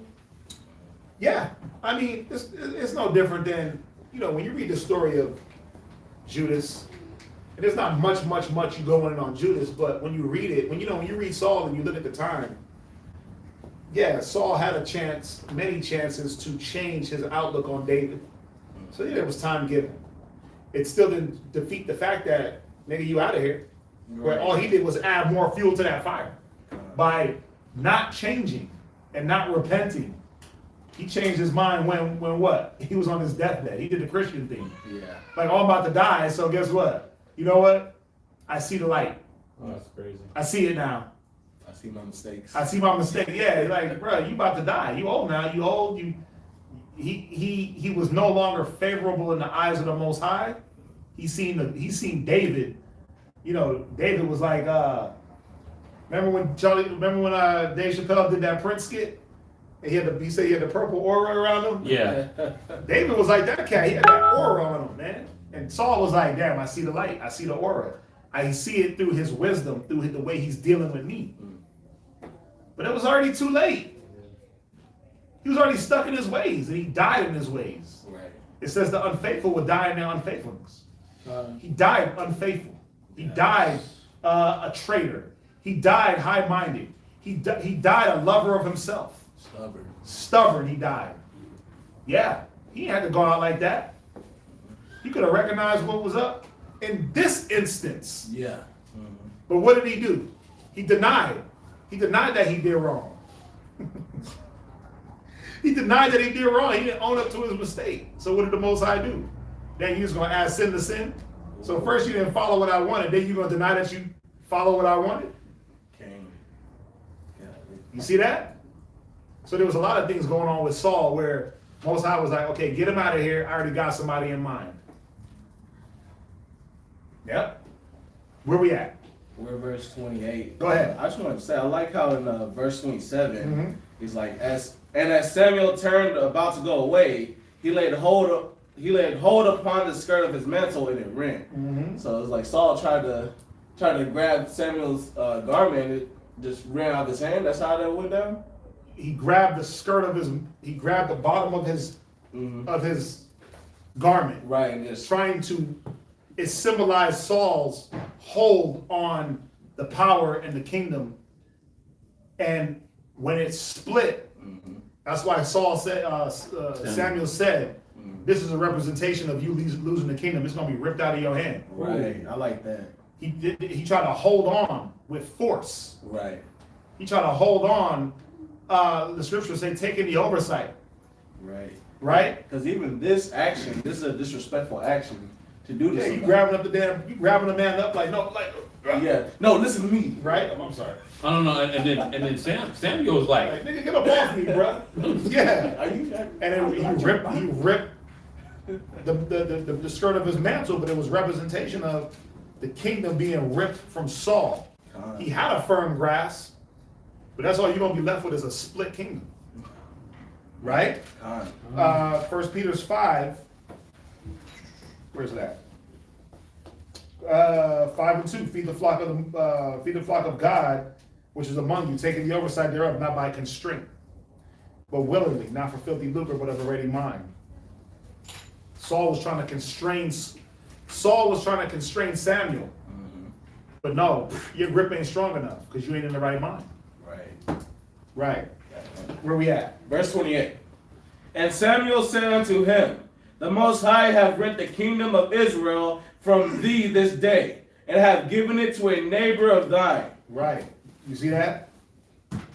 Go ahead. Is that it? That is better than you. That is what? Better than you. Yeah, in what way? Because he looks better? Yeah. Nah, it says Saul was beautiful from head to toe. Right. So his countenance was beautiful, ruddy, right? Not only was he that, but he was wise. He used wisdom. He was respected. Go ahead. And also the strength of Yasharallah will not lie nor repent. I just switch how I'm watching. Is it skipping or is it mute? Is it skipping? That was my high voice. Like Rob does. I don't think it's skipping. Is it skipping? No, that's what he's saying. I don't like my voice. Where we at? For he is not a man that he should repent. Oof. Then he said, I have sinned, yet honor me now, I pray thee, before the elders of my people and before Yasharallah. See, what was Saul trying to do here? Keep up appearances. Trying to keep up appearances. Would you raise your hand? Oh, sluggish. He was trying to keep up appearances. Like, yo, the Most High is still rolling with me. I know I made a mistake, but God is still in my corner. Doesn't that sound like a preacher? Doesn't that sound like a priest? One of them pastors, not a priest, but one of them pastors. Like, I'm gonna try to keep up appearances. See, God is with me. We blessed over here at Holy Mount Zion Episcopal Apocalyptic Church, right? We blessed over her. Look, we got heat. We got hot water. Right? We blessed. Right? It sounds like a preacher tactic. Like, man, come on, Samuel. I need you to roll with me in front of the people. See, why? Because Saul was about the outward appearance. Saul was about what man saw. I want the people to be able to see that I'm being rolled with, that the Most High is still with me. The people got to see it, even though he ain't. I need man to be able to know that the Most High is with me. What's that? You gotta, when you read about this, you don't really see what this man is doing behind closed doors. Who? Saul? Well, you don't have to because he's doing it openly. Right. I'm saying, He's an open offense. Right, there you go. So behind closed doors, you can actually kind of comprehend where the man really was. Right. Well, behind closed doors, he tried to kill David, and he tried to kill Jonathan. Right. Behind closed doors. But behind closed doors, he took his daughter that was married to David. Remember your question you asked? That's right. He took his daughter that was married to David lawfully and gave her unlawfully to another man. Yep. That's why David was able to take her back. Okay. He never divorced her. Okay. Yeah, she was given unjustly to another man. Okay. She wasn't divorced from David because he was on the run. He didn't die, and he didn't divorce her. But she was married to the other man. Yeah. Also, then. Well, Khan, yes, but it wasn't a sanctioned marriage. Okay. Khan. She was David's property. Right. So he went and took his property. Now he could have chose to say, you know what? I don't want to deal with her because of that. He could have chose that, but he said, nah, I'm gonna take that's my woman. And he did it for some reasons. He did it to show the people, think about this. Think about it. I'm Saul, you're David. I give you my daughter to marry, but I try to kill you. You got chances to kill me. You don't kill me. Right? You already know what my thought process is. What's David's thought process? Well, he didn't try to kill him, right? Then, this woman that is Saul's daughter, I'm going to go back and take her after she already been with another man. She already been given away, and she's Saul's daughter. What did that show about David's character? You want to talk about being meek? That's true. He didn't let Saul's intentional hurt towards him. Remember, it says enduring injury without resentment. Okay. He showed the ultimate level of not resenting Saul by taking back the daughter, Michal. Damn, I didn't see it. There was two reasons why he did it. He did it for that reason, and he also did it, it was a political reason. I'll say to align the houses. Okay. Yeah, you see that? For the people. So he did it for two reasons. He loved her too. Let's not mistake that. He loved her. He even said that he loved her. Yeah, she loved him, he loved her. Right. Right? But she was his. By law, by right. That was his wife. Okay. No matter if she went with another, because he never divorced her. He never divorced her. He never wrote her a bill of divorce.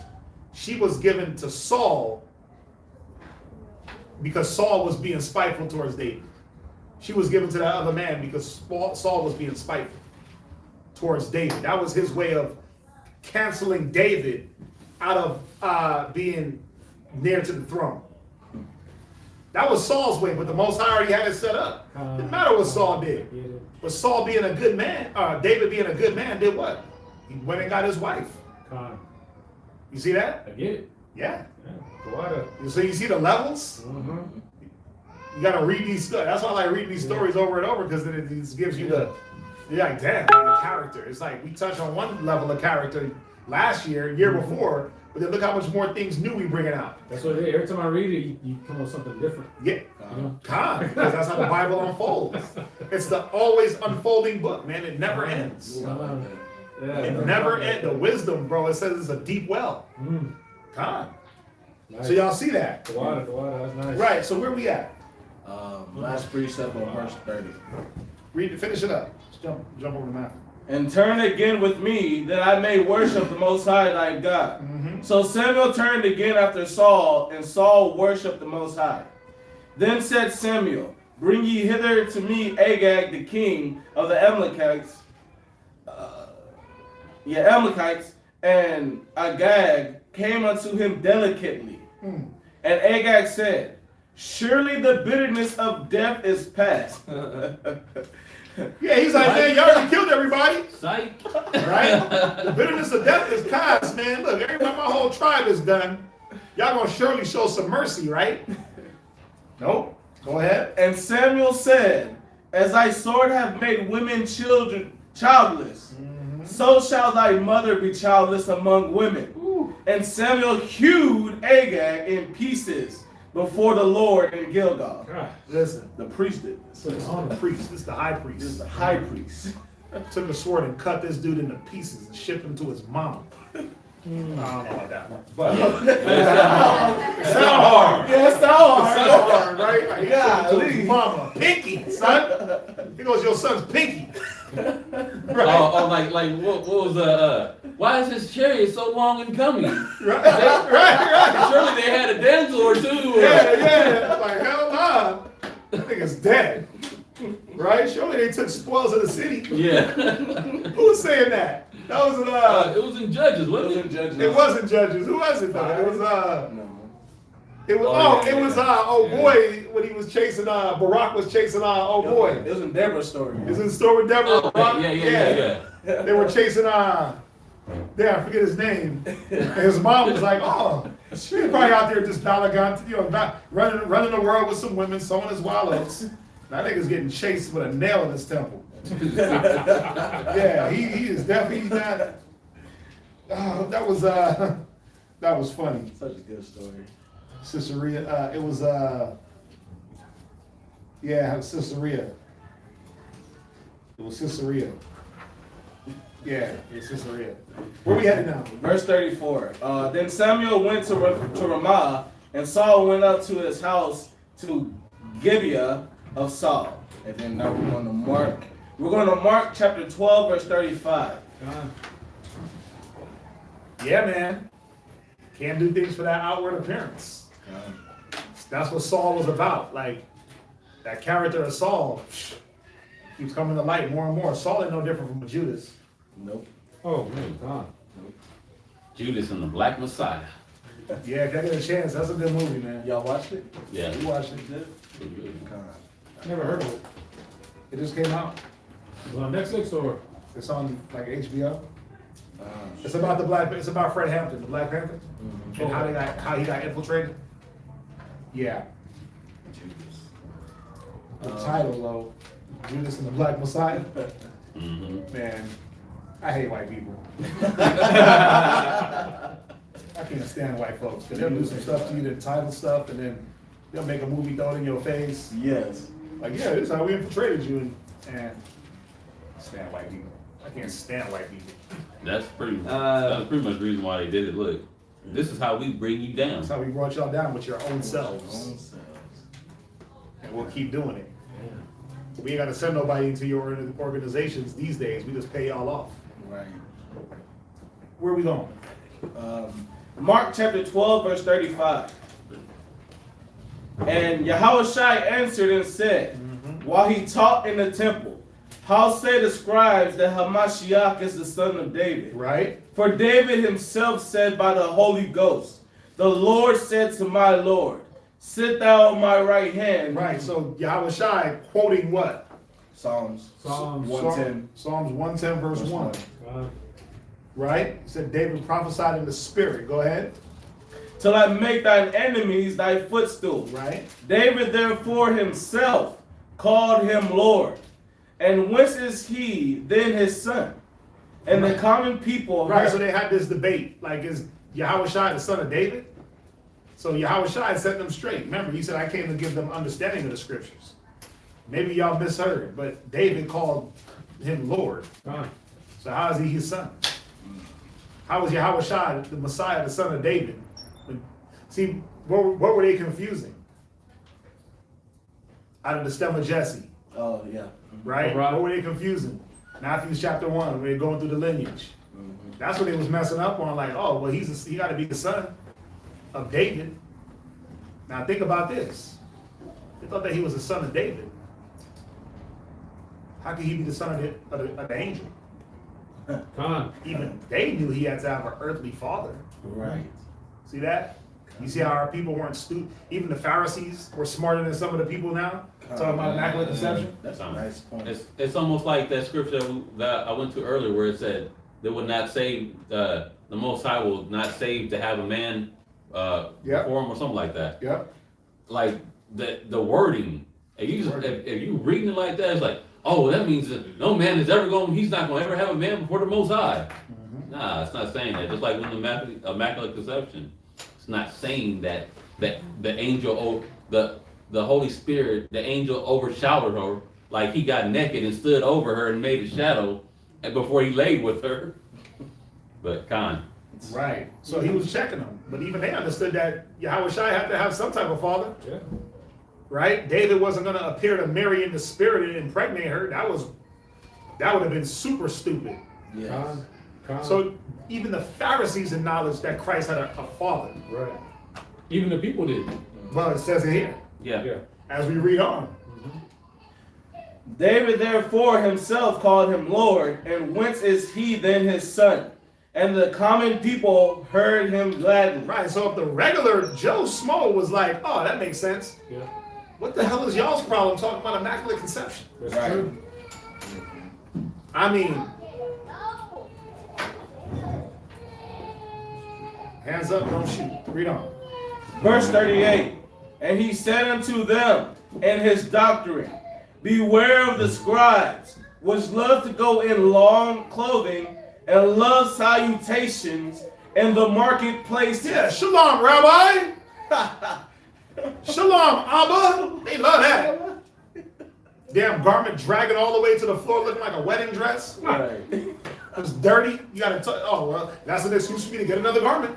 Right. My other garment's dirty, man. They've been dragging to the floor too long. Take from the coffers. Right? They love those salutations. They love that acknowledgement. But what? They love doing things for the outward appearance. Right. Go ahead. And the chief seats in the synagogue. Yeah, we got to be in them box seats, them presidential seats. Go ahead. And the uppermost rooms at feasts. Right? Which devour widows. They do what? Devour widows. Meaning what? We'll put anybody under to get on top. Wow. The widows are going to be our stepping stones. You're going to be my come up. Go ahead. Which devour widows' houses, and for a penance make long prayers. Right?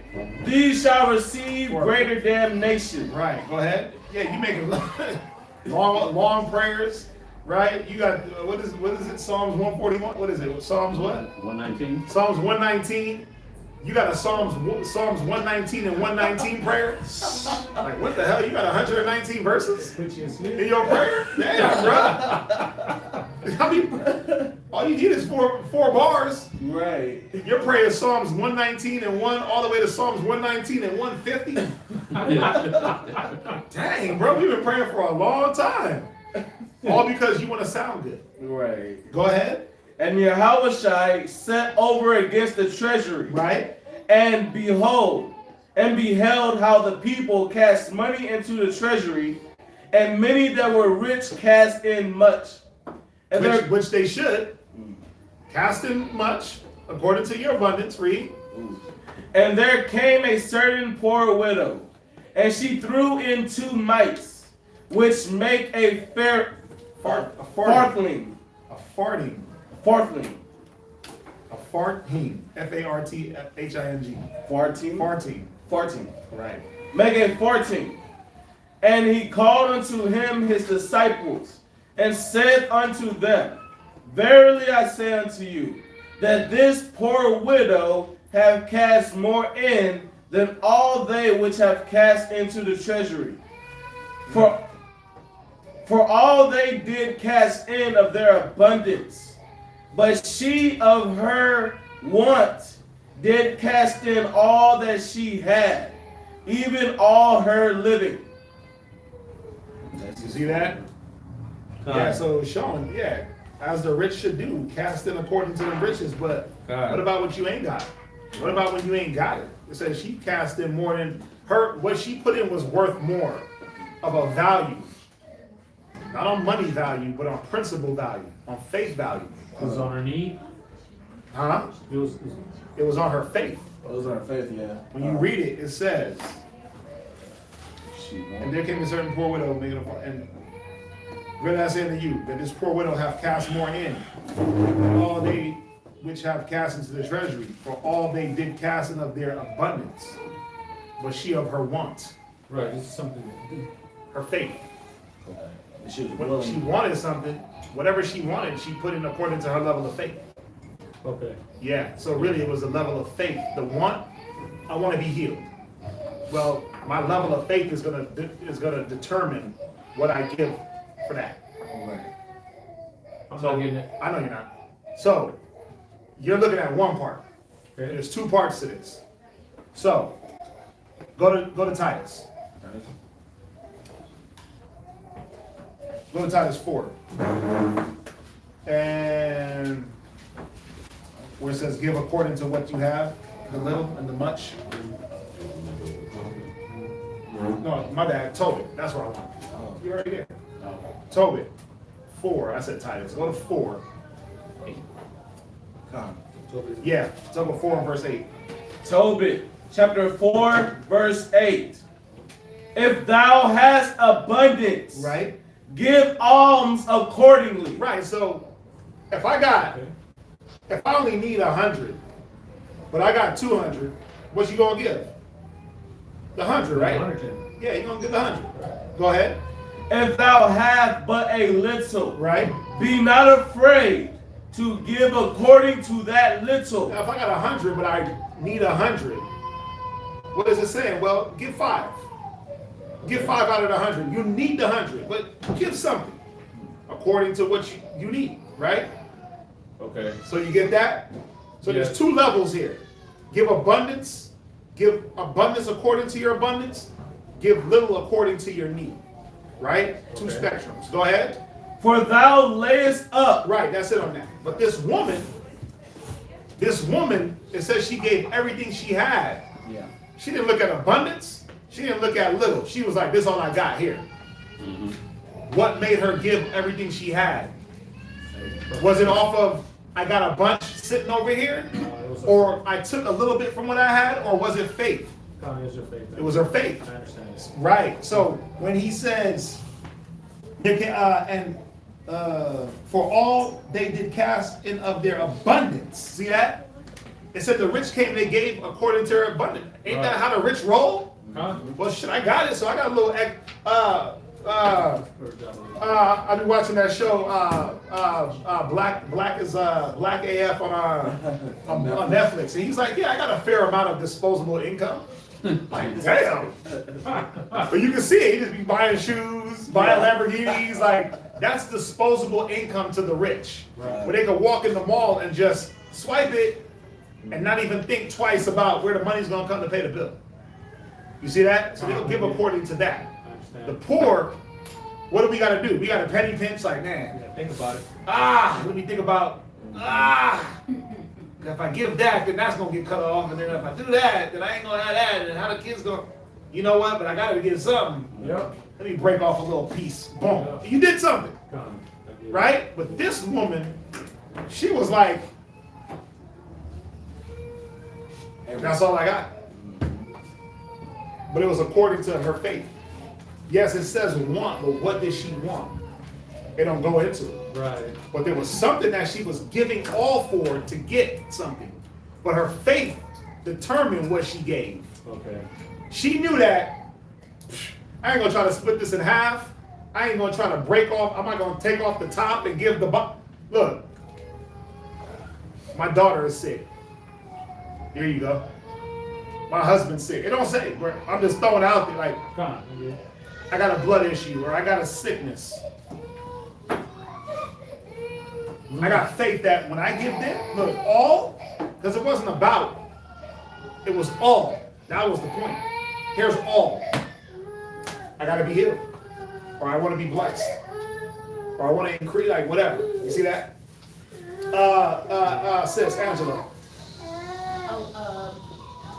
I remember someone said one time before, said that you look at a person and you judge them on what they do or how they move, you judge them based upon what they don't have, how they do. Right. So if you have more money, it's nothing if you give more money, but if you don't have a lot of time, wherever you spend that time, it's gonna really mean something because you know they have very little of that. So you don't too much look at people, but just based on what they have is what they don't. It's what they don't. Because that's what they're gonna ration out, what they don't have. Yeah. You're absolutely right. Nice. What am I gonna? But if you're, but see, if you're in the mind that none of it matters, the money, the time, anything, you'll just ration out what people need. Regardless, you're not looking at like, how can I hedge my bet? Like, well, I know I got running water, but y'all can only use like a cup full. So when y'all take a shower, make sure you fill up this cup, dump it on your head, soap up, and rinse off with it, right? Nah, it's go do what you gotta do. Go handle business. Like, nobody got it. Oh, I ain't got no time, but look, I know I ain't got time, but you need to talk. Is there a time limit on my time? Nah, let's talk. What's up? Until the next person needs some time? Okay, I done with you, next person, boom. Oh, we can talk, yeah. Oh, next person, boom. Yeah, when you're in that mind of, I gotta ration out certain things, it gets dicey. What's that? And that's why he says that make it like your life should be a living sacrifice. So it's not just about what you don't have. You really don't have any of it. Because whatever you have is coming down. God. And that's why one of the first scriptures I went to was at 2 Corinthians 8, where he said, not according to what a man had, but what he have not. No, not according to what a man have not, but what he have. It ain't about what you don't have, it's about what you have. Use that. Where we at? We are at 2nd Ezra chapter. Eric, so everybody understand the reading? Any questions on the reading? No. Right. Thou won't said it, and it wasn't even tithes. It wasn't mandatory. This was just a treasury. This was just the, when you have a treasury, you just store up money. It wasn't like this was tithes or some type of mandatory offering. This was just her free will offering. Y'all see that? Yep. Her whole living. So she gave up her whole living, man. I'm trying to see farting. Upper motion. Right, so where are we going now? We're going to 2nd Ezra chapter 15. You get calm, y'all got it? Right, so it says she threw in 2 mites, 1/5 of a cent. So she gave 2/5 of a penny. Wow. Yeah. That's like the sister that her and her daughter, her child, gave all that they had to live on, to eat. They were going to eat that and then die. But the prophet said, well, Elijah. Elijah. He's like, yeah, make that up and give it to He me. said, make that and give that to me. Y'all Not like got we're it. going to split this. No, they ain't splitting that. No, that's going to be for me and you'll be blessed later. Yeah. But see, it's all a test though. Are you going to do it? Or are you going to think about what you don't have? Yeah. I mean, we keep referring back to the situation that happened. No, I wasn't in the mind of, I remember when me and my rib was packing the fridge, we were unpacking the fridge and putting everything in bags. I was like, look, take it all. Just bring it all to wherever we're going. And we just try to unpack everything we could. because we knew we were gonna need it. We had about 50 eggs that we had in the fridge that, since we've been on this fast, we had shopped. And we've been on the fast and stuff, been sitting, and the kids, that all of a sudden they don't want to eat eggs no more, and they don't want to eat cereal, and milk is just sitting there. I was like, man, bring it all. Yeah. Cereal, chips, everything. Empty the cabinet, bring it all. It don't matter. Just bring it. Somebody's gonna have some use for it. Yeah. You know, that gotta be the mind all the time though. It don't have to be just when we about to die of damn no heat. Crisis. Yeah, it should, you should be in that mind all the time. Fine. You know, yeah, anyway. Any questions on that part of the reading before we go over to the Apocrypha? No, sir. Live? All right, let's do it. Jump over. 2nd Esdras, chapter 15, verse 1. Right, so as y'all know, we added the Apocrypha into the reading so we can read the Apocrypha as part of the Sabbath. The reading in the Apocrypha it's not always going to line up with what we read in the scriptures as part of the reading. We're just adding a chapter. What, one chapter? One chapter. Sir. We're just adding one chapter in to get some of this Apocrypha out. So we're in 2nd Esdras 15. Yes, sir. One of my favorites. I love it. 15, 16. It goes in. There's the reading. Get your end times prophecy on. Today's? Get today's prophecy. And today in America, right? It's like, and today in America, and 2021 in America. But hey, I would say this. Remember, whoever watched Mad Max and the Thunderdome, the first one, what date did they put on the bottom? It was the year 20 what? 21. God. Ooh. It was the year 2021, baby. God. God. Think about when that movie was made in the 80s. Right? What was it, 84? 85? Something like that? Something. But the point is, that was 45 years in the future. You never thought you would make it this far. You never thought, because when you saw 2021, you were like, whoa.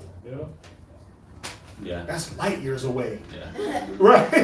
And then, remember, like, you would see, like, 2050? You're like, 2050? What the hell is that? What is a 2020? What's a 2050 in these movies they will put them? You're like, wow, I'm never going to see those days. Right. And now you're living 2021.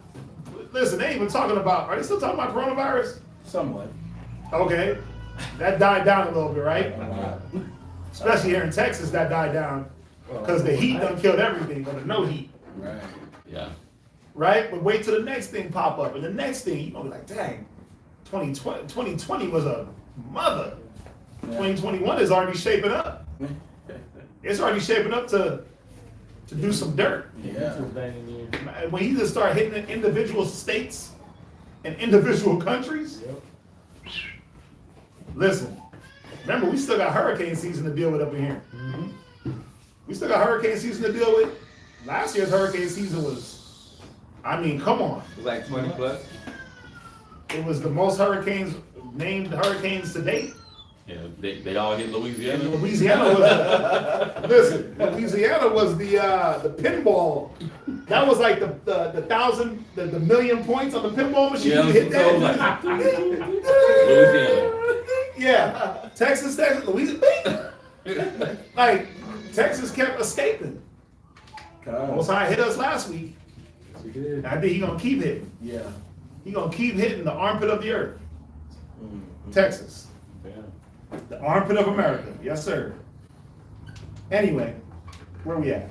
2nd Esdras, chapter 15, verse 1. Behold, speak thou in the ears of my people the words of prophecy, which I will put in thy mouth, saith the Most High, and cause them to be written in paper, for they are faithful and true.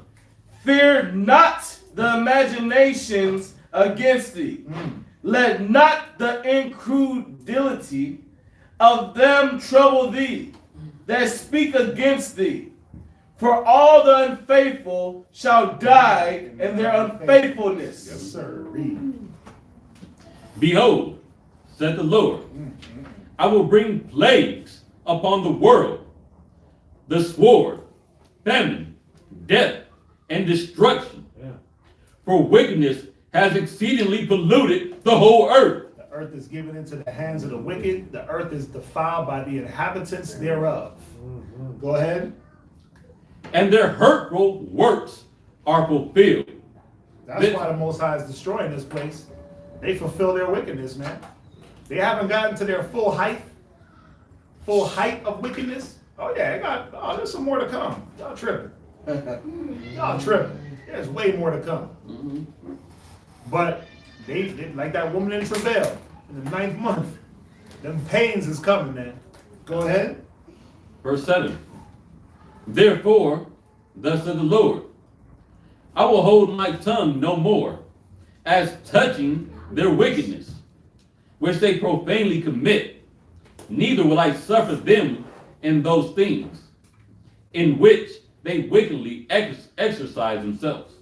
Behold, the innocent and righteous blood crieth unto me. Yeah, when Esau profanely kills a man on camera, when he profanely changes a man's gender. Look at all the stories of all these athletes, and it's mainly men going to women's sports as transgender. Yep. You got the one track star, you got the one college basketball player. This nigga is like 80 feet tall, standing around a bunch of 4-foot women. Yep. And he's like the scoring champion. You got the UFC fighter that broke the other chick's face, punched her face out. But he's a man. Yeah. That's profane. It's cowardly, man. That's Esau. Another man. That's Esau, though. They'll do it in the name of equality and be what you want. Be as thou wilt. Do as thou wilt. Transgenderism. When they got the devil church down the street where you can just go worship Lucifer or whoever, Baphomet, whatever demon. When they looking at you wrong because you ain't a witch. When the white witch is the new cult, that's the new. They were saying it. They were like, a lot of women are leaving a lot of black women are leaving the Christian church to go be witches and Wiccan. I'm like, what the hell? Who taught y'all that? Right. Who taught y'all that it was okay to be a witch? You didn't read in the Christian church where it says we suffer not a witch to live? They skipped that part, right? Yeah, they skipped that. Suffer not a witch to live.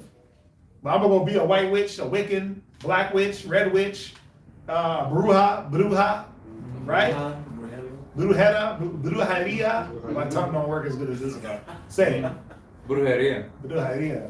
Right. It's too good for me. I was writing this card now. I'm lazy tongue. Brujeria. I'm trying to sound like suave. I'm trying to sound smooth. Go ahead, read on. El lobo. Go ahead, read, man. And the souls of the just complain continually. Verse 9. Yeah, he said, here it is, the Bakar, man, look. It's in the news they cloned a ferret that died 33 years ago. What the hell? Why would you clone a ferret that died 33 years ago? Somebody's household pet that died and what they do? Dig them up from the front yard? Out the shoebox that he put them in and clone the ferret? Why? Why? Ferrets don't know how to make babies themselves? It's the mind of Esau. I am God. Now they're gonna start cloning you. Yep. If they haven't already. If they haven't already, they're gonna start trying to bring back Frank Sinatra. Let's clone Elvis, right? Let's clone Hitler. They're gonna be bringing these. Damn. It's crazy. Why would you want to do that? Well, let me clone myself so I can live forever. Y'all ever seen the movie Eon Flux? Yep. Yeah. What did they do? They cloned them. The two brothers just cloned themselves for like thousands of years, and they got tired. They were like, "Man, I'm tired of this life. Damn. I'm tired of teaching myself the same nonsense. Tired of cloning myself. Tired of being the only one living this life." You see that? But that's what Esau's on. How do we live forever? How do we stretch the bounds of time? How do we be like God? God is not. He doesn't live under the constructs of time, but man does. So Esau's like, listen, I want to be timeless. I want to live for centuries. I want my rule to last forever. That's really what it's about. How can we outlast the saints of the Most High? Well, we clone in different ways. Yeah. right? We clone in different ways. And we're always cloning. Right? Israel's always cloning. Let me switch that word with reproducing. Right. You ain't gonna outlast us no matter what. The Bible says it. You ain't gonna outlast us. They won't outlive us. You're the end of a generation. You're the end of a world. We're the beginning. So you're not gonna outlive us. No matter how much you clone yourself, no matter how long you stay on this earth, you're gonna bring more destruction to yourself. Read. Second Ezra chapter 15 and verse 9. And therefore, said the Lord, I will surely avenge them, and receive unto me all the innocent blood from among them. Behold, my people is led as a flock to the slaughter.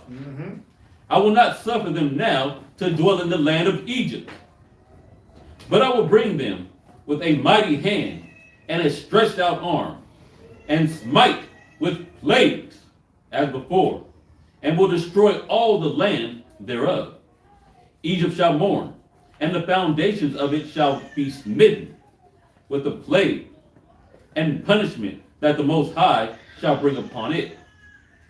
That they that till the ground shall mourn, for their seed shall fail through the blasting of hell and in hell. Excuse me. And with a fearful constellation, woe to the world. He said what? Woe to the world. He said what? Woe to the world. Read. And them that dwell therein. For the sword and their destruction draweth nigh. Yeah, it's close, man. Redeeming the times that the days are evil. He said our salvation is nearer than we once believed. Go ahead. And one people shall stand up to fight against another, and swords in their hands. For there shall be sedition among men, and invading one another. They shall not regard their kings, nor princes, and their course, and the course of their actions shall stand in their power. And man shall desire to go into a city, and shall not be able. These things have happened on lower levels, man. Yes. On small levels. You know, there's been times where things have happened. Remember when they were rioting in these cities and they would block off a city? You couldn't get into Baltimore at one time. There was a time you couldn't even get into Houston. They blocked off all the access to Houston. The city, downtown Houston. That was around the time when they were rioting. When what riot was that? They had it was Bakar. He was telling me, was it Bakar? What riot was that, Bakar? When they had y'all driving the buses to pick the people up? What was that? They were blocking off cities, man. Rodney King? No, this is recent. Oh, was it Floyd? I think it was a George Floyd one. Yeah, when they were just rioting and going crazy, but they were rioting downtown. Most likely, yeah. Yeah, these things happening. They're gonna keep happening. That's the thing. Like, this ain't like, oh, it happened once and that's it. It's going to keep happening. Then they're gonna let up. Then it's gonna happen at a higher degree. Then they're gonna let up at a higher degree until finally you can't go nowhere. Then what? What's that? Is that when the world calls martial law, when they like keep you in certain areas? Yeah. Martial law is when they put you under like a curfew. And I don't know the extent of it. I don't know if you're able to travel, but like how they did the pandemic. Remember when that first started, you could only go out for medical, emergency, and food. Remember that? That was like a level of martial law. I didn't go all the way down where they had like National Guard riding around and policing people. But martial law is on those, they got levels to martial law. So that's kind of like now too, everything shuts down at like 5 o'clock. Yeah, beautiful. So there's really no reason for anybody to be out. Because they shut everything down. Listen, we were riding around because we had to. During the no power, we had to ride around. And me and Shaddai, we were like, why are people out right now? Like, why is there so much traffic? Oh, Yes, God, it was. It was like, wait a minute, what are y'all, like, we know what we're doing, what are y'all doing? Right. Done. Just out. For no Y'all just reason. out joyriding? And it's funny because the first day that we had no power, I went out to go see what was going, spy out the area, see what was going on, where there was no power, where there was power, and blocks and blocks, like everything was out. From my house to 6, all the way down 6, all the way to Westheimer, all the way over. And I'm like, okay, I get it. People are probably out trying to do the same thing. But then the next day, I go out to see what's up. But there's more and more cars. I'm like, what are y'all out here doing? Yeah. Y'all can't shop. Y'all can't buy nothing. And the next day, during the night, we had to travel one night. We tried not to travel during the night because of the ice. And it's like, yo, what are y'all all out here doing? Like, why are y'all traveling? Why y'all moving around? Why y'all in the house trying to keep warm? But I'm like, maybe they were just trying to keep warm in the car. Right. Might as well drive, right? I don't know. That's what some Well, they was making those super long lines at Burger King. Yes. Whataburger. that too. Taco Bell. Gosh, it was horrible. Cane's. Them fast food lines was, this ain't the time to eat fast food. That would have been the time to eat fast food anyway. Kinda. It wasn't worth it. Listen, it just what you're right. You eat that and get sluggish. You got to be on your toes. Anyway, let's read on, man. So yes, the martial. There's different. I don't have the martial law. Like I'm not 100% familiar with it, but it will be a form of it. 2nd Ezra chapter 15 and verse 18. For because of their pride, the cities shall be troubled, the houses shall be destroyed, and men shall be afraid. A man shall have no pity upon his neighbor, but shall destroy their houses with their sword, and spoil their goods, because of the lack of bread, and for great tribulation. We haven't even touched this yet. Where they actually literally run up in when they forget looting Walmart. Now we loot houses. That's some Walking Dead business. Right? That's some real life, like World War Z. We got to go from house to house to make sure we get food. We don't care who's in there. We don't care what it's about. We in there. I was gonna say, if this happened, if it stayed cold another 3 more days, what's been going on, it would have been happening. Listen, people would have been eating their babies. Yep. It would have been like the movie Alive, where they cutting flesh off the buttocks, Butt cheeks. the meaty parts of you children. Y'all that got ate. You look like, huh? I'm joking, bro. We don't eat children. We don't eat children, bro. I'm joking. Oh, we don't, but they might. Yeah, we don't, but the world might have tried to eat y'all. Yeah. That's what they are. That's Yeah. It's like Baba Quack, huh? Huh? It's like Baba Quack. Bubble butt? Damn. Ooh. You gonna make me not want Baba Cooper no more. Right? Is it that tender? Right? I have no idea. You little children are that tender? Little tasty morsels? Gross. Go ahead. 2nd Ezra chapter 15 and verse 20. Behold, said the Most High, I will call together all the kings of the earth to revenge me. To reverence. To reverence me, which are from the rising of the sun, from the south, from the east, and Lebanus, to turn themselves one against another, and repay the things that they have done unto them, like as they do yet this day unto my chosen. Ooh, you see that?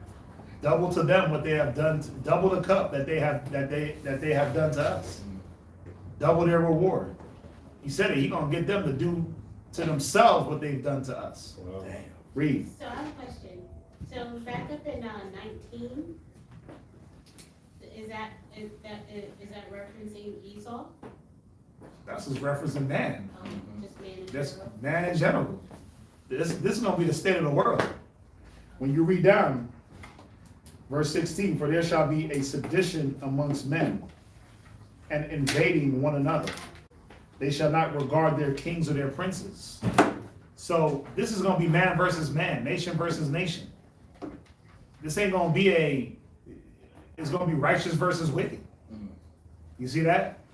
That's what it's gonna be. The righteous ain't gonna have to do this. Run up in somebody's house, kidnap them, and the Most High is gonna provide for us. All praises come. But the wicked, they think that that's how they gotta live.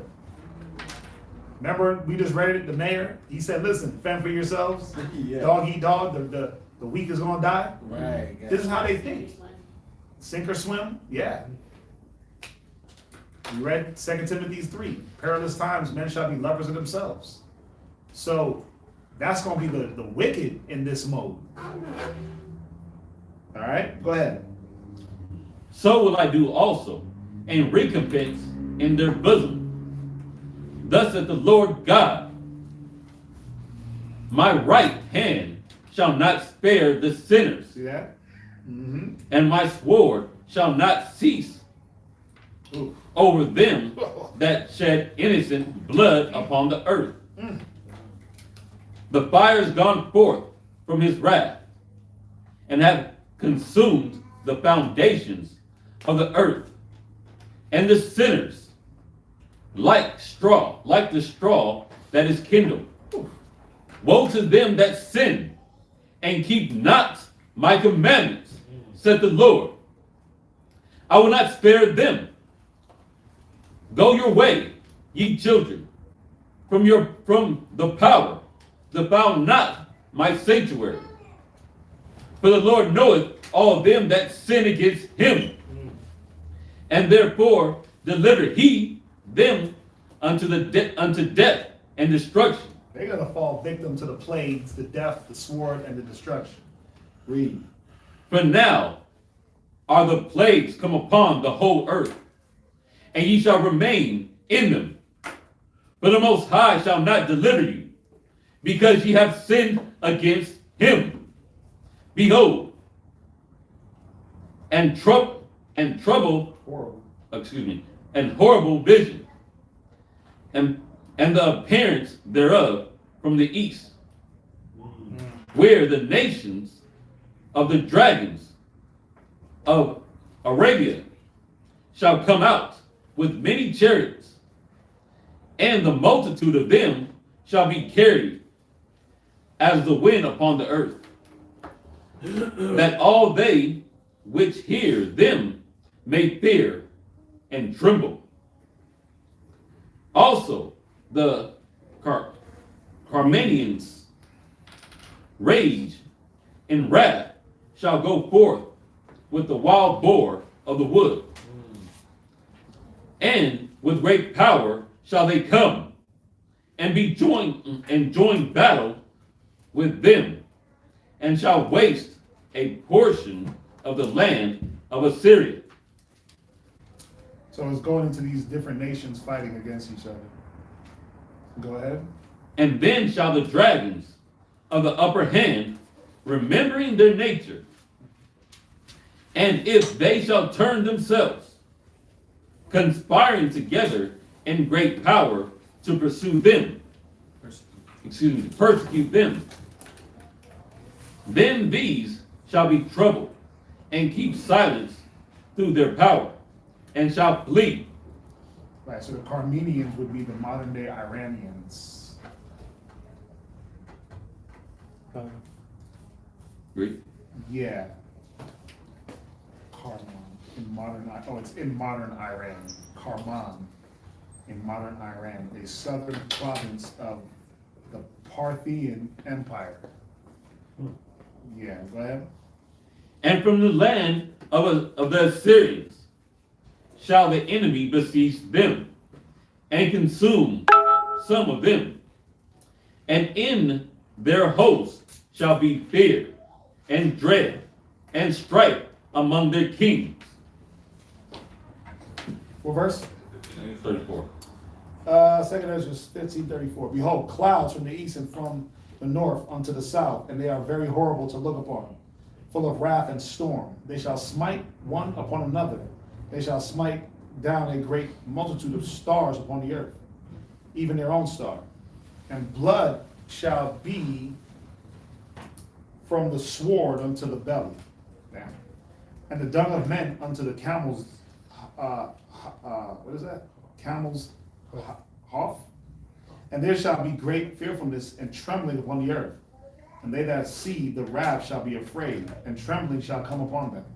And then shall there come great storms from the south, and from the north, and another part from the west. A strong wind shall arise from the east, and shall open it, and the cloud which he raised up in wrath, and the stars stirred to cause fear towards the east and west wind shall be destroyed.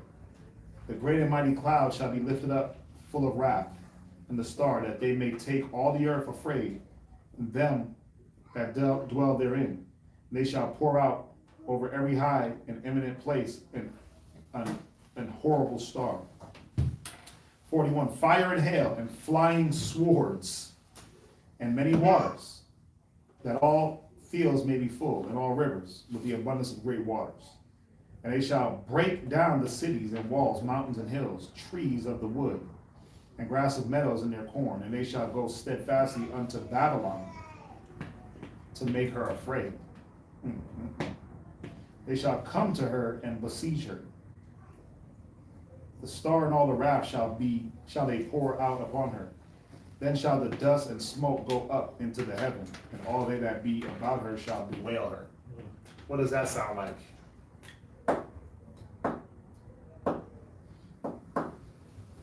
What does that sound like?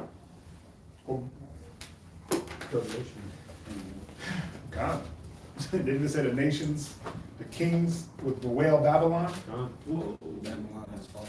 Right? Revelations. Let's see here.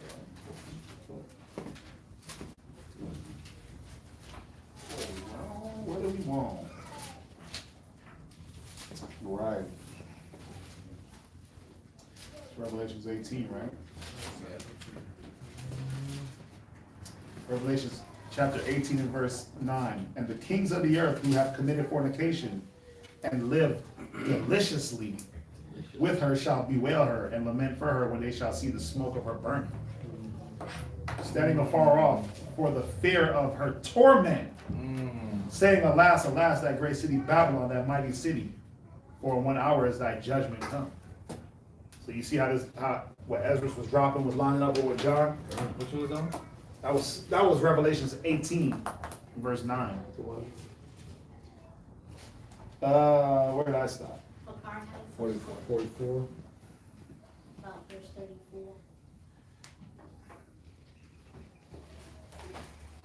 34. Verse 34. Behold, clouds from the east and from the north unto the south, they are very horrible to look upon, full of wrath and storm. Yeah, because it's going into this destruction. So, watch. This is where it tells you, where is it? They shall break down city, watch. Where's it at? The great mighty cloud shall be lifted up full of wrath, and the star, that they may make all the earth afraid, and them that dwell therein, and they shall pour out over every high eminent place an horrible star. So yeah, that's going into the chariots, because when you read, what else was going to make the world afraid? We read it in the previous chapter, Revelations 13:1, 2. And I behold, and lo, that man waxed strong at the thousands of heaven, and when he turned his countenance to look, all things trembled that were seen under him. You see that? But when it's going into these clouds, it's talking about the chariots. What else is going to put the world in fear? And we know that the angels, the chariots, are coming with destruction. Where was I at? Verse 44? 45?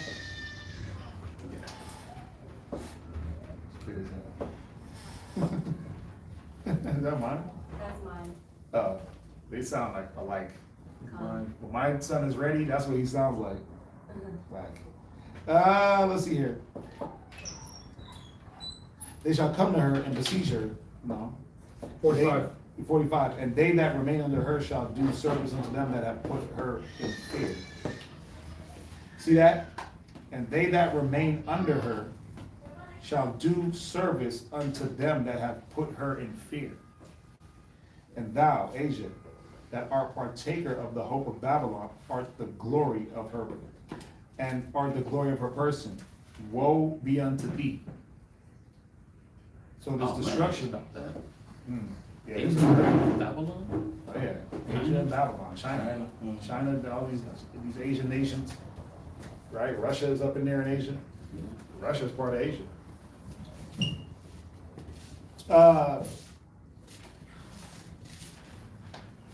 Woe unto thee, thou wretch, because thou hast made thyself like unto her, and hast decked thy daughters in whoredom, that they might please in glory in thy lovers, which have always desired to commit whoredom with thee. Thou hast followed her that is hated in all her works and inventions. Therefore saith the Most High, I will send plagues upon thee.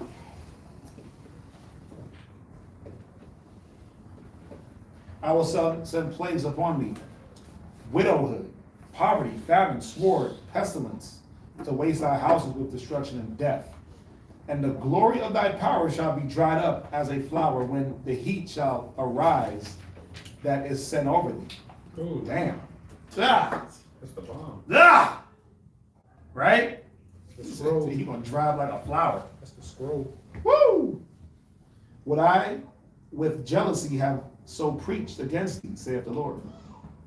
If thou hadst not always slain my chosen, exalting the stroke of thine hand, and saying over their dead, when thou wast drunken, set forth the beauty of thy countenance. The reward of thy whoredom shall be in thy bosom, therefore shalt thou receive recompense. Like as thou hast done unto my chosen, saith the Lord, so shall the Most High do unto thee, and shall deliver thee into mischief. Thy children shall die of hunger, and thou shalt fall through the sword. Thy city shall be broken down, and all thine shall perish with the sword in the field. They that be in the mountains shall die of hunger and eat their own flesh, and drink their own blood, for very hunger of bread and thirst of water. Think about it. When you watch Book of Eli, Yeah. we was messing with that the other day in the house. When you watch Book of Eli, what were they doing? They was eating people, right? That's why they had the shakes. Yeah. He's like, no, don't eat that. They got the shakes. They eat it's human meat, right? They had the shakes. Yeah. Drinking blood, eating flesh. What's that? Yes. No, I was agreeing with you. Oh, okay. Right. Drink their own blood for hunger of bread and thirst of water.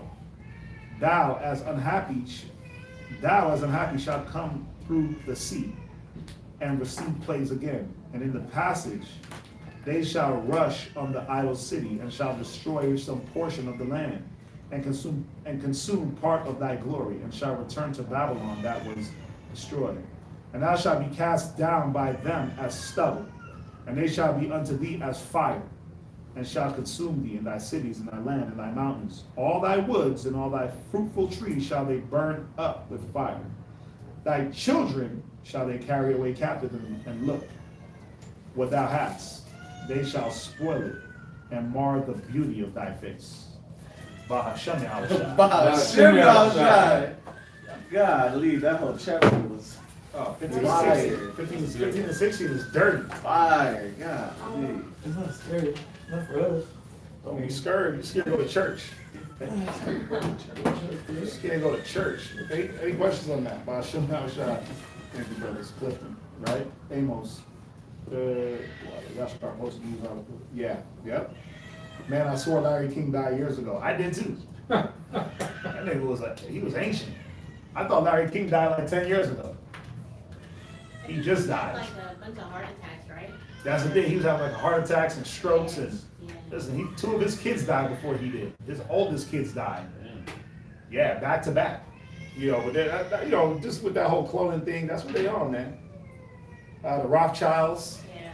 them dudes look ancient. Heart at the heart. Like they've been around since the medieval times. But they still kick it. They want to control your money.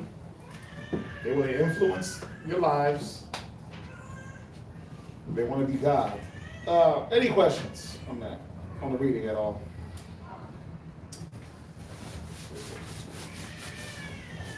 So I have a question. What's that? Does 2nd Ezra 16, verse 61 and 62, does that align with Obadiah? Chapter 1, verse 18? Read it.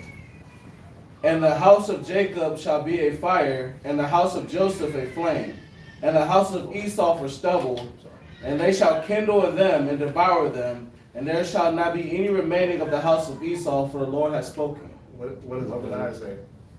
That was Obadiah. What Ezra's?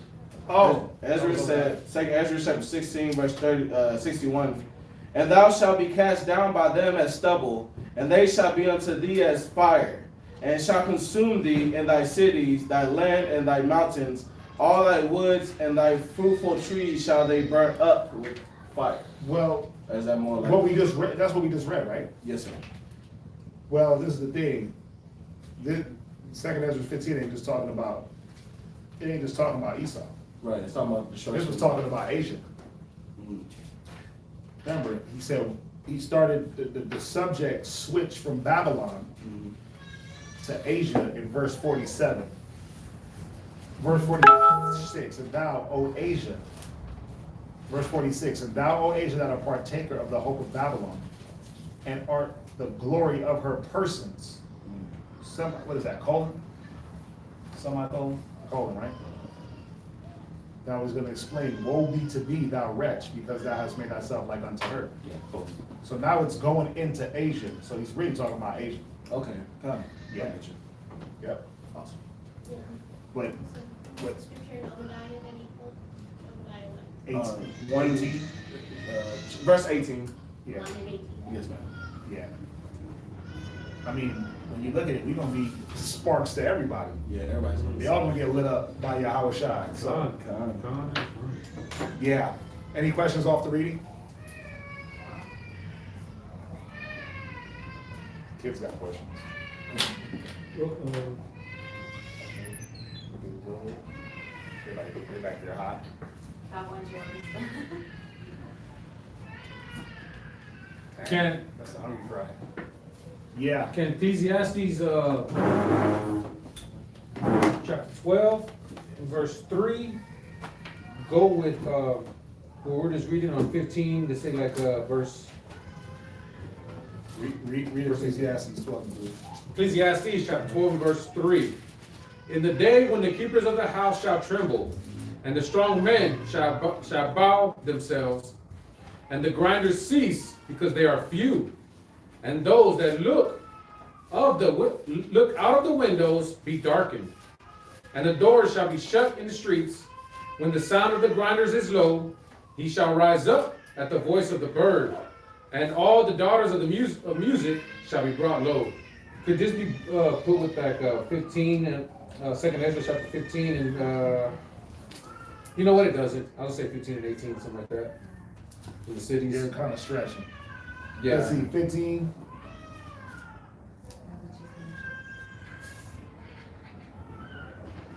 Nah, I wouldn't put that with that. Okay. Yeah, I mean, I'll just read it. remember, where you at? While the sun is light and the moon stars be dark and the clouds return to rain. Right, remember, you gotta read it in this context. What is the context? Well, verse 1, remember now thy creator in the days of thy youth. Okay. So he's telling a young man to remember the Most High in the days of your youth and not to remember him try to remember him when the destruction comes. So yes, it's talking about the destruction, Right. but that doesn't necessarily mean that would fit Okay. with that, with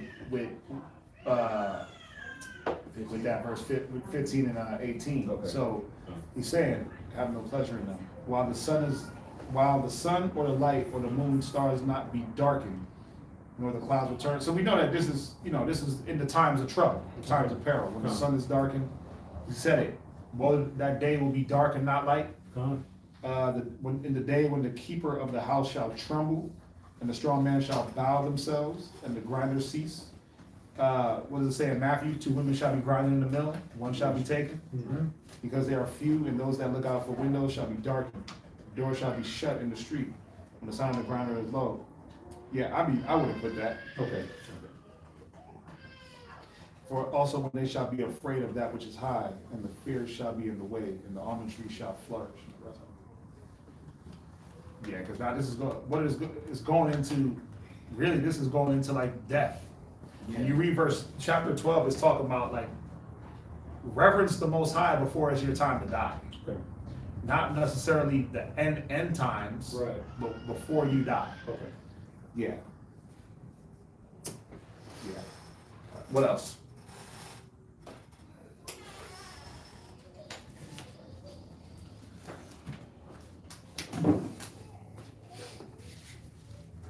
Nothing else in class? No.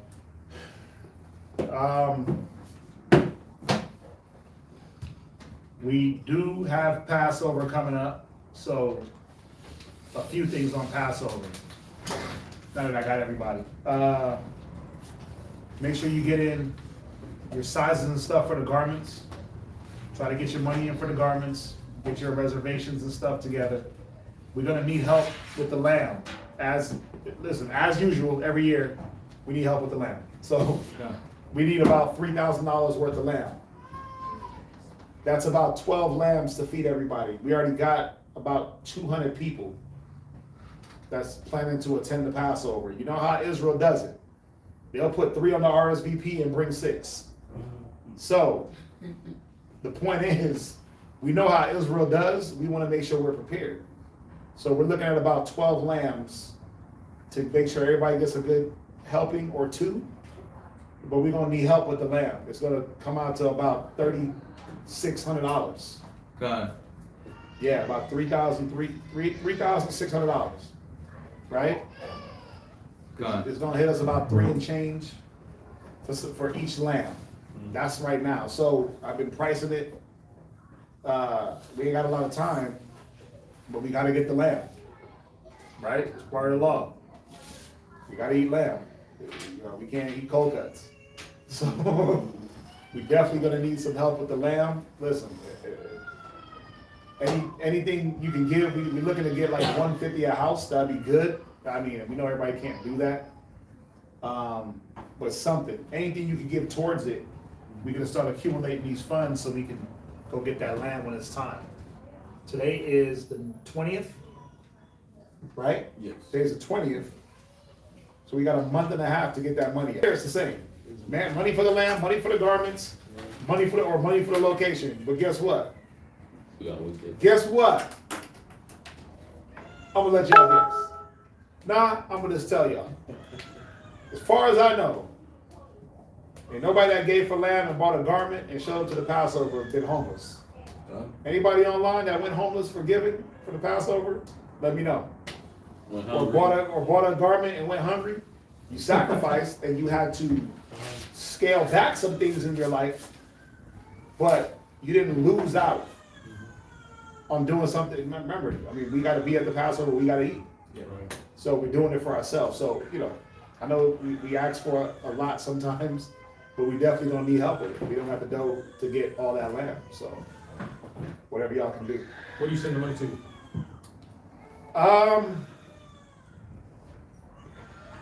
Listen, it'd be best to just send it to me because I got to go buy it. But wherever you send it, you have to label what you're sending it for. All right.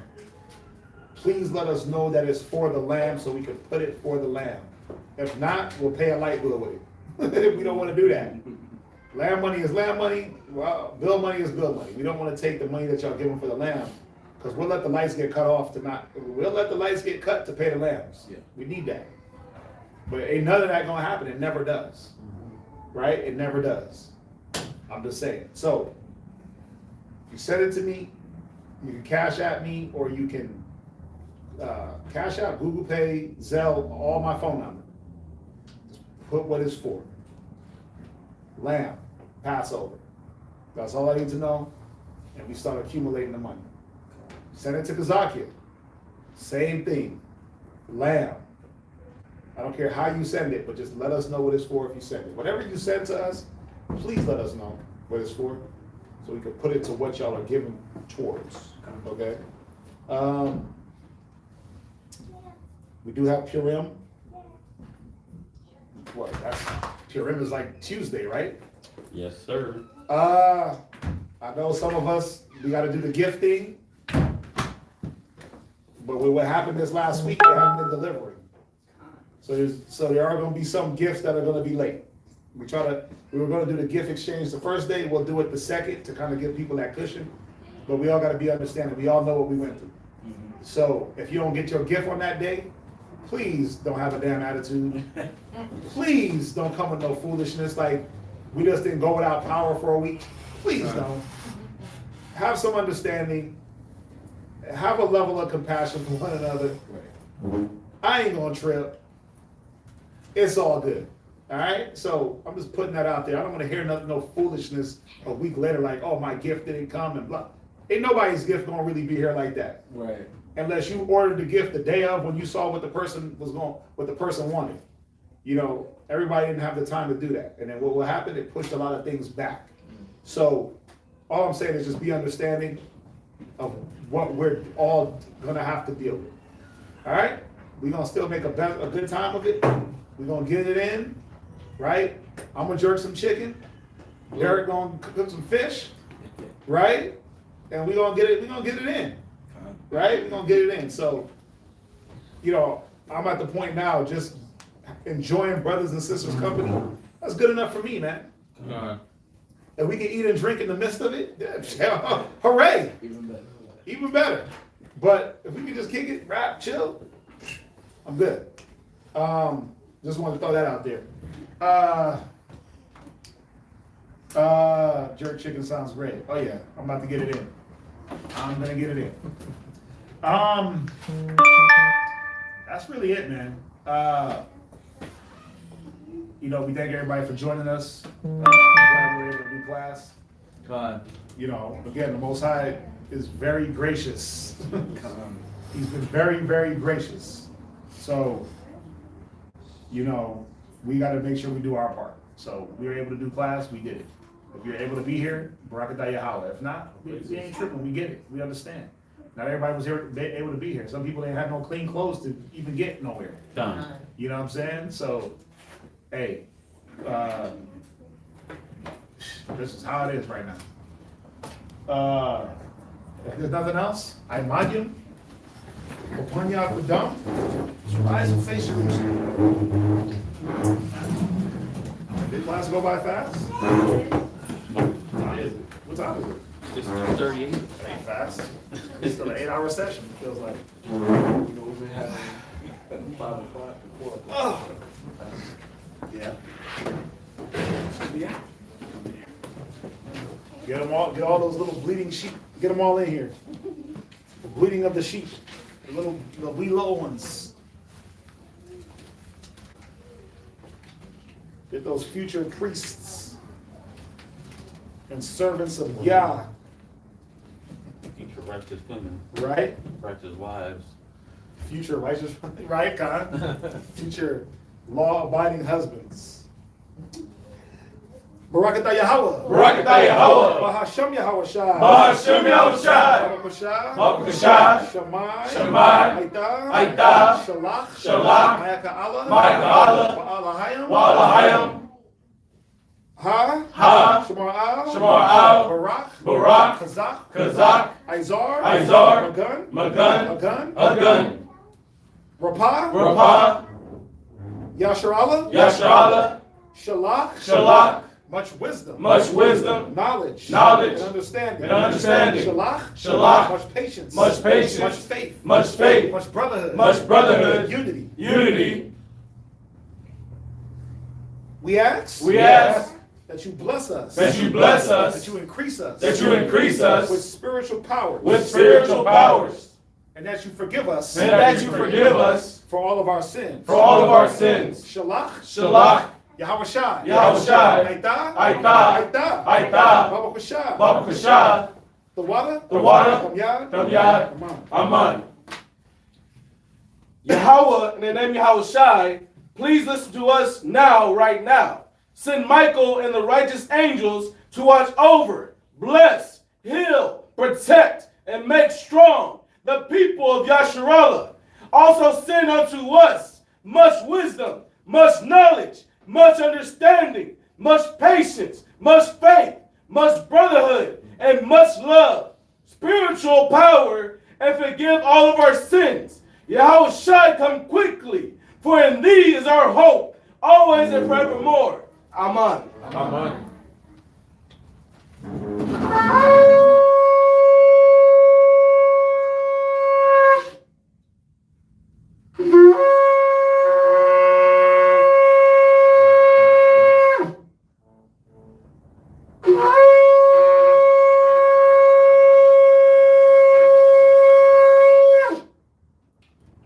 Barakatah Yahweh. Barakatah Yahweh. Bahashem Yahweh Shai. Bahashem Yahweh Shai. Hahawa'ah. Hahawa'ah. Lethalanawa. Lethalanawa. Hathawara. Hathawara.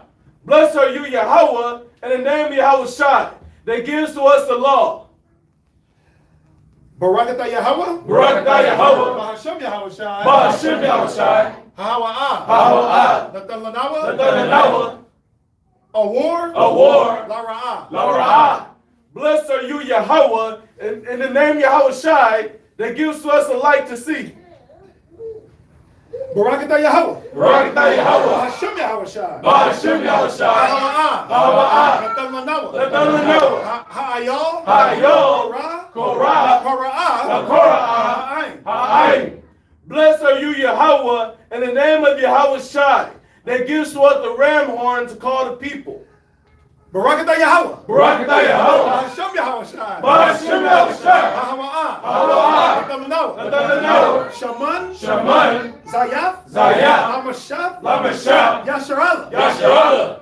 Blessed are you, Yahweh, in the name of Yahweh Shai, that gives to us the olive oil to anoint Yasharallah.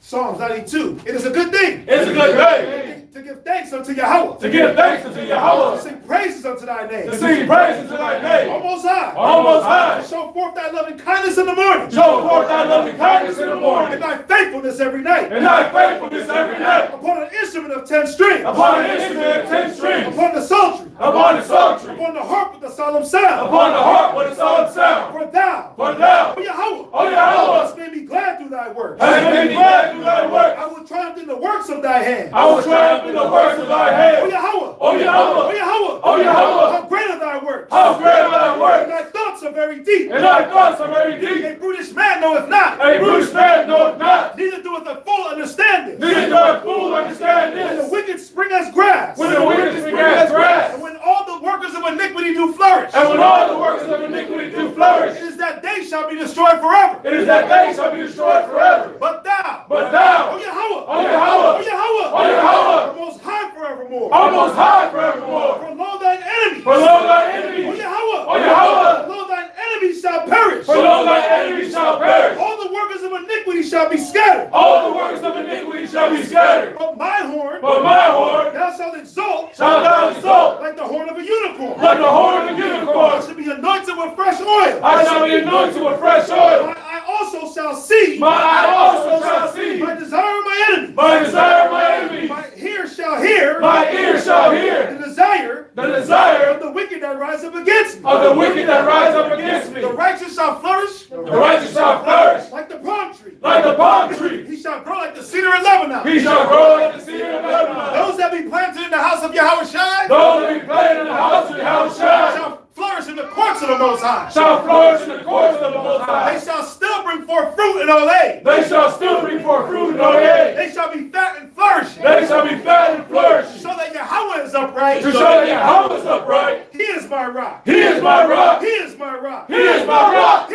is my rock. He is my rock. And there is no unrighteousness in him. And there is no unrighteousness in him. Bahashem Yahweh Shai. By Hashem outside. The water. The water. The Yah. The Yah. Aman. Amen. This is Psalms 133. Shayar. Shayar. Hamalawa. Hamalawa. Ladawa. Ladawa. Hana. Hana. Matawa. Matawa. Rama. Rama. Na'ayam. Na'ayam. Shabbat. Shabbat. Akim. Akim. Gum. Gum. Yachad. Yachad. Hashaman. Hashaman. Hatawa. Hatawa. Al. Al. Hara'ash. Hara'ash. Yarad. Yarad. Al. Al. Hazakwan. Hazakwan. Zakwan. Zakwan. Aharon. Aharon. Shayarad. Shayarad. Al. Al. Hayah. Hayah. Marawathiwa. Marawathiwa. Katal. Katal. Karam 1. Karam 1. Shayarad. Haraya. Messiah one. Messiah one. Kaya. Kaya. Sham. Sham. Tazawa. Tazawa. Yahweh. Yahweh. Ah. Habaraka. Habaraka. Kayam Yam. Kayam Yam. Ay. Ay. Hawalam. Wahabalam. This is Psalm chapter 133. Behold, how good and how pleasant it is for brethren to dwell together in unity. It is like the precious ointment upon the head that ran down upon the beard, even Aaron's beard, that went down to the skirts of his garments, as the dew of Hermon, and as the dew that descended upon the mountains of Zion. For there Yahweh commanded the blessing, even life forevermore. Ba'ashem El-Shai. Ba'ashem El-Shai. The water. The water. Tamyad. Tamyad. Aman. Aman. Let's circle up. Next time, I say Ba'ashem Yahushua. Yeah.